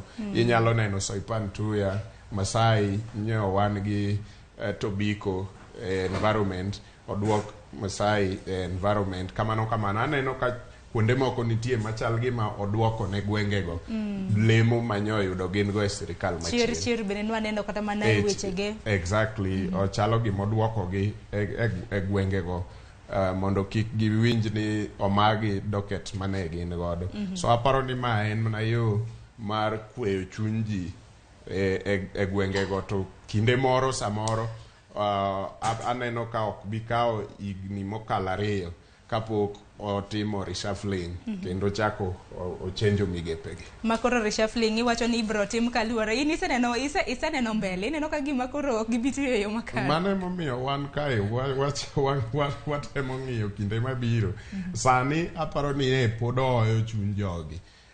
Ka Jomeru nyo neno ni gin agriculture, koro gifil ni ok omagi agriculture pod ni Meru. But mbele ka inyalo change gi ma migosi Linturi ter kamachielo ka ng'a machielo ter agriculture. Erokamano ahinya. Nyakoro mga jwang bende nasingo ni wadhi bedo kod Laktar Joseph Obosi, jalony weche mag telo. En bende osemolo. Daktari rokini machiegni. Erokamano ahinya. Okiny ma kawuono watwa kaluwore gi jotend migepe manyien ma bende jatend piny Kenya William Ruto diche manyoro nogwedo. Pachi kaluwore gi jotend migepe manyien ma bende nogwedo. Erokamano ahinya kuom jotel migepegi. Ok ane gima nyien ahinya kuom gima otimo.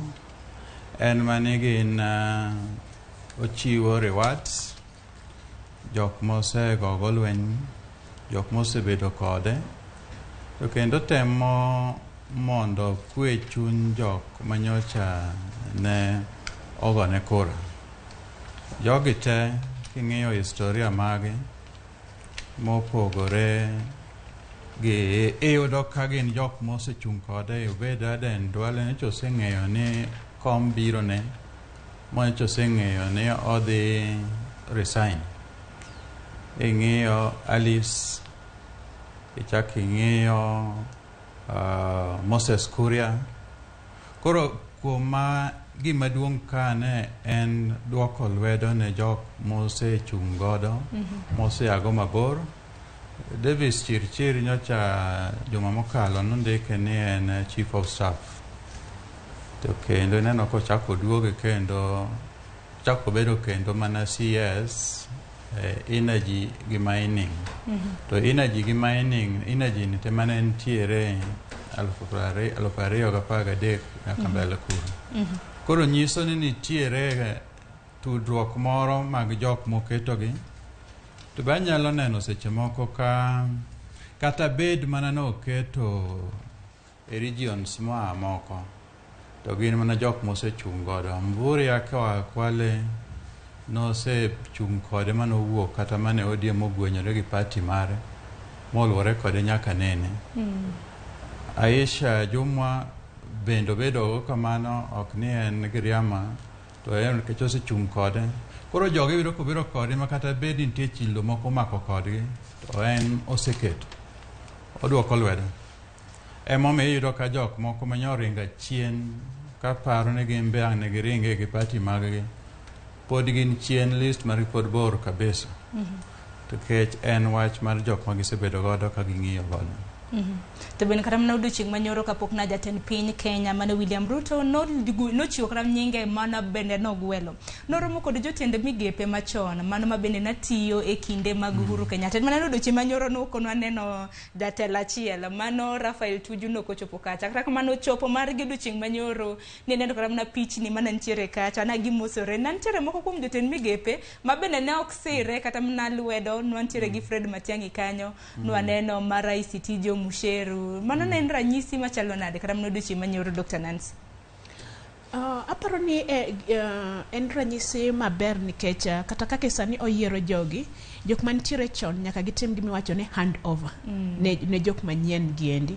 Koro aparo ni ena ni kata ka oyier joma nyien to joma chon kawuok, pod nyaka using jogi lwedo, nyaka ung'isgi gine kaka status mar ministry ntie ma hand over gigeu very gine successfully.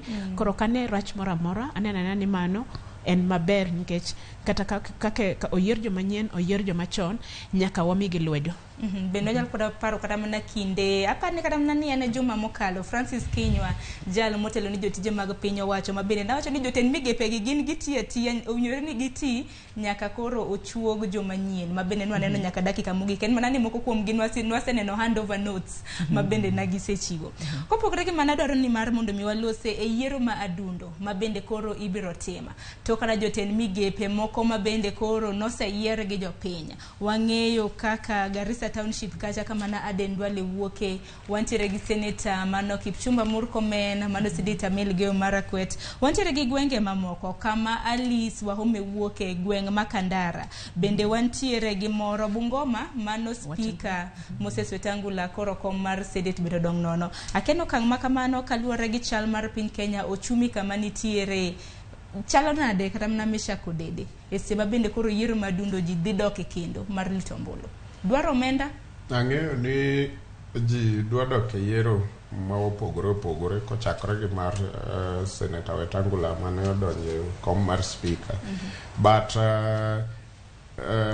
ok apar ni en wach matek ahinya nikech seche mitimo budget mar general election imiyo IEBC nyaka omenda moko malang' ma kadipo ni ji dok kata yiero mar president to gin gi pesa monengo bed ni dok go e yiero no. So aparo ni part of pesa no ema gibro tiyo godo kuom dok e yiero madundo gi nikech samigo budget mar election igoyo nyaka budget mar omenda moko malang' kata extra manyiso ni ji anticipate ni jotelo moko nitie mabro dhi e court to seche moko court nyalo order ni mondo ji odoge by election kuonde mano yiere governors moko kata women reps kata members of county assembly gimodongo te to ae to bende nitiere provision ni election nyalo bedo contested e Supreme Court ma ji dogi kaka higa mar 2017 ne wadoke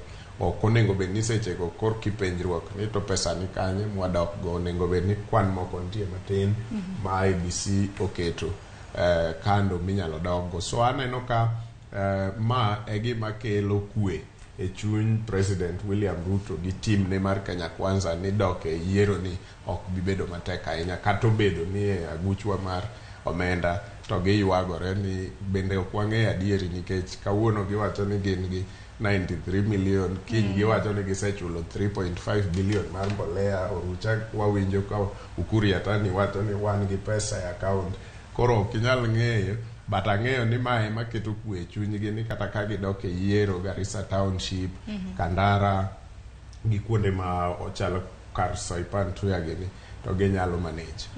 Akane Dr. Busi kaluwore gi yiero madundo ma bende ang'ene kinde mosekalo warito mar mondo miduol mochung' ne weche mag yiero IEBC ochiwne oganda ma pacho ka inditare. Kani pache kaluwore gi yiero madundo ma bende kore bro tim nikech ang'ene ka koro ting'o kisera mar ombulu pod ndika. Pod ji rango IEBC ka bende pod gin goteku nantie na gintiere gi kerruok matin kata kamano na gidhi giloso weche kaka joka ng'ato. Erokamano kapok kasudo e wach ma yiero madundo wach moro matin kuom jotend migepe manyo oromo nyoro to Rafael Tuju nyo ok one. Rafael Tuju ne en minister maonge portfolio Koro en onge gimanyo obiro hand over. Koro biro mare ok oketho protocol kata chiel. Jotend migepe mamoko manyo nitierego nyaka to gibed chik en mar protocol. Ok ochuno nyaka ubed osiepe korka idhi kanyo. Koro gibiro bedo kanyo handing over notes to gite gin godo gise prepare mondo ng'e ni ma en piny ang'io chiwo iwene ng'ato tisudi idhi mbele. Koro nyo onge chochni moro kata chiel kanyo. Mane kaka onego bed ni otimore. Koro elections madundo mabiro bedo gi ka onge lich kata chiel kata budget ne nitie kata budget onge nikech pile by election ok ong'e gimomiyo nyalo timore. Moko wuok e resignation, onge ng'ama ong'eyo ni ng'ama biro dhi resign chon. Onge ng'ama ong'eyo ni ng'ato nyalo dhi tho. Onge ng'ama ong'eyo ni elections bata by election makelo ga shida mang'eny gin kaka chon mane president nyalo dissolve parliament sasa moya. Esechegi mago gin necessary expenses manyaka bedi contingents maka onge supplementary nyaka bedi to kan ne ka gibiro necessitate kata mana supplementary budget gitin nikech mathoth gik ma itimo godo elections mobilization pod nitiere kuondego. Onge gik ma gibiro dhi procure manyien mopogore gi ballot papers. Jok manyo pod otiyo nyocha election maduong' mokwongo cha pod nitiere kuro. Koro what gimidhi tim kendo manyien en mana reassigning or recruitment. To nembni matin go ok en gimoro manyalo buogo ahinya sirkal kata mana IBC kuom timo processes modong'. Dr. Nancy kapoko yo matin bende pachi mana kwang'iyo kata mana pogruok e kinde cabinet secretaries mag jotend migepe mabende nogwela e kinde mag Uhuru Kenyatta gi kinde mag William Ruto. Odiochieng' manyoro naneno ka notiyo kada kod jatend migawo machon mano mabende nantiere migawo mar Labour, migawo mar jotich Simon Chelugui. Tina wacho ni ma en koro en migawo manyien mong'ere kaka cooperatives and SMEs development. E kinde mabende kineng'iyo kata mana kisera mare marombulu hustlers, joma mamboga, jo boda na geno ne gine midhi chuogi kacha, dhi luongi kacha. Koro oket Simon Chelugui mara ng'iyo wach mag jo hindini matindo tindo. Mabende ang'e ni kwan matamalo maduong' gin jo hindini matindo tindo pacho kae. Naneno ka gine ka noyiero ji adek moa kono to kata king'iyo Chelugui mago gin jok ma gin allies makoro o reward. Ng'ama chielo kake mamiyo machalo kake Monica Juma en bene e serikal mokalo no to kele ka to king'iyo ng'ama chalo Monica Juma ido ni en gi experience mang'eny kabisa kendo experience ge en mang'eny e foreign affairs. Koro kata kake no kele e national security kaito ka aneno kokelo Mutua be osebedo katimo ne government PR to kuma teko mang'eny nitiere mar Monica Juma en foreign affairs kendo neno ka en gi teko kanyo. To moko machielo ga nyalo wacho ni nikech maybe political loyalty. To kata kamano be nang'iyo position mar prime cabinet secretary mar Musalia Mudavadi ko wacho ni bedo prime cabinet kendo nang'iyo gik ma otimo en coordinating, supervising mar jo cabinet gi mago. To osebedo ga gi position modwa chalo gi ma kata kane waneno kata ka jatelo maduong' mar Raila Odinga no mi position mar prime minister. To neno ka nitie yungni mang'eny nikech mi position maduong' ni to jok mo mi cabinet position ok gidwa ni mondo ng'ato olugi. Samoro iluongo meeting to maybe mana jo party manikori mabire meeting no to jo party makocha. Koro kata ka ng'iyo sani nikech aneno ko iluonge ni prime cabinet kendo wacho ni en mobiro mar adek ni koro wan gi jatelo maduong' mar president kaito ka kanyo to wan gi deputy president kaito en obiro mar adek. To samoro penjo ni to ena nying mondo jokorgi obed mamor koso en tich modhi tiyo nikech kamani bodeno ka gisechako ywayore gi Gachagua komiye office to ineno ka jatelo maduong' owuok oko tiyo ka Gachagua oseka office. Koro wadhi neno mang'eny kabisa to kendo kwachak wadoke gimoro mawacho ni sani kendo ji chak doke e yiero to king'iyo yiero ge ng'eny gi gin yiero mar jo Kenya Kwanza nikech king'iyo jo Azimio onge jo Azimio mokelo koro ng'eny yiero no singo no kobikao jo opposition mar donjo kacha to koro en mano wach matek kabisa nikech king'iyo Senate to gin gi speaker kendo kichak ing'iyo parliament kendo gin gi speaker ok nikech gin majority to nikech wan jo siasa wa ok gin jok moko mo amini party ka gisedhi kucho to ng'ato wacho ni en independent kawuono en koni kiny en koni kichak ing'eyo joma chielo cha gin koni gi koni. Koro magi wach malich ahinya nikech kana neno gini kodhi kama gima kora neno nikech kata nawinjo ka Gachagua wacho ni gisewuoyo kata gi jatelo maduong' mar Raila Odinga kendo gidwa ni mondo otim tich mar opposition. To sani tich mar opposition no en volunteer. Nikech ka in head of opposition to kibede parliament. Kaito budget bonego bed ni imiyo the opposition. Makata sani opposition bonego bed ni yiero shadow cabinet. Koro e position kake oyiero magite opposition bonego bed ni yiero jogene kendo jogene michulo nikech position mar opposition no en gima ber ahinya, en gima muhimu nikech otimo gimiluongo ni oversight, ong'iyo kake serikal tiyo. To sani pod ok waneno gima kono. Koro wacho ni to koro government ni endi ena government madhi ran achiel to kendo king'iyo chakre 2013 wasebedo gi coalition government. Kata mane waneno ka utim handshake macha was a coalition. Koro gini duoko wa kuma ne wae chon kapok wachopo e 2007. Koro neno ni gik moko dhi machal nade. Mana kumanya koro mga juanga parni nyalo bedo kodwe twak makama kioronwa ote pachika lure gi joten migepe mabende jaten piny Kenya William Ruto nogwelo odiochieng' manyoro SMS line kata ote machuo kioronwa ariadek auchiel nono mbui mar Facebook mana kaka pile wantiere achiel kachiel mano Ramogi TV gisani adaka yuyo matin kadwogo abiro somo moko kuom ote mabende ioronwa parni bende wantiere gi jofombo magwe chenro mar mbako romo bende wajatudre kodgi mar mondo migi nyiswa pachi kamora mora mintiere kaluwore gi thuond wachwa mar okinyi makawuono kikidhi maboro.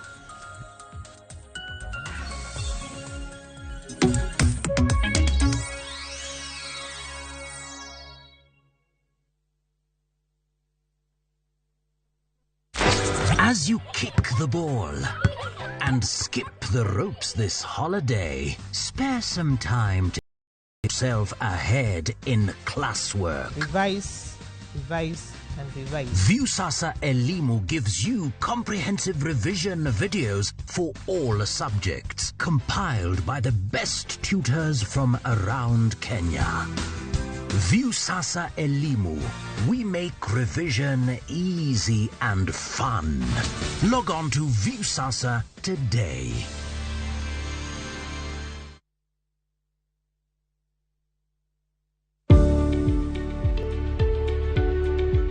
Yud chudo maromre kodi kaito iti kod omenda matin ne chudo miyudo.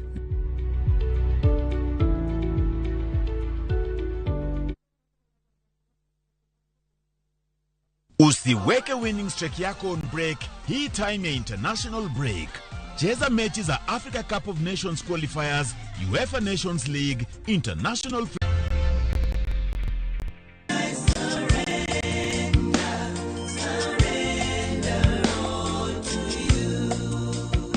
Kwa majina ni Brother Eno. Kupata wimbo huu I Surrender, kama wasikiza tuni yako, basi bonyeza *811 *279 hash. Kumbuka, sikiza na Citizen, ndio nyumbani kwa wasanii wote.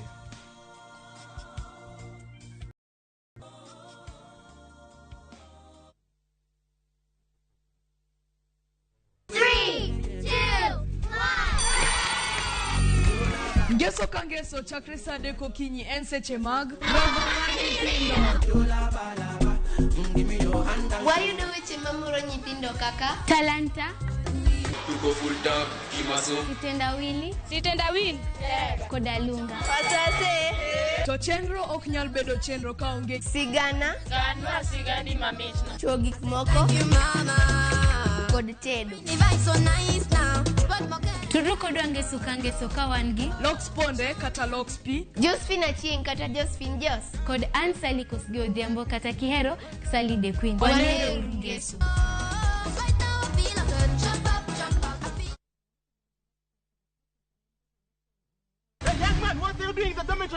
School Coolflix data pack. Ng'eyo okang' mar ariyo ma en twak e chenro mar mbaka oromo. Twak ma bende wadhi godo nyime en twak mag jotend migepe manyien ma bende nogwelo odiochieng' manyoro kod jatend piny Kenya mano William Ruto. Ng'eni paro pod mienjo ji mathoth bende napenjore odiochieng' manyoro.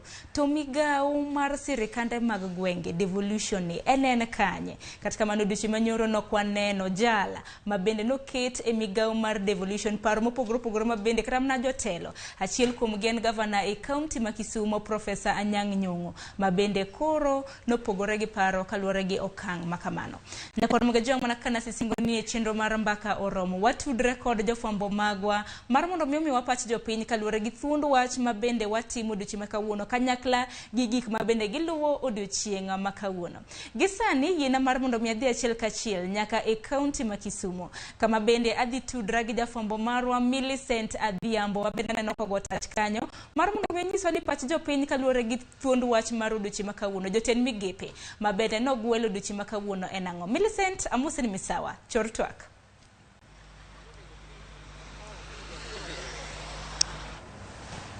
Millicent mana kinyalo mana winja e yo makare. Anane ni kama ntiere, amose ni misawa. Kaunti ma Kisumo ochio nade kaluwore gi thuond wach mar odiochieng' makawuono ma bende wantiere godo kaluwore gi jotend migepe manyien ma bende nogwelo e oganda e kaunti ma Kisumo. To wachang'o bende girwako jotend migepe gi?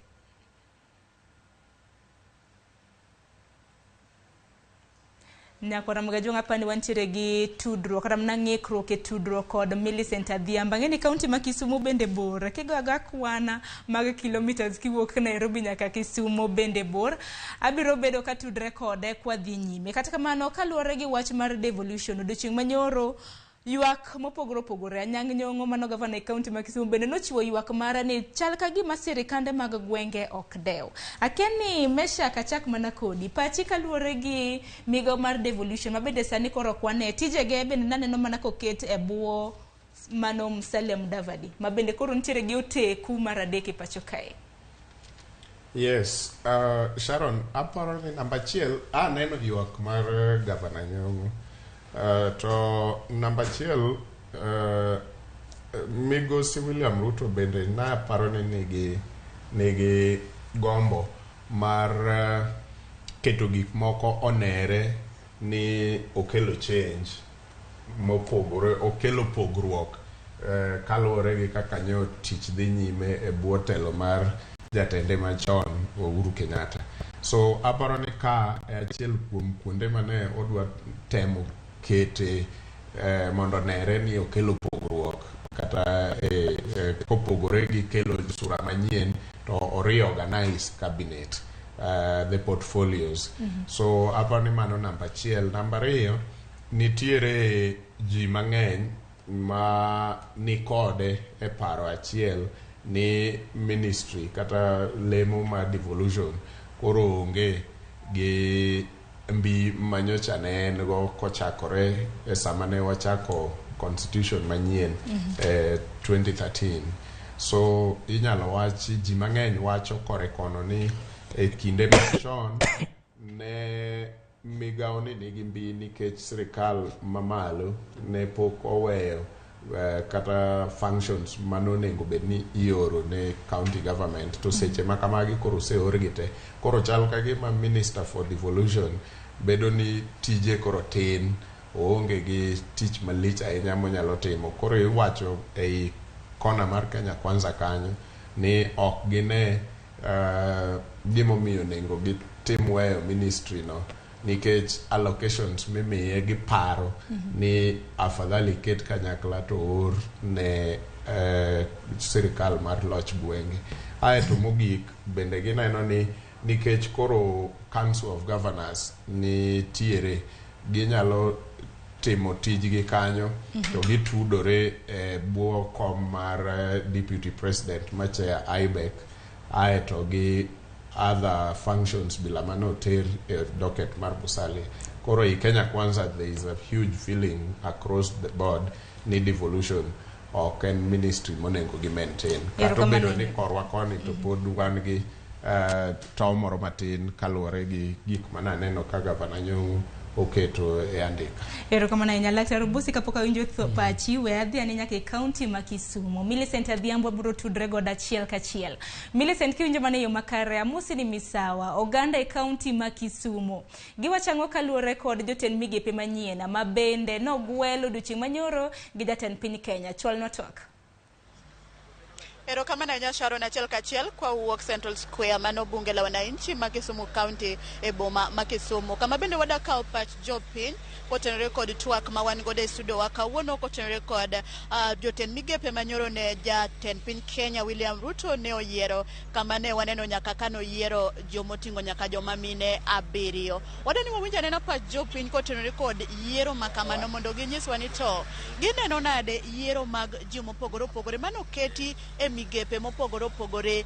Ka bende wayudo kanyo ni Kithure Kindiki bende ne omi kanyo jatelo lemo kanyo mar bedo jatelo kanyo maduong', kendo en gima ber sana wadani ginyiswa ni to jogo mopogore opogore, Musalia Mudavadi ne ni kanyo, Aden Duale, ji mopogore opogore, Aisha Jumwa mi bende lemo mopogore opogore. Wadani ginyiswa ni to gin to kotenore kod lemo mano mi ji mopogore opogore, kawan kada gi David Mwalwa bende no mi jatend lemo bende mopogore opogore ye kanyo.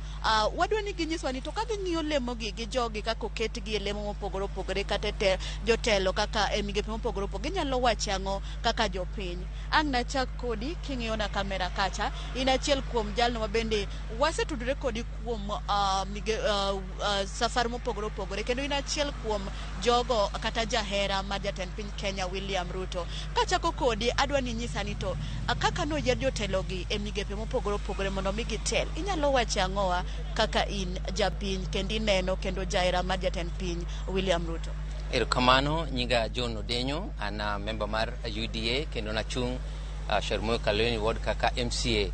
Adawacho ni jatend Kenya mabende ni party leader marwa William Samoei Ruto nyotimo yiero mare, appointments mare mar cabinet, to an kang'iyo taneno ka otimo maber nikech oyiero jotich jomonego tine ne piny emoyiero. Sechegi waweyo siasa wadhi yiero joma dhi konyo Kenya mondo odhi mbele. Omiyo kuom maoni an mamara kang'iyo cabinet mare no, generally aneno ka en cabinet ma progressive and development oriented people across the board.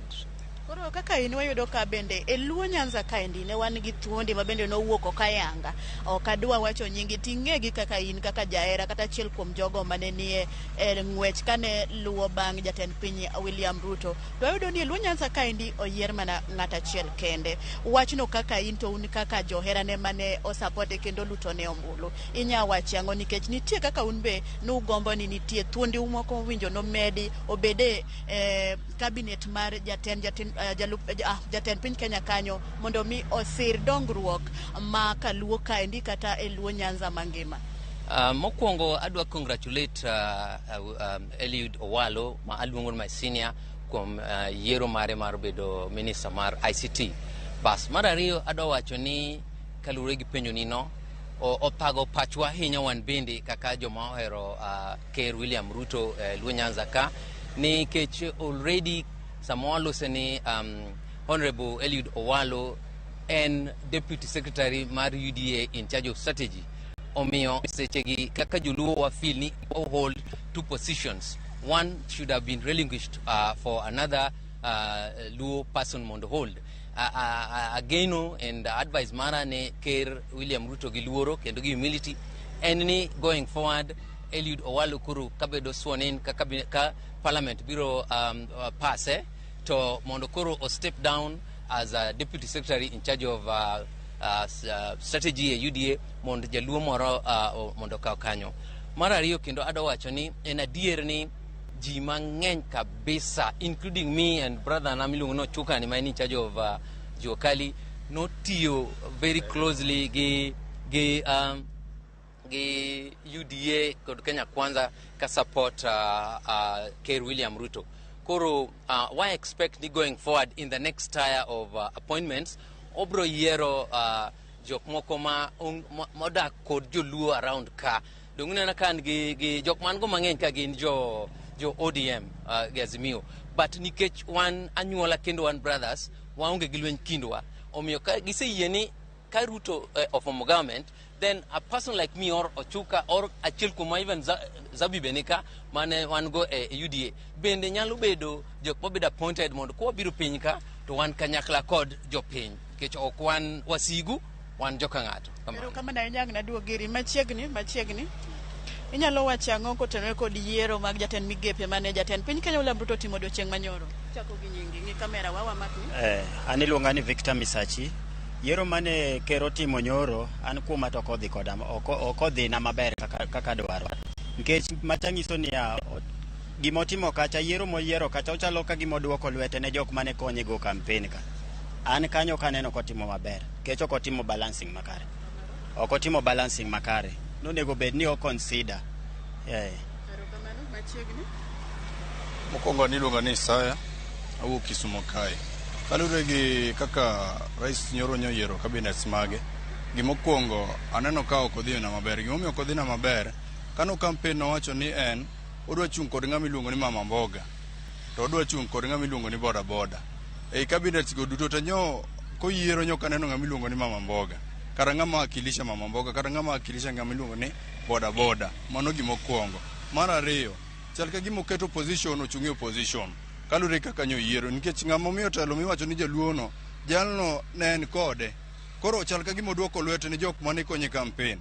Kaka wan Nyanza kae, sani iyudo ka Nyanza ka gimo chiwe onge. Kwa dhi Mombasa jogo ne ni opposition, gimo chiwo onge.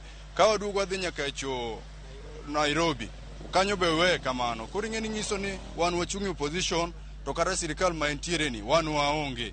Koro ananeno gi pacha nichal ka gimo osechako go kwano mar 2027 mondo mi omak godo jogi ka joluo onge e sirikal no. Nyiso ni joma rieka koro keto pending to odwa ni otigi sirikal ma mare men owuon en moyiero. Koro wan kaka wan uluongore ni asola, wabe wan asolas. But bedo wa asolas no kwa uluongore ni asolas en asola mawinjo maber, wan asolas mawinjo marach.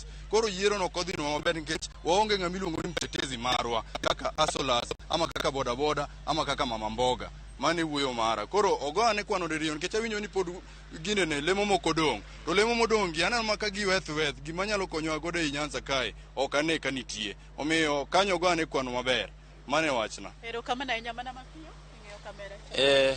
Ka wawuoye wach mar yiero mane president wa otime nyinga iluonga ni Lucas Ochuka. An Railway Ward Kisumu ka ema nyocha wamuve weche wa mag siasa wa mag UDA. To kalure gi yiero ma president wa William Ruto timo, aneno ni nitie organ mag government ma samoro nobet mana okonye timo gigi. So ka walaumu to samoro dhi tamowa, to mak mana ni gima nyalo wacho ni koro positions nitie modong' mamoko tindo, moko be dongo, weche pod ng'eny kanyo nikech government ye duong'. Koro gichope kuom maasla manobedo ka campaign ndalo duto kathagre e piny kiluongo nyingi ni hasla. Mondo jogi be owinje ber nikech mabwenyenye koseyier to gibiro geng'o nyaka ji makata hasla no kibineno kochopo kanyo. So waparo ni jok moyier kata kako yiernwa jaduong' Eliud Owalo oduoge koro piny ka. Ong'e ni maasla mano miyo nyinge owuok ka ni ne ji vote ni Ruto. Mondo en be opar jogo mondo chak oduog piny ka ong'e kako nyalo move gi aslas go eko. Koro mano e wach manyalo wacho, lakini wago erokamano ni oyudo en bende nikech en be mane wanene kuro. Ero uru kamano. Erokamano ahinya. An nyinga iluonga ni Eugene Opia Wino, ajadak ma Kisumu kaendi. An kalure kaka ne jatendo piny oyiero gik ma kamago echo, nok wamorwa kata dichiel kaka jadak ma Kisumu. Kalure ni wan joluo koro ketwa kanye, wan wadong' adong'a ni wan e position koso wan e serikal. An gi pacha jatend piny nokotimo gimo makare. Katieko tagone jatendwa ma waluoro Right Honorable Raila Amolo Odinga, tuon piny momiyo kwe obedo nyaka sani. Wagone erokamano kumoro amora ma intie, Nyasaye biro parowa. Erokamano ahinya machiegni katieko. An iluonga Alphonse Odhiambo. Asebedo e Kisumu ka ndalo mang'eny. Kanyalo wuoyo gi gima ne jatelo timo, Gi korka kora no kaneno kano dhina maber. Nikech koro ng'iso ni wan koko wan jo Nyanza koni chal ka gima wadong' ni wan koro wadong' e opposition.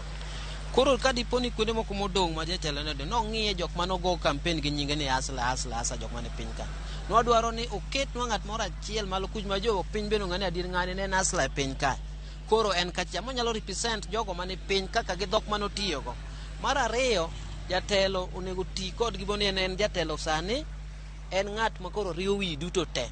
Siasa ne jowe mondo ne koro jiwo chakwa chunka tiend ni waselayo mirima wase move on ni nyaka koro wati kode en mentiere. Koro nyago bed gimoro ni kotimo gimoro to timo balancing makata ka jok manyocha ne ogo kura against him to ng'ani nyalo tiyo kodwa kaka nwa paro kar opogore. Otim gik modongo omiye jopiny kuonde modong' kaka kuonde maywagi ochiwe gimoro manyiso ranyisi ni en president mar Kenya mzima. Koro kwa tieko mana mapiyo piyo bineno ka otiyo gi 2/3 gender rule mar miyo joma mine telo e cabinet nikech nowacho ni en tende mine gi chuo bro bedo 50-50 mine ibo mitelo 50% chuo be. Mano okotimo gender okotimo. Otime matin to okotime kako nego beni ni time 50-50 kako wache. Koro mane modogo chien ong'ini 50 ba agenda mano wacho cha otim e lots modong' mapok oyierogo mondo gino bed uniform mani oyiero kaka agenda ne dwaro kanyo odog chien ong'i mondo otim. Wan wakwani wabro dhi kod tich maber mana kaka en bende waneno kaka anang'o modhi kelo ne jopiny kandi kaka jo asla. Mana kamano nyakono Magajwanga kisewinjo moko kuom paro kowuok kuom jodak mawuok e Kisumu County kama oting'o jogo mopogore opogore johera mane ungo lwedo jatend piny Kenya gi jogo mabende ne ungo lwedo jatend ogai mar Azimio la Umoja Raila Odinga gisegolo pachgi e wi yiero mane jatend piny Kenya otimo e wi jotend migepe mopogore opogore. Thuolo ni endi ka kaloso mang'eny karo Magajwang adhi teri achiel kachiel nyaka e kaunti ma Migori kuma jawadwa mabende dwa kelo nu weche motenore kod report ma kama ndi Jojuma ogoe tach mondo mi uwinjane pach jopiny makono ni ginto giwacho ang'o. Kwayudo ni bende e kaunti ma Migori kanyo gavana machono bado ne en achiel kuom thuon ma bende ne luwo bang' jatend piny Kenya William Ruto machiegni kendo nosire lwedo e ondamo mamalo ahinya. Kata kamano e telo manoyier chal ka gima nitie telo ma pod ibo miye bat nyinge ne ok oneno kanyo. Jojuma kamoro amora ma intie e kaunti ma Migori aweni oporo mondo idhi nyime ichwal twak kaka kuma wasekete no mondo ikel pat jopiny ma Migori mondo wawinjan to ginto gitwak e yo machalo nade e wi twak ma kawuono ni. Jojuma. Erokamano Millicent, kaunti ma Migori wachiwo makare bende kakiselieko no ntiere oganda mathoth be ne nitie kod geno mopogore opoge sama ne ilando jotend migepe mopogore kod jatend piny Kenya William Ruto. Kakisewacho kanyo moko kuom geno ne ni to kaka gavana machon Okoth Obado bende yando osebedo ka bende ne nitie okang' ma mbele mar siro agenda mar UDA e kaunti ma Migori. Nigeno ni achiel kuom jogo bende inyalo mi thuolo e jotend migepe ma pacho kae. Kata kamano ma pok onenore kata ma ok otimore ka bende ma bosekelo penjo mopogore kuom oganda mane nitie kod gombo kata ne geno ni inyalo miye thuolo mar telo kaka jotend migepe kopogore kata kod gavana Okoth Obado bende. Gavana manye otiko tam mar gavana Okoth Obado nwano ka gwego ma Kuria biro neno ka thoth jod bura mane oyier kono ma Kuria East kachiel kod Kuria West be ne sira inya duond burano mar UDA kata Kenya Kwanza kabende nigero ne kata na gwengego ni nya yude to bende nitie jatend migao manya wugengo. Kata kamano oganda nitie kod paro mopogore opogore geno mopogore bende gigeno ka otende kod lendo machal kod mae. Adwano wachiw thuolo moko moganda e kaunti mar ng'eno to yiero mane otimni kata jotend migepe bende nyaka sani koro jatend piny Kenya William Ruto koro osenyiso nodoer mondo ti kode gin gikawe nade to ging'iyo nade kaunti ma Migori ma nyaka sani koro onge ng'ato kata chielo bende koro mi thuolo kaka jatend migao ginene nade be ochiw thuolo makare ne oganda duto e piny Kenya ka otende kod lemone miya thuolo mondo koro awuo kod moko moganda gi mar ng'iyo ni to pachgi chalo nade. Adwa ni chakne gi nyingi jatend piny Kenya William Ruto ne olando jogo modwa ni mondo koro obede tend migepe ma opogore opogore mabende waneno ka e kaunti ma Migori kano ng'ato kata chiel mabende oter nyinge mondo mi thuolo machal kod mae. In kako oganda ma odak e kaunti ma Migori mokwongo yo mabende no yiergo jomo mi thuolo machal kod mae be otime yono makare kaka in owuon inene. An kaka jadak ma Migori aparo na jatich ma Migori ka to wan kod ywak kaluwore gi gima ne wawinjo ka oyiere cabinet nyoro. ok wang'eyo ni otengwa kikabila koso otengwa yo mane, nikech aparo ni muda manyocha ne igo siasa no oserumo. Muda ni koro noningo bed ni kiyiero titimo gimiluongo ni regional balancing. Mano gima ok waneno e sirikal Samoei Ruto, ma bende wadong' ka wabuok sana, nikech seche manyocha wago siasa, nyocha Obado, Mheshimiwa Obado nyocha nitiere e opande machielo, wan bende nyocha wantiere kumoro. Ka nyocha oseyombi, nyocha ne wang'eyo ni wambe wanyalo yudo achiel kuomwa kata mana ji adek ne wanyalo yudo e sirikandno. Nyaka sama wan godo ni dhowa omoko nono, ka Migori County onge kata Luo Nyanza te onge gima waneno koyierie ng'ato, miyo oyier mana bathe konchiel kumoro matin, miyo ok waneno maber kaka joluo, kendo waparo ni ma gima onyiso ukabila. To kok kamano, regional balancing ok otim, wan kod kuyo kod buok kaluwore gi jatendwa modonjo, ok wang'e ni dhi tiwa machal nade mbele. Wayiero jotelo mondo mi oti, to ok wayiero ni mondo tiwa, nikech koro gima waseneno ni onge kaka ng'ato nyalo central ma bitimnwa maber ka seche ma minister mar fisheries bedo kabila moro, to wan ema wan jolupo ka, idhi konywa e yo mane? Mano e pacha. Iwacho ga ne dhiang' lach, josiasa tiyo gi wach machal koda mantiere gi mopogore opogore. Ok ang'eyo nang'o miyo nyaka sani koro uneno no we wuok to waneno ka pon ntiere leo mopogore ma bende nyaka sani koro pod inyalo chiwo. Dhiang' lach, mak mana ni kosewal dhiang' to ring'o bende nyaka wane kogonwa matin. Koro kata ka ang' imiyowa matumbo, bende nyaka koro wang'e ni tidhi miwa matumbo kose dhi miwa ang'o. Lakini kaluwore gi kaka osechak poki ni, nyisa ni osetengwa ma bende onge, nikech kuonde 20 gi wiye, ministers 20 gi wiye gi te, ka waonge kata achiel, mano nyiso ni wan oko mar gino. Ma kata koro dhiang' lachno wawere godo, wan warit neno kaka jogo tiyo. Erokamano, wakawo pach ng'ama chielo ne chak ne gi nyingi to noyie jotend migepe kata jogo ma nyalo bedo e leo machal koda mae. In kaka jadak e kaunti ma Migori, bende otime yono kaka ni igeno kaka jadak ma Migori? Gi nyinge na iluonga ni Matino Mondo ka Migori. Gini nyok otimore kaka nye waparo, nikech nye wan gi geno mang'eny kaka wan jo Migori, ni nyocha wan gi Mheshimiwa Obado kendo manotenore gi Mheshimiwa Ruto machiegni no support UDA, kata mana kuria moko mabathwa ka machalo kaka Mathias Robi gini, machalo kaka Kitayama gini, jo kuria ma Migori County, ne waparo ni ng'ata achiel kuom gi nyalo yiernwa, to ok otimore kaka ne waparo. Kuom mano mi wan kaka jo Migori waonge geno moro amora, to ne wakwayo rais marwa Mheshimiwa Ruto mondo mi obalance gige ne kotimo mondo mi okel jo Kenya kanyakla. Kok kamano to onge gi mang'eny, ero kamano jowinjo mowinja. Kapok aweyi, aneno ka king'iyo joma bende nyaka sani koro chwal nyingegi, ng'eny gi gin josiasa, moko bende ne oyiere leo mopogore opogore. Kipimo joma bende nyaka sani dwa mi thuolo machal koda mae gi sirikal mokalo, be ineno ka sama imiyo josiasa mang'eny thuolo e tend migepe, be uneno ka un gi ni ginyalo tiyonu e yono makare ma chopo gigo madwarore? Erokamano, wan kaluwore gi kaka ne waparo kata mana sirikal mokalo mar Uhuru nokomiwa CS Migori ka. Koro kwang'e ni jo Migori wato tengwa nade, sani ne waparo ni wanyalo yudo to ma be ok otimore kaka ne waparo. Kuom mano ok wane maber kaka jo Migori. Erokamano, wakawo pach ng'ama chielo. Adwa ni chakne gi nyingi. Penjo moro apenjo nyawada mokoro wuok ni en ni waneno ka josiasa mathoth, joma ne oyier e kombe kaka mago mag od bura kod mamoko, omi thuolo e telo machal koda mae. In kaka japiny, kipimo kod kinde mokalo, bende thoth jotend migepe ne gin jogo mang'eny gi ne ogole kuonde manok siasa. Bi ineno ka yiero josiasa e thuolo machal koda mae ka jotend migepe nyalo miyo jo Kenya bende dwarogo kata chopo gigo madwarore? Kuom nyinge ga iluonga ni Frederick, ajadak ma Migori kaendi.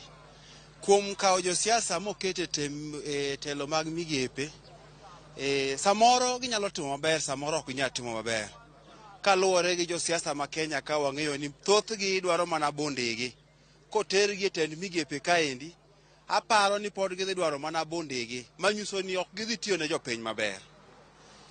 To kang'iyo kaka jatendwa president marwa William Samoei Ruto otimo yiero mar jotend migepe, akia notiyo gi regional ma korwa koni endi, miyowa oketo Kisii kacho, miyo education ICT be otero Siaya.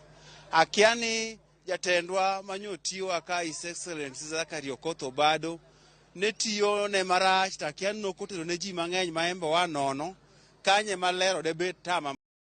To na akwayo ni kaka wambe jo Migori do paro wae odo paro His Excellency Zachary Okoth Obado embe do kete jotend migepe kaendi embo chame kanyo to koro kaka weye oko okakia gimotimo momiyo weye oko en apani ong'e maber kama odhi kete to wan kaka jo-Migori ok waneno maber kuom weye oko nikech ayenje mang'eny ne rumo kuome weche mang'eny ne rumo kuome do miye gimoro embo ogawore godo to pare jo-Migori bende nikech jo-Migori kaendi be wantiere gi gik mang'eny raw materials ma inyalo dwar mining ni mana Migori ka fisheries ni mana Migori kaendi kae mado ma jatend migewo moro mar mining omija Migori kata ja fisheries moro omija Migori kaendi emomiyo de wabedo mamor to ei Kenya masani endi achich ni ngima samoro nyalo bedo nwa matek nikech kako okel jotend migepe ng'iyo duer ng'iyo ne ng'ama ne siro ng'ato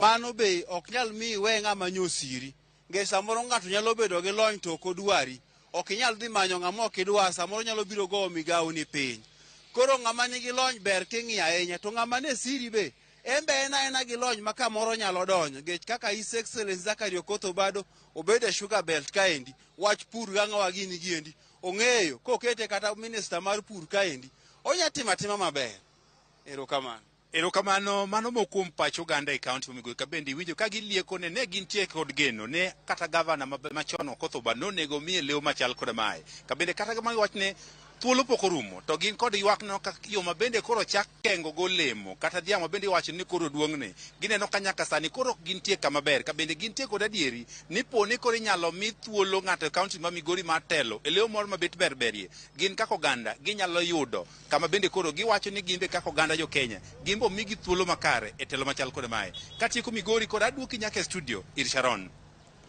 Erokamano ahinya George Juma kendo erokamano ahinya kuom chwalo twak nyakwara mga jwang'o mago gin pach jopiny ni winjo motelo ne kaunti ma Migori kaunti ma Kisumu geno mabende jopiny ne nitiere godo kaluwore gi jotend migepe manyien mabende nogwelo odiochieng' manyoro gi jatend piny mano William Ruto bende aneno achiel kuom nitiere achiel kuom yawa mabende neno wasani janeno marwa mar Ramogi TV nyinge Jaramula Onona owacho ni Sharon dibed ni Owalo ne oken ja UDA koro mano Sharon dibed ni Owalo mano mabende nogwel kaka jatend migawo mochung' ne weche mag tudruok wacho ni dibed ni ne ok dino oken ja UDA koro joluo dine wanono koso mano gin mana moko kuom paro mabende pod imedo chwal go oganda mabende neno wa ukinyi makawuono kata kamano kapok nwadhi ir jofwambo magwa mabende ne ntiere kaunti ma Kisumu gi kaunti mano ma Migori na penjo Obosi kaluwore gi migawo mar devolution mana kapok wadhi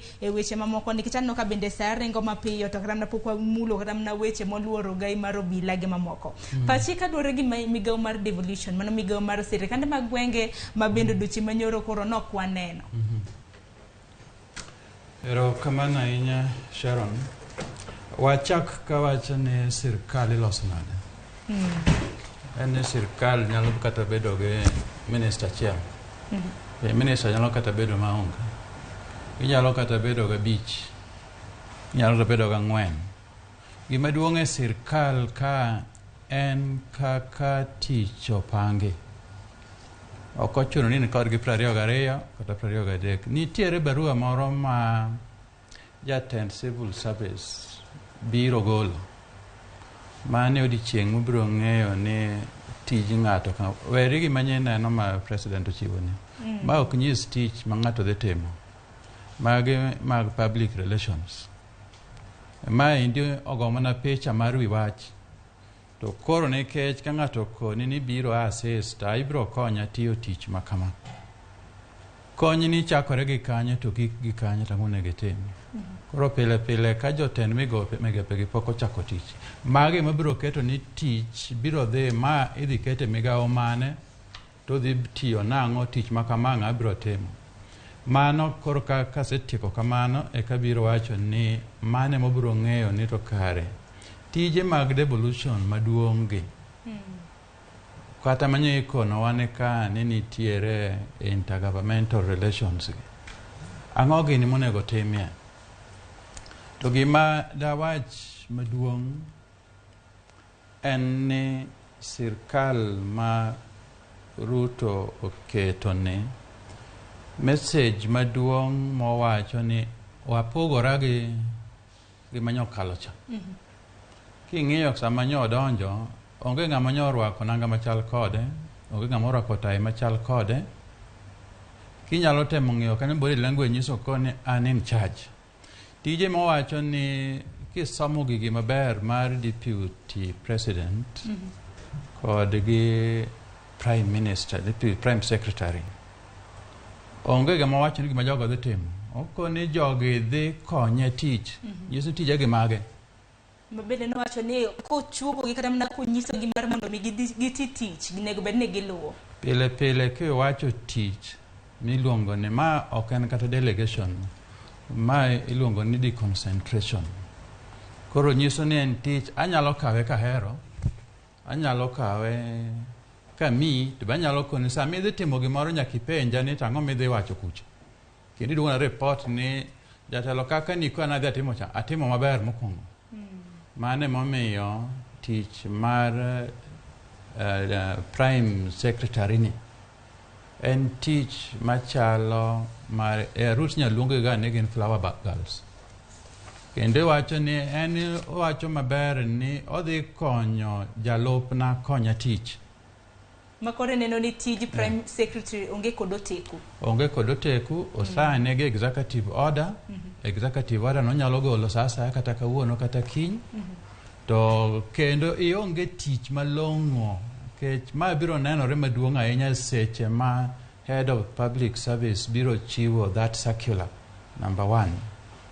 Ibo yudo ka gik madaptimore ka onge. Koro maendi ema nyiso ni in ne waluongi bi kuomwa ka, koro warwaki e ot wabudho, kata kitedo to wang' no chiemo motedo no. Mana kaluwore gi paro makamano, Nancy. Adwana sud kamoro matin kech ma devolution e pok wacho, ten critical. Kech devolution ni nitiere ocho wuondwa, wuond jo Kenya moyie mondo wuondgi ni odhi kawo functions otero kocha. Functions ok inyal chunga godiechieng' ni in ng'at achiel. Ito ng'ama nokone osekawo karang'o mong'eyo ni gin functions mage man odong' at what level. Koro ma ne onego bedie minister moro kata mar for in the interim mabiro dhi make sure ni transition policies ma onego bed ni the functions ka. Nikech functions go moko are cutting across. To koro weno koketo ka ni intergovernmental, nitiere horizontal gima vertical. National government and national governments, and local and county government, and between county government and county governments. Koro gigi en kuonde mang'eny ma koro tamo gi tich. Koro gimodwa rito e circular chande kama kapok wawacho kama devolution odhi malong'o. Wadwa ng'eyo ni koso odhi oketo state department, oketo kata secretary moro ma they handle some particular roles. Kaka en nitie kawuono ni to en oonge head or tail. Taparo ni o lampe up ni gigi pesa na. Gima nyaka jingi malong'o kaendi ni devolution ni functions ka. Ane mayiero madhi kocha nikech wacho ni pesa luwo tije. Koro magi gik mong'iyo maduong' moloyo kata bedo noket minister moro ka. Kech otherwise nyaka ne bedie ng'ama ne dhi keto kata mana committee. Kata wang' mokalo 2013 ne nitiere special committee task force manong'iyo functions motiyo gi transitional community chane mage madhi kama to moko pod odong' ka. Koro ma nonego chak ket sechegi mondo obedie. To kaka en sani en fuok maduong' ahinya ka onge ng'ama nyalo wacho to ng'ama dhi nyiso madhi loso yo maber madhi kawo functions gi mondo dhiye e counties ka. Oya kamano. Mane pogruok maduong' ma bende koro karamna jopiny bende naneno ka nitiere gi chochni to kara tij jalup jatend piny Kenya en ang'o. To tij mar prime secretary ma bende koro omi Mudavadi en ang'o. Mano bende penjo maduong' ma bende koro nitiere kanyo. Mana Nancy mana kinyalo lero. To bende ber, aparo ni ber bende ka iketo nikech ka odiochieng' manyoro no pedha yanga kana wacho ni ma e tij Rigathi Gachagua, ma e tij Musalia Mudavadi. Bende aparo ni nyalo koro golo paro moro mar jalup jatend piny Kenya ne benitia timo tich mane pogruok mane manyalo bedo mana kaka sirikal mokalo. Okay. Erokamano kana ng'iyo tijego endo gigo ing'eni sani gisewuok mag koro gin ayanga ni mae tich madhi bedo mar prime cabinet. Prime cabinet eno coordinate ochair ministries kendo konyo president e tije mopogore opogore. To king'iyo the duties maker deputy president kanyo mantiere wach mar devolution no nikech it coordinates the national and the county government kendo chair the IBEC. Tingeni natiyoga nana a government advisor gi Ministry of Devolution kauna chako devolution in 2013. Kendo 2013 Ministry of Devolution ne ng'eny gimoro. Under Ministry of Devolution emane yudo youth funds, social funds, all these donor funded nen position maduong' kabisa kendo ene mano ng'eny gi pesa. Kata noyudo ka Honorable Waiguru emane ntiere kanyo. Koro nena very very powerful powerful ministry. And ndalono also Council of Governors ne poko bedo gi teko. Kati neno ka Waiguru wuok kaito Honorable Wamalwa obiro kanyo. Kendo neno ka ne koro where shell. Oket devolution gi asal. Koro asal ni en wuotho. Tasal bende ena ni pesa biroga mar kata konyo kantiere this drought in northern Kenya. To kendo en pesa kendo mawuok kendo mayot. Ndalo election kendo nikech mundi account tek. Koro sani kata ka neno ka okoket devolution ane mana kokete deputy sani kidhi council of governors sani gen gi the first chief executive mar kanyo no bedo for igni 10 masani kendo gin gimanyien kato gin gik milongo ni technical committees. Koro kaka neno kaka ntiere health kaka ntiere agriculture education kanyo be ntiere each governor makata governor Nyong'o among Governor Manyanza enemo chair one of the committees ena nani okaparni aonge go ewia which one mo chair. Koro Council of Governors obedo motegna enya sani kata kitiyo kendo gi the treasury kaka sani be advise the national treasury on climate change issues and gender. Iyudo ni okinyal timo any program ka okikelo Council of Governor. Koro Council of Governor en a partner. Kati iyudo ni kata kopo ni koro tiyo gik machalo environment nyakikel be Ministry of Environment. Kati iyudo ni program achiel kitimo nyakikel kata ministries ang'wen.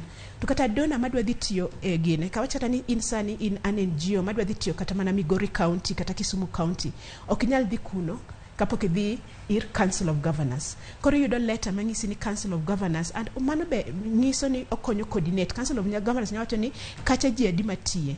Koro nitie coordination and kaka wadhi Council of Governors bedo gine giteko kendo bedo very important. Mane momiyo ga nitiere lobby nikech kama chako Council of Governors no bedo headed gi Isaac Ruto mane en very much pro devolution. Kaito bange kanyo kendo chaki yudo ka Oparanyo kaw kanyo kendo yudo ka party mar ODM ne dwaro ni ng'at gi obed kanyo. Sani kendo yudo ka negi lobby kabisa mi yudo ka Waiguru okaw kanyo. Koro sani gima ji lobby en ni who's the chair of Council of Governors. Kaito can we influence beginyalo influence policies make Council of Governors. Koro kake Council of Governors chako bedo gi teko, counties be chako bedo gi teko, ibo yudo ni mondi bed gi minister, onge entry point of minister sama watimo kata gigi gi ministries, odonjo kanyi. Koro mane e kaka nyalo wache. Mana kamano bende kopogre gi jotend migepe manyien nikech aneno mana kodong' mana gi dakika matine 20 to atieko twak makama. Bende walose kaluwore gi ugai mar obila manyien ma bende koro piny Kenya nitiere godo, mano engineer Japheth Koome Nchebere mabende koro biro kaw kar Hilary Mutyambai. Hilary Mutyambai kani winjo kram na twak mar jatend piny William Ruto nowacho ni nooro ne kwayo makende kaluwore gi chal mare mar thieth. Owacho ni okwayo mar mondo mi owe mar mondo mi odhi retire machon. Kabende wang'e ni nodong' gi thuolo mar dweche 6 mar mondo mi odhi retire. To Japheth Koome ni bende kram na kwase ng'iyo tijege osetiyo kram ne e bad migawo mar obila mopogore. Kopo ka winjo kram na pachi kaluwore gi ugai mar obila manyien Japheth Koome ma bende wantiere godo Meshak. Erokamano Sharon, aparo ni Japheth Koome to osetiyo kaka obila e migepe mopogore opogore kargi kanyo kata Nairobi ka osechung' ne e kinde moro ne ochung' ne Nairobi tetete. To gima jowa onego ng'e ni gige siasa gin kamano. Sama iwinjo ka jatend piny wacho ni okwayo, onge ng'ama nyalo bedo gadier ni nokwayo kata ne ok okwayo. Waseng'e gik ma kata mana kapok noluong kata mana nyinge odiochieng' manyoro bende nowacho ni chalo mar thieth ok ber. Mago to nyalo bedo kamano to mago siasa. Inyalo paro kinde moko ka Waiguru owachonwa ni en daktari onyise ni odhi oyue to ka kosewuok odhi yweyo to dhi chung' gavana. Koro mago to gin gik mantie e siasa ka nyawo wang'eyo chochni mane nie kind jatend obila Migosi Muti Ambai to gi wing mar Kenya Kwanza. So en mana ni mondo mi kwe obedie tae to gimwa luongo ni diplomacy bende mondo omed nyak. Wawacho watiyo gi dhok moro mayom mawacho ni okwayo ni mondo ka yie tawe but waseng'e ni wariembe kata kamano ok wawacho ok wanyal wacho e mbele ji ni watimore nade. Magi gik mane nikech ji abila kaka DCI Kinoti nyocha wang'eyo ni ne gisebam marom nade gi timno kendo kata Kinoti wuon nosekwer ni ok odwar dhi nyime gi tijno ka jogi osekawo telo. Kinoti to nogwetao kopogre gi Hilary Mutyambai mano oro kwayo ni en okwaya kwano we. Koro mago te ema dhi nyime but gima chielo ma waneno kacha ka koro oseket Japheth Koome to kopo ni kero dhi onyiso kuom tim wechene ma omiyo gi independent budget kaka owacho cha to wabro nena ne pogruok manyalo bet e kind police man gi independent budget ne to gi police manyocha ni under the ministry. Wane ane ka pogruok nyalo biro mamiyo jopiny bedo gi geno malach kata tudruok mathoth gi askeche mamiyo arita makende. Ahinya migawo mar obila bende kano nyalo paro kramna kisera mar William Ruto kinde mabende notimo kramna kisera mar ombulu nowacho no bro loko sector mar obila mana kaka wacho ni budget mar gi na nego ni bedo tenge bende chal kata mar obila osara mar gi dak nade mana kan kuomi Dr. Joseph Obosi bende odiochieng' manyoro bende nolando ni okwach kich mano jalnyor motelo ne DCI mabende ng'ere kaka George Kinoti bende nogwetao. George Kinoti ni bing'ene bende nokmodhre pi mano gi William Ruto kramne kinde mag campaign. Kweth mar Kenya Kwanza. Wang na wach gik mokadek mokwongo sirkal nitiere etiquette gi principles. Demokrasia mose machua kabisa kata ok obedo ni nokwayo to yudo ka team madonjo niga oseloso line up maka okin ng'ama ohero okuodo kaka okuodo matho okian pod nie pien to dhiang' okian dhiang' no oseyang' oko tiweyo mana kendi wacho ni wawuog nikech kam jatelo manyien ni donjo kod enweruru kod okweruru to nitiere ji nyakangwe nikech kitimo giri nitiere nyakang' timre. Koro mane momiyo wach chadwai kamano la wach ni ang'o momiyo ne giwacho ni ne okwayo. Tich mayot es language mar sirkal kan nitie gik moko adek kisungu pogogi maber. Instruct, advise and request. Gi mean the same thing sama gi from the higher level. Ngini jatendi kata kubed ni ene motelo ni organization of dhiro koni ni Sharon a request ni mondi idhi anenaka gino chal compulsory koro mage umiyo kose gitiyo en ng'ani was requested koro usually kose request barua to bro ndiko koro moko momiyo ndiko barua to mago to details koro mano emomiyo ineno ka police force gima ang'e ni constitution wacho ne gibed gi independent budget to mano ok gik malich sirkal teko king'iyo mane kima hiyo ni godo ma government ochako new constitution opogore maboyo nducho kudogo bedo godo kendo masani ma onyalo wacho nyocha ne president ok nyal wacho kata yiero police nyocha ken mar president negidai liute first parliament mar from 2013 mar Jubilee mane giketo ni ka police service commission oseyiero to president nigi thuolo mar kawo ng'ata kuom nying motergo tige ni chon ni miye nying achiel kende mane ok ochako olokre mane motiyo godo kaka mar Judicial Service Commission pod timo sani. Koro ng'at ma in miyiero ni midwa keto telo kaendi kata wacho ni dhi landi, eto en ng'am manade manyiso ji ni wadhi lando position ni machiegni. Mano tich mar Police Service Commission. Atemo biro kelo kamano mondo koni ni onge independent moro kaendi en mose influence team modhi bedo godo. To chik ma kade en sirkal maber, parliament maber, gima dino chako tim kendo en duoko teko mar Police Service Commission cha. Sani kati yier mana IG ka telo mane gin godo chan cha onge. Onge sir president ng'amo telo kanyono nikech onge ng'ama dwaro mondo owet tije pod gibiro na wero president no.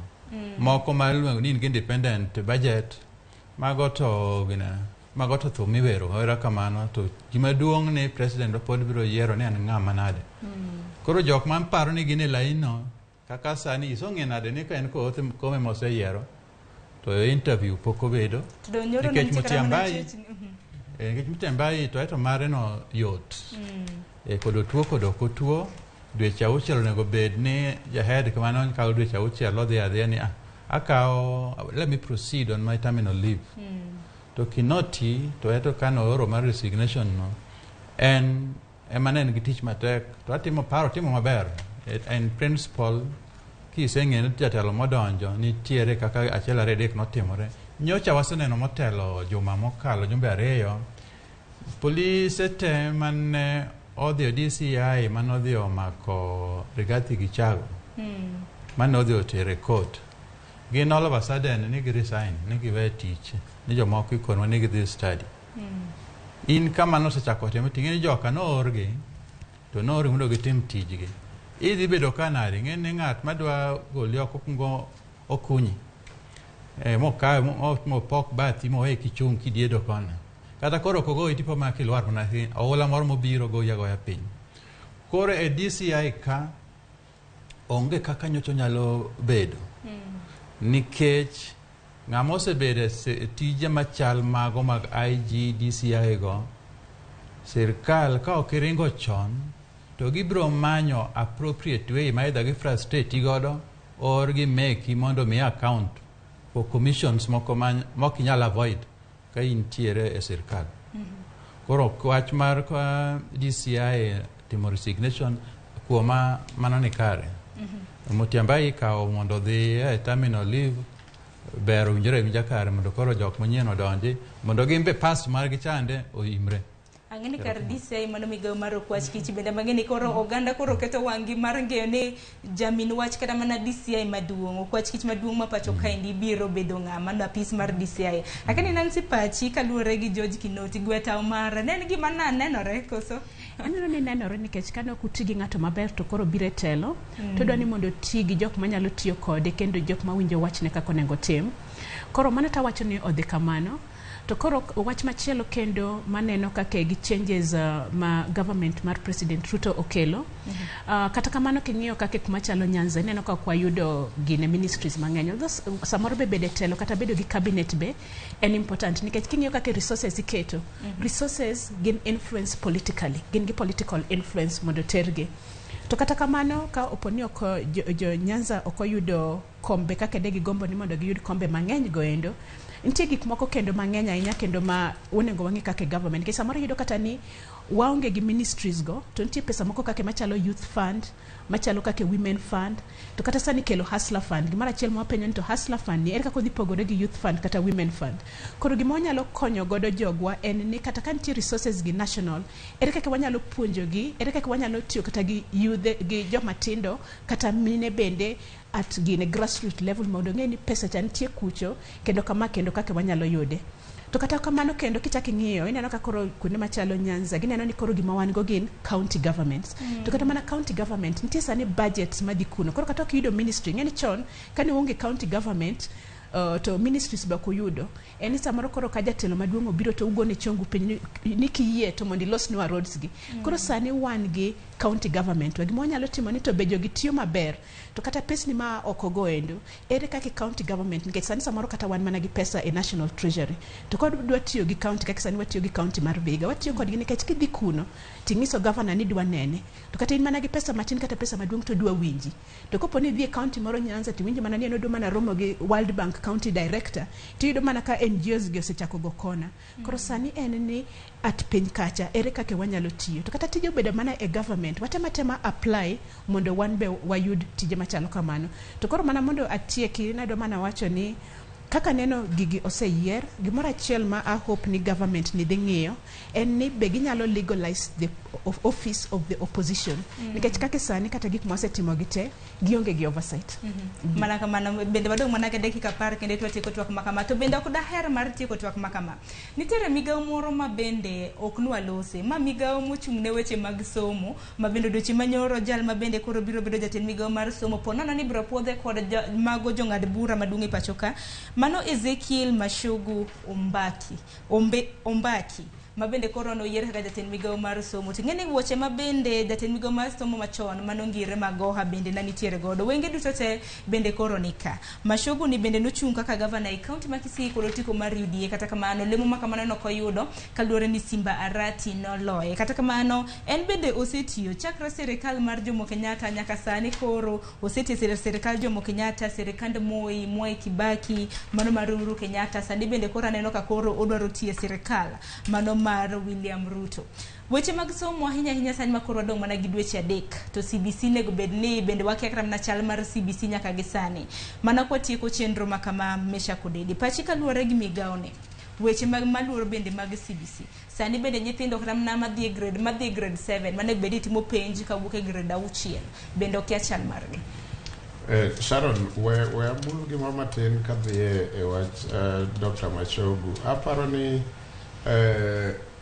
an kipenja to nengo bed ni sirikal mamalo kendo wing mar executive weyo parliament te mondo tim oversight nikech mane gima nie constitution constitution waonge gi wach mar opposition gima kosonwa en ni kawased yiero to wabunge chako doke parliament gipogore kendgi ni wan opposition unun sirikal onge gima kamano onengo bed ni parliament te timo oversight mane momiyo e committees matimo oversight ne executive ne ministries obedo represented from both side of the houses bed ni jogi majority kata minority kik nikech kwadhi that route to nyiso ni chunywa gi pachwa te odong' e constitution machon to dendwa gi saa osechopo kodwa e constitution manyien to onengo bed ni parliament oversight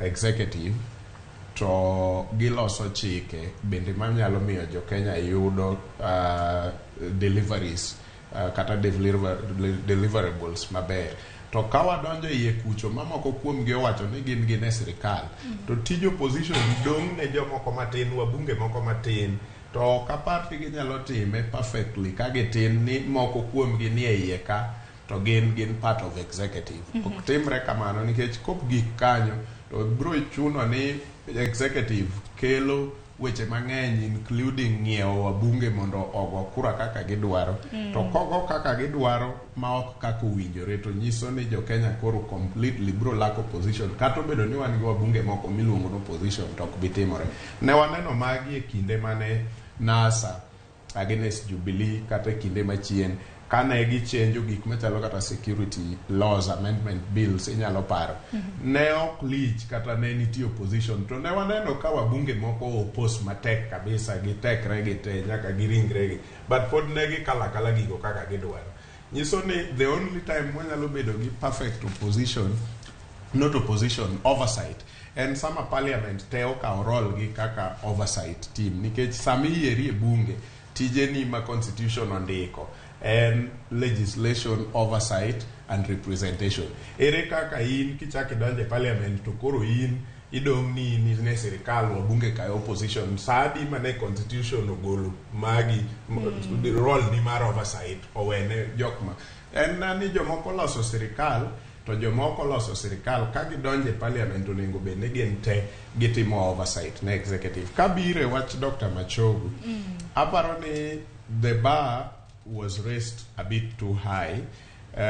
Kata kubro match the kind of work mosetim a ministry mar education onengo waket mana wangwa, but hope wa kata genowa en ni inyalo miye jolup moko kaluwore gi constitution joma chalo principal secretary kata mana advisors monyalo bedo keto machiegni mondo luwore, nyalo miye advice maber manyalo miyo wayudo quality e CBC manyose chak nikech an gi to e ndalo campaign jo siasa wacho gik mang'eny ma kata anyalo paro ni Migosi Musalia kinde moko nobwodhore mowacho nyaka ni gin gidhi golo CBC ni oko gidwa to seche gi na winjo ka president otone down matin o lore ngasno matin kowacho ni wabro keto team moro mondo dhi otimane nonro matut omi wadwoko kaka wanyalo yudo ber kuom CBC ni. Nyiso ni ok giwach gi authority gi teko te ni dhi gole, but gidwa ng'eyo paro, gidwa ni mondo non paro matut manyalo miyo wayud quality kata wayud ber kowuok kuom CBC. So mondo mi Ezekiel Machogu daktari odhi perform a ministry ni, chuno ni nyaka odhi obed gi a much wider consultation moingo kata mane Dr. Magoha ni godo, Professor Magoha ni godo, nikech CBC osebedo rolled out moseteme. Nitiere kuonde ma jonyuol winje pek, nitie kuonde ma nyithindo winje pek, nitie kuonde ma jopuonj gi winje pek. To chalni e seche manyo ogik manyo wadhi e yiero, Professor Magoha nyo obedo very open to much further consultation, no temo push gik moko gagoko. Koro ka wadwa succeed kata ka Dr. Machogu dhi succeed, to nyaka bed ni consultations dhi bedo mamalo, dhi ng'awe kiwango mamalo moingo manyowan. Erokamano ahinya, aneno ka thuolo nok kata mana wadong' mana gi dakika matin kendo twatieko twak ma kamaendi. Abiro mana chiwonu thuolo mar dakika matin ne nyiriri 30 mar mondo muchiw pachu mogik. Dahero mar mondo mwadhi nyime gi twak ma kama en mana ni sema mayo wangwa. Dachako kodi Laktar Joseph Obosi, pachi kaluwore gi thuond wachwa mar okinyi ma kawuono minyalo tieko godo. Manjalo tieko godo en ni sirkal jite ok donjie. Ok onego bed na malit ka ng'at manyocha adwaro mondo otel ok odhi otel. Koro miyo ng'at mokawo thuolono obedie, to gimobedie no gimaduong' en service delivery. Gite gigolo manifestos te, en chalo ng'wech ma ji piem te ni wan wadhi deliver services. Kore sama gi deliver services ni jomoko ema gole, to nitie gimono sama ne gihero mane jomoko go ok ohero, ok ni gino rach. To ok ni koro oda ywak ni nyaka ng'ato minister onge, mang'oa onge ni wang'eyo ni thuolo iye kachacha. Ka piny gimonego wang'e ni sirkal bedo motegno chiwo services. To en mane sirkende ma wan godo gi jok ma kodhi to ng'iyo igi gi pach gi wigi wil ni ne gitine jopiny te. Nikech wang'eyo ni chieng' machielo. Bang' mano ok wabed mana ni waket wang'wa motegno, kik wamany thuolo tamwa manyo e kuonde monego bed ni services nitiere, obed ministry obed ang'o, kata bed chieng' mono imanya par tiyudo ariyo. Samoro yudo par kuch ma kaka gitimore pile ma kata de bed mana ni sirkal mane wadwaro chae modonjo. Gonge mikwayo te sirkal no miyud te. Koro piny pod en kamano, to chieng' moro samoro noduogo wuoye wach mar party gi emono wache wach mag opposition malong'o. Kech wadwa temo wacho ni opposition nitie ng'ama nochwer nyaka bed opposition. Opposition en ji te, an seche te. To jok michulo mondo oppose mondo oversight gin wabunge modhi kucho. Koro manto chieng' moro nobedi, to sani adang' na wach katieko ni onge pogruok maduong', en mana ni bungu pod chalre, ong'eche malokore. Erokamano. Erokamano ahinya daktari. Dr. Nancy Omolo, pachi mogik kaluwore gi thuond wachwa. Okay. Apani kake President Ruto oseyiero jogegi, pok watieko ndalo 100. Koro apani onego wamiye thuolo mondo wane kake gigo timore. To kake luwore gi sirkal mosebedo godo higni abich, ng'eny ne onge mosebedo maonge gi corruption. Koro kake Kenya sani wan gi presidential system. Koro presidential system o require ni ntiere a government who's running and also ntiere official opposition who's oversighting. To king'iyo kake jok machalo Britain, kake neno ka Queen margi otho, macha koro iluongo ni parliamentary system. Kendo nang'iyo mawacho ni I wish nene wan gi gimoro machalo monarchy, nikech kineno the Queen otiyo gi ohero pinyno, kendo ineno ka entie no dhi tho osewene Prince Charles, gisetimo kake generation dhi run the country. Koro kata kiwuoyo kod gi politician kata ni wananchi madwa oversight gi party ken neno conservative the last 5 years giseyiero prime ministers adek, kendo kana ng'iyo kanto ka prime ministers obeda 7 ka wuoyo gi osipna moro kanyo gisanto 7 prime ministers mobedo kanyo go only 2 were elected by the people, the rest machielo go oyier gi party margi. En nigi the election after party. To kata mana king'iyo list true sani giwacho ni kata mana igni 2 konyal. Koro ka ine pinje manigi institution motegno kamano kaka ina citizen inyalo bedo back. To sani be oken mana opposition kata gi the ruling party, wan be gi media.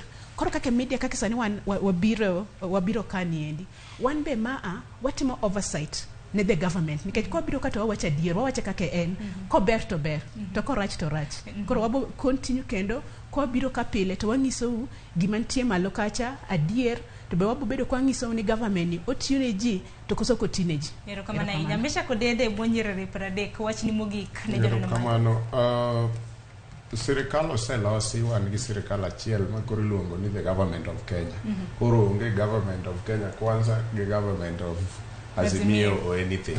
So kan itiere gi role minyalo play mondo idong pinyu migepe ma tindo mantie, play your role mondo pinyu odongi. To mogik ni jopiny ong'er ni gin gi role e dongruok mar piny, ok en role mar josiasa kata president kende. Sama wadhi ni wadhi bedo gi the third version of county integrated development plans, kiwinjo kamoluongie public participation, dhi kanyo mondo iwach gik midwaro, nikech ka ok iwacho gigo sani mokete CIDP kata igo uwi mitimango governor ok bitimo gima onge CIDP in the next 5 years. Ero kamana inyamisha kodede Laktar Nancy Omolo kanyakla gi Dr. Joseph Obosi. Wagwero kamano kuom yuoro twako kiny makawuono, nikech kinde ka kinde ana jawacho ni twak ka twak nyaka Ramogi Jwanga nyaka bede gi puonj ma bende kelo lokruok e ngimani. En gino marani odiochieng' makawuono thund wacho mar odiochieng' makawuono kaluwore gi jotelo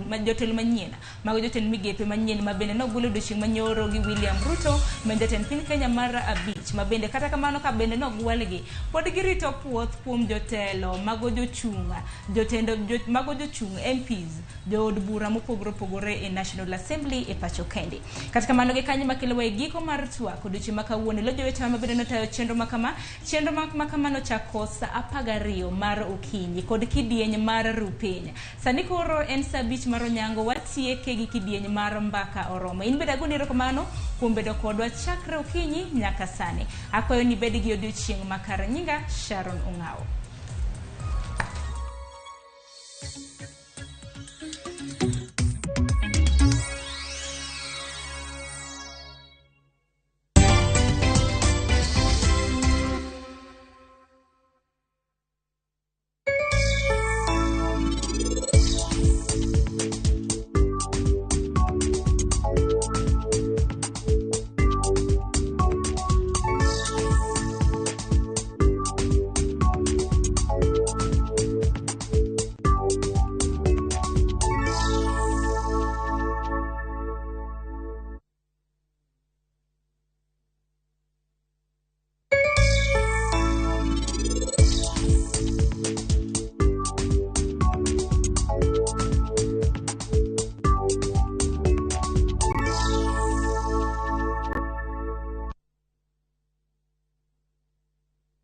Usiweke winning streak yako on break. Hii time ya international break.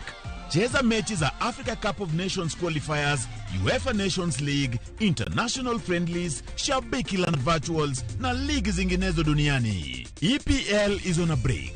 Winning at shabiki.com is not. Kuwa Shabiki. Not for persons under the age of 18. Betting can be addictive. Play responsibly. Shabiki.com is authorized and regulated by the BCLB. License number 416. Shabiki.com.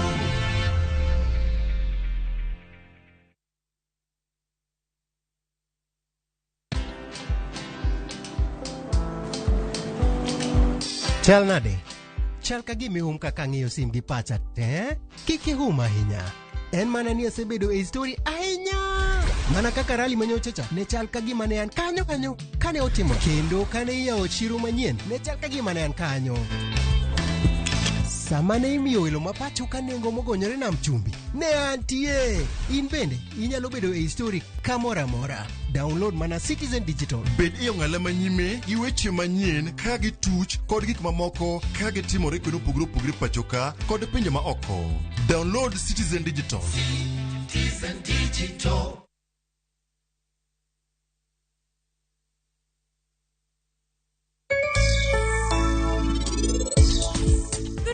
Koda nang'eyo ni pod ohera.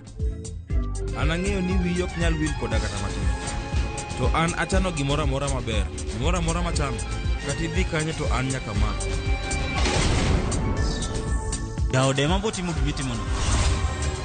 Ino kim jaode. Ineno, wan waketo kamera e ot kae.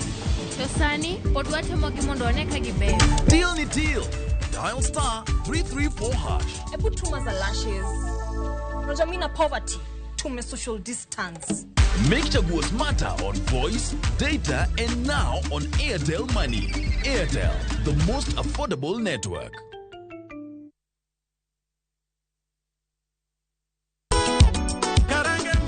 Gima wan go gadier ni wang'eyo en thum. To ok thum athuma. Thum mamit sidan. Wakelo thumbe ma ukwayo. En reggae wake. Wawinjo mine mogwedhi gi duol mamit. Waparo nu chien gi thumbe machon muero. Wadonjo kod sukus e sama chon. Kitai kod DJ Vic. Mana e ngoma wake. Pile pile kik bai kata matin.